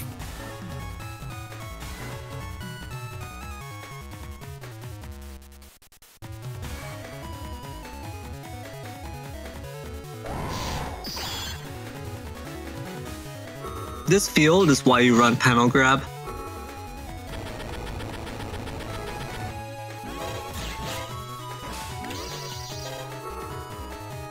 Ooh, nice. Soup going to interrupt the rest of this. I don't even know if that was worth it. I would have tanked the Magnum and just used the Invis at the end of the turn. Like, Magnum's 130 is nothing to scoff at, but it's also...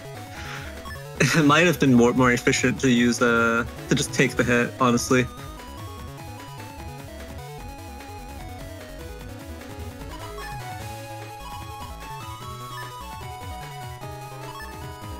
I guess it was the best call because player zero is about to go into another Gundel Soul turn, potentially. So I guess the Invis wouldn't have protected you at all anyways.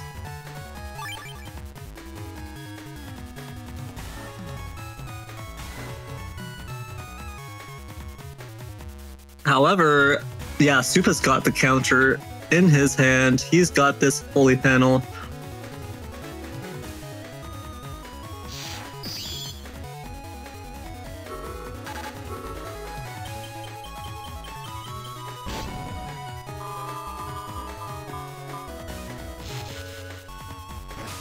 Nice, and now the refresh panels are allowed.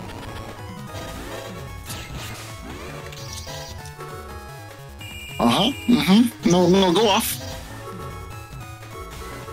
Slow gaze in this situation? Maybe the panels time out faster, I guess. That's rough. Lack of Buster Bug means those Fowler Feathers are actually gonna straight out DPS you, no questions asked. It's so rare, I feel like, to see the situation where it's like, oh, I'm spamming my Buster and I'm not randomly out DPSing you. It's just like Buster Bug is so ingrained in my soul now that I'm just like, I see it and I'm just like, oh, someone's spamming their Buster. Are we gonna randomly see like 300 damage through the P shots? It's actually, it feels so weird. It feels so liberating to see it not do that. Yeah. Thank you, Soup, for that. Thank you, Soup, for cleansing my soul a little bit.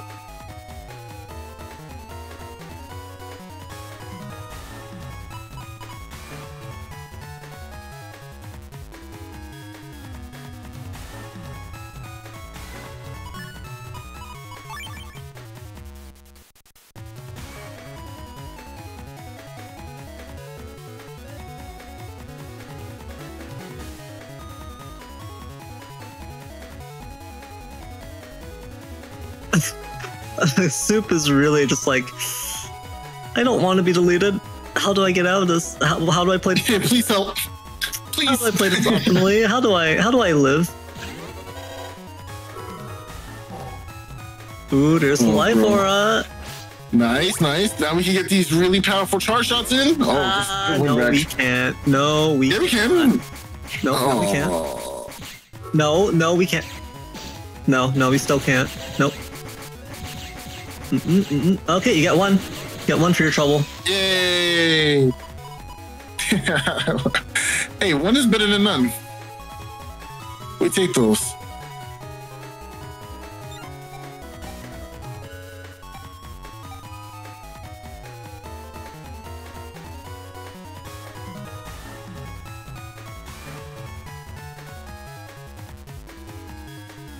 All right. I think what you do here is you go on a ground cross and you mag them and trap them in here. Actually, I think that bottom panel, that broken bottom panel is gonna come back soon, right? So that's actually a problem for what I had in mind. That's unfortunate. That's such a tragedy. But if you could actually, what I really want to see is the ground cross charge shot decrossing slash cross.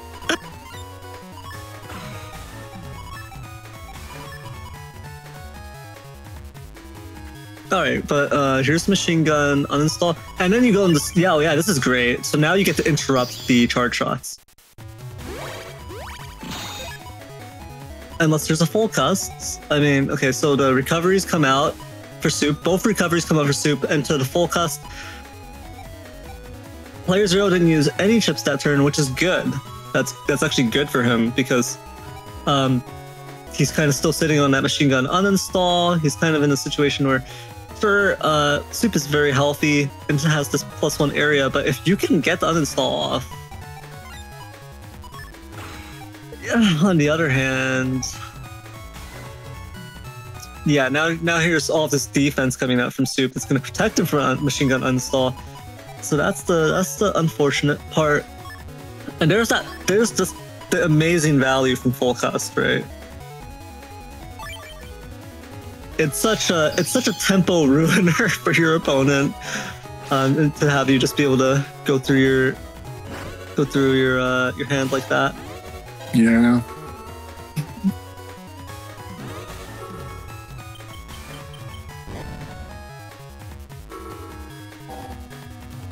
All this pressure, SoulXCross just doing what SoulXCross does. This is just the tried and true. Yeah, you can't even trade positively with this. You just take the damage you can.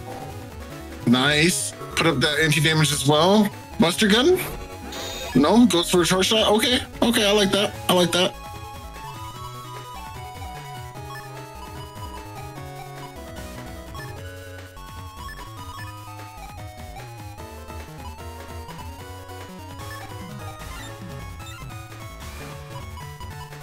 Ooh, yeah, I actually kind of like that. Oh, but actually no Tengu. Okay, I'm kind of disappointed now. I guess it's, you know, protect against the possibility of the paralysis change from kernel force potentially. But I would have been very greedy and just gone for Tengu there for back B to Word. Yeah. So I don't know. That's just me. I mean, the big problem here is that this charge shot is just waiting to be unleashed. So I guess that's why playerzero was like, do I even get to anti-sword before he releases this and decrosses?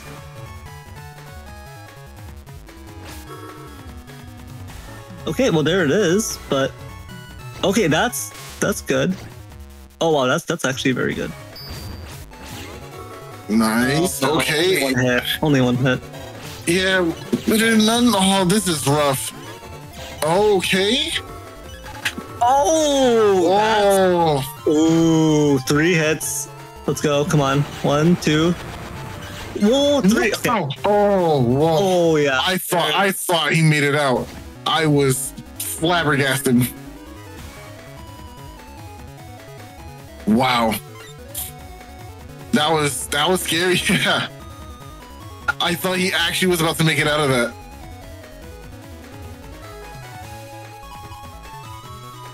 Does undershirt even save you there? Because isn't that slow gauge? Like, I think you just still get P-shotted afterwards, right? Yeah.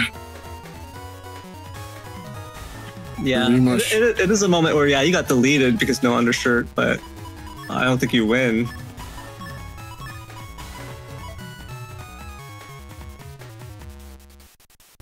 Oh, actually, that's true. The retaliation would have been... Okay, yeah, I see.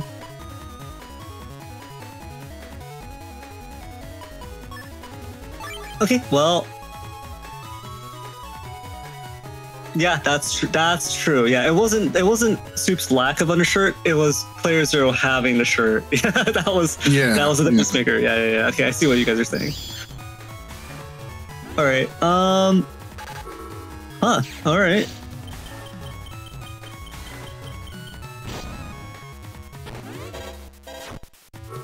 That's right, shove him back. Shove him back. No! Alright, the dream is dead. Nothing to do with that hole there. PC just sticking to it, making sure he doesn't take any charge shackles. Oh, that was tough. That's nasty. That is a nasty shape for Soup's field right there. That is really good. playerzero can just dance back and forth, go for the Tengu charge shots. Soup has this area grab. That's his only hope of getting out of here. Especially because, well, actually, I think that Tengu Man SP, yeah, because the Rock Cube took 1 hit. Because it took 1 hit from the Tengu rack, I think the Tengu Man SP will actually finish it off and free Soup from this trap. That's actually very good for Soup. I mean, yeah, and even if it gets stolen, it still freeze.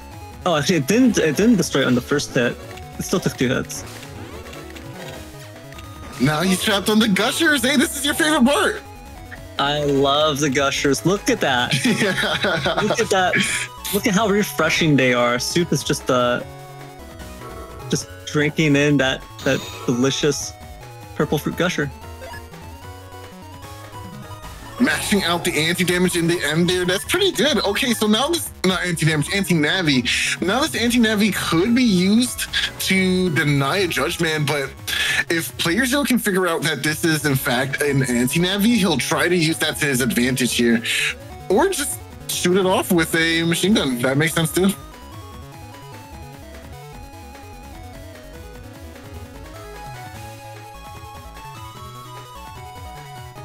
Look at this. Look at this schmuck. Look at playerzero running anti-navi instead of anti-recovery. Look at Soup being able to freely lock in his recovery 300s. Ugh. Disappointing. Disgusting, playerzero. Right, well, the recovers. The recovers were able to help weather the storm, but you're still stuck in this situation. And the feathers just add up tons of damage. Hey, look, we found the bug fix. Nice. Can you just bug fix? Oh, also, I see. All right. But no, yeah, I don't know what you guys are talking about. BZ always had barrier 200 up. Great. Good. Yes, playerzero. Yes. Yep.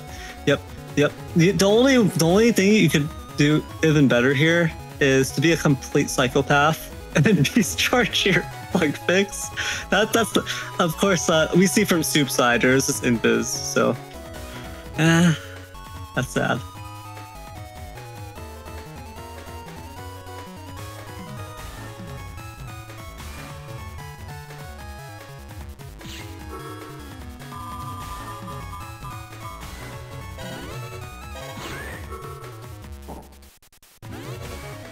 Nice, good invis, good defensively.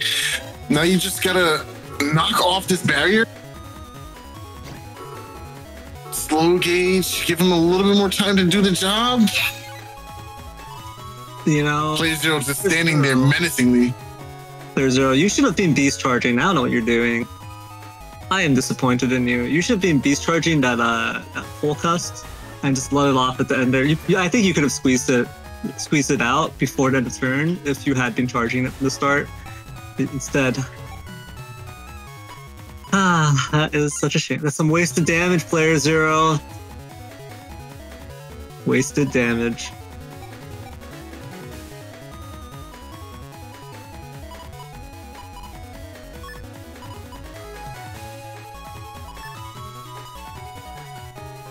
Oh man.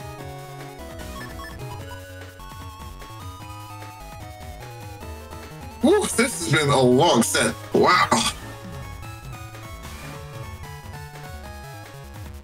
Well, what do you expect? It's Soup and playerzero. Yeah, every decision is taking immense care. You know, you can't make any slip-ups. Especially when you're playing Gregar.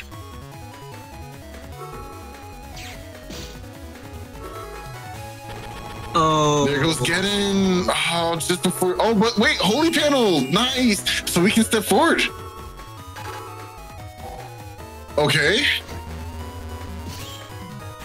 Oh, okay.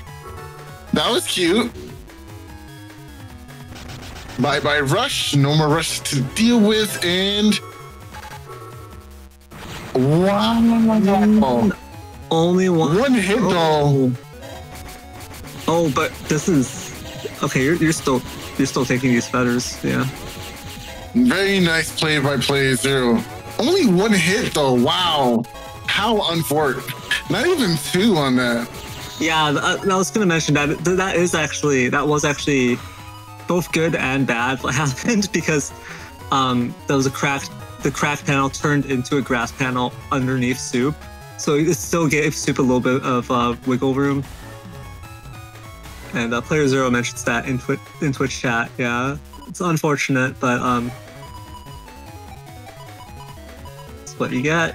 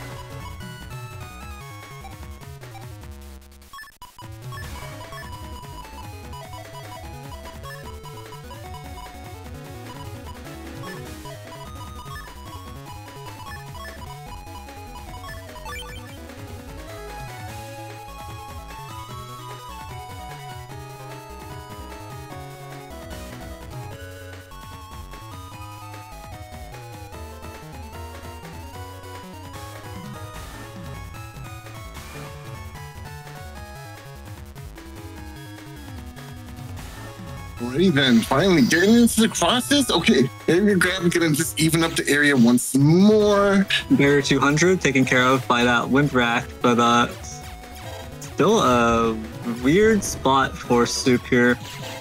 At least Erase Man. I was wondering why PZ didn't just use Erase Man on the trap. Oh, maybe he thought it was anti-nabby actually. Oh, that makes sense.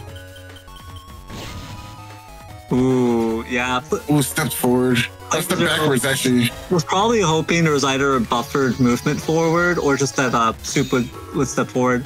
Luckily, Soup did not have a buffered movement forward and was able to just step back away from the Tomahawk lock and also the extremely lethal Gundel Soul that would have been there.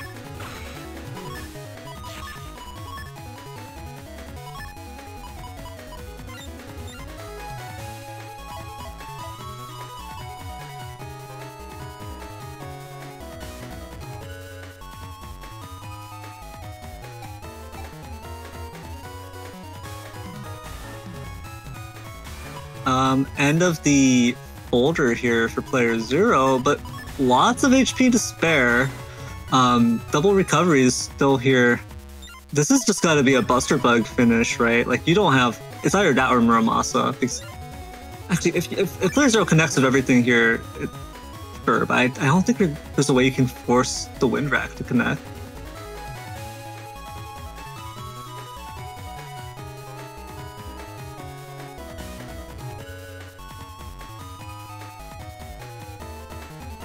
Okay, we're in Tomahawk range.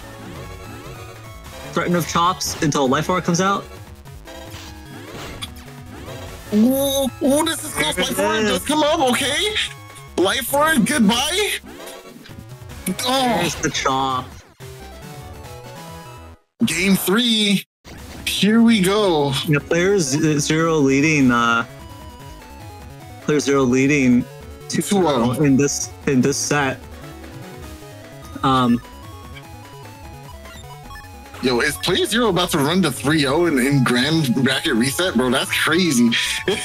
No way. Yeah, you can't go out like that. Like, don't let it be you, bro.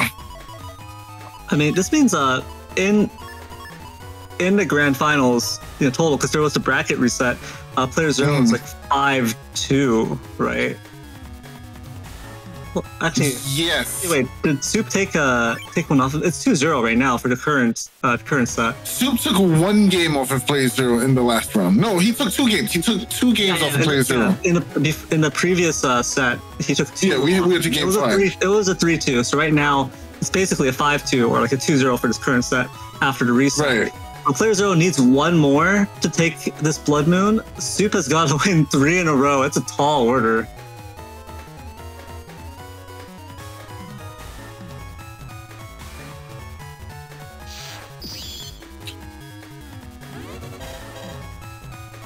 Magnum into a TFC, that's gonna do a lot of damage. I thought Element Man did a thing where it hits everything on the board on the opposite side, but I guess it doesn't target the Guardians. Why would it target the Guardians? They're just minding their own business. True.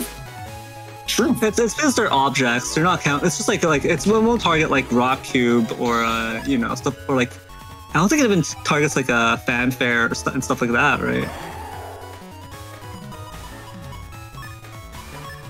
So I think it targets everything with an HP value, like with a visible HP value. You know what I'm saying? Yeah. Yeah.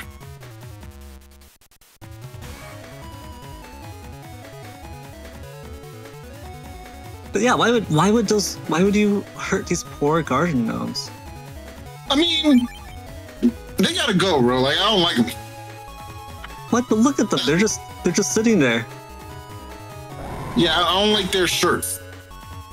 Oh, that's fair. Yeah, the shirts are a little bit weird. Yeah.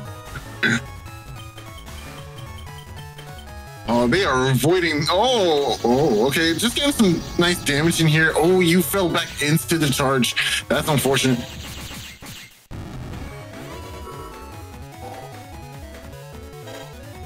No chip charge here. Okay, just playing the zone game. Oh, okay. All right.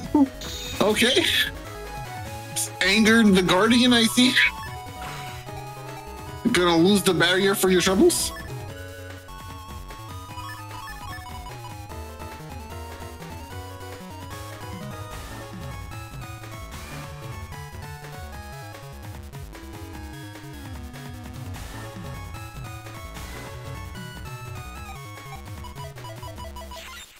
This has been a grueling set. Can you imagine being the ones playing this match? They have to think of every conceivable out, every conceivable play. Like, it's just a lot. And especially since playerzero tends to have his matches on the later side for him, right? Look, I'm not even listening to what you're saying, so all I'm seeing is that playerzero is a coward and is not taking Tengu Beast in here to win breath. Wow. No Tengu. Wow. Lost my support. You lost my support.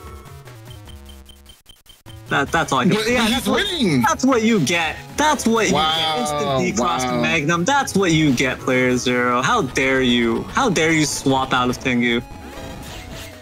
Wait, hold on. This is a lot of damage he's pushing out with these beast charges. Yeah, you should have kept doing that. It was working. Hold up. Oh, no. There it is.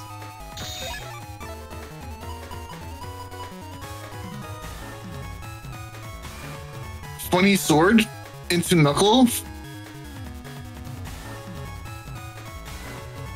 Funny sword into knuckle. I like it.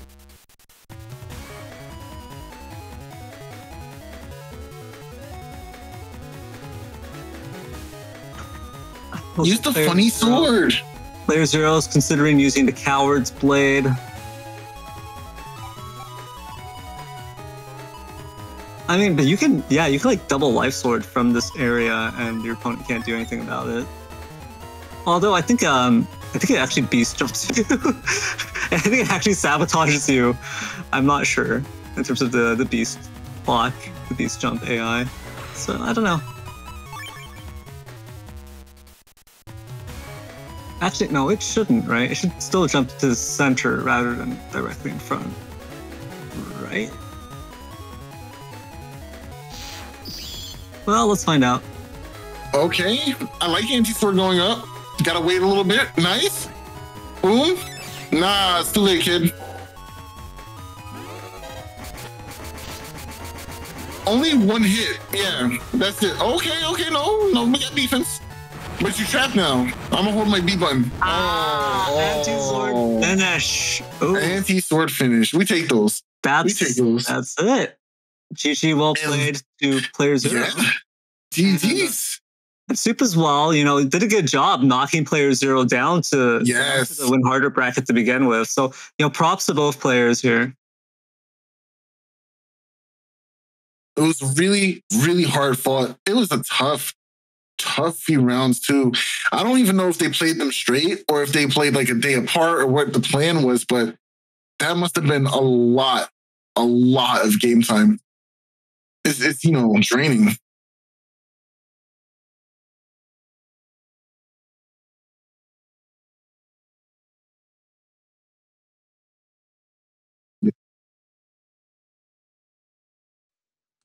So, the bracket reset was played a week apart because both playerzero and Soup had very tight schedules. The first best of 5 in the grand finals was played last week, or rather 2 weeks ago because of our delayed stream. That means the bracket reset and final match was played last Saturday. Congratulations to playerzero for taking the crown again. Unfortunately, that does mean he's taking out our Sun 3. We're really running out of backup Suns by this point.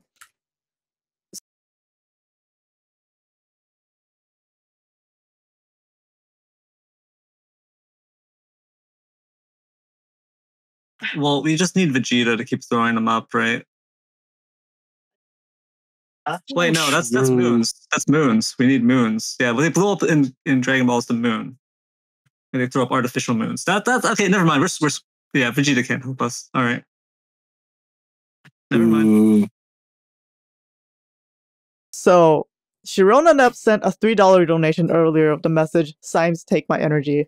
Unfortunately, Symes did lose, so I was thinking, every time a donation sends energy, that player, I believe, immediately gets knocked out.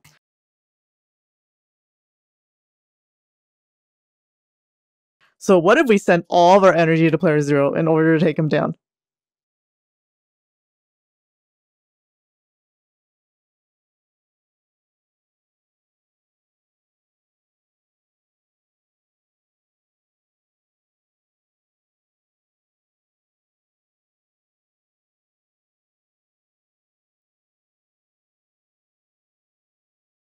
We did get a question in chat asking if there should be a custom screen timer of 30 seconds after an opponent has already locked in theirs. Currently, if there is an addition, it would be a timer that counts up, so you can at least track your own custom screen time.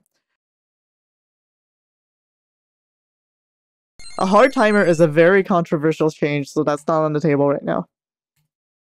Yeah, from a spectator's point of view, it can be pretty boring watching someone mull over the cust for like 50 seconds or even a minute plus, right? But from a player perspective, if you introduce a cust timer that that forces you into the round, if you don't choose within that time or anything like that, what that does is it favors builds that don't have that much to do in the cust screen. So it favors like lower cust builds and builds that are just like more straightforward to play to begin with, and it really takes away from builds that have more potential and setup and factors to consider. So that's why we're kind of like, we're not sure. Should we? I don't think we really want to introduce a hard timer right now, but it is something that's in consideration in terms of like, how do we at least track this as a problem? Yeah, there's a lot of ramifications for it on a meta and build diversity level, so instead, I propose a revolutionary new point system. Everyone has points, and if you take too long in the custom screen, you lose points. You also lose points for telling bad jokes. I'm making direct eye contact with playerzero. Actually, yeah, you just lose points as well for being playerzero. You also get points knocked off for being banned or suspended in a server breaking rules. Now, you might ask what happens if you run out of points. That's simple. You get deleted immediately, like in real life. Yeah, oh wow, I support this. I fully support this. I think this is the most reasonable solution to the custom screen timer conundrum we have. All the trouble we have here. Yeah, from the trouble we have with playerzero, right? What?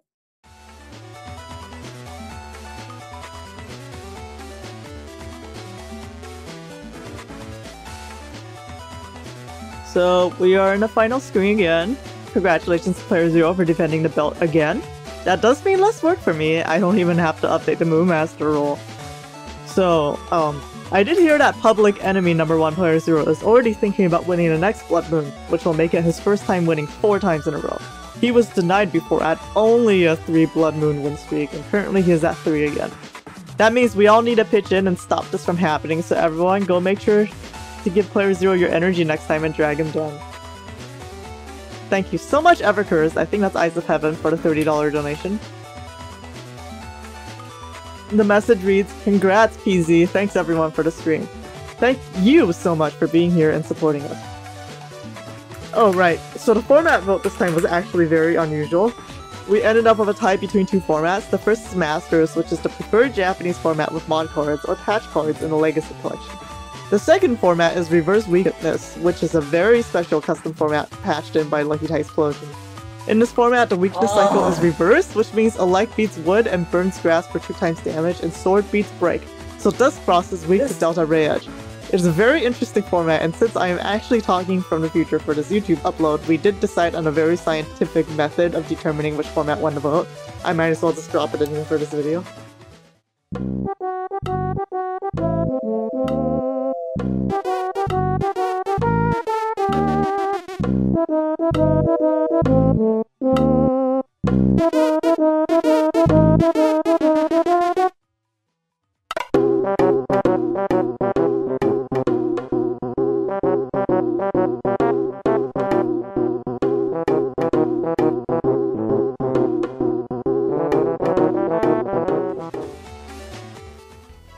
So now that we're in the credits, we have 2 tournaments coming up. One is hosted by Demi-D, that is going to be both for the Switch, this Legacy collection, and also a Tango version. And they're both going to be packed with prizes. We also have a tournament by China TV. He will be hosting a very special tournament for Battle 4 with Flop-Tard's Rattle Network patch, which is going to be very, very interesting. So this patch supercharges all the chips, and is also paying tribute to the very silly, cheesy patches that were made about 20 years ago by now, actually. So be sure to check that out. And with that, I want to thank everyone for watching the stream. I want to thank our casters for casting for almost 5 hours, and our participants that made it to the top cut. So they are ordered from 1st seed to last seed. So player 0 was 1st seed and Zerobillion with 8th seed. And with that, that's the end of the stream. Bye!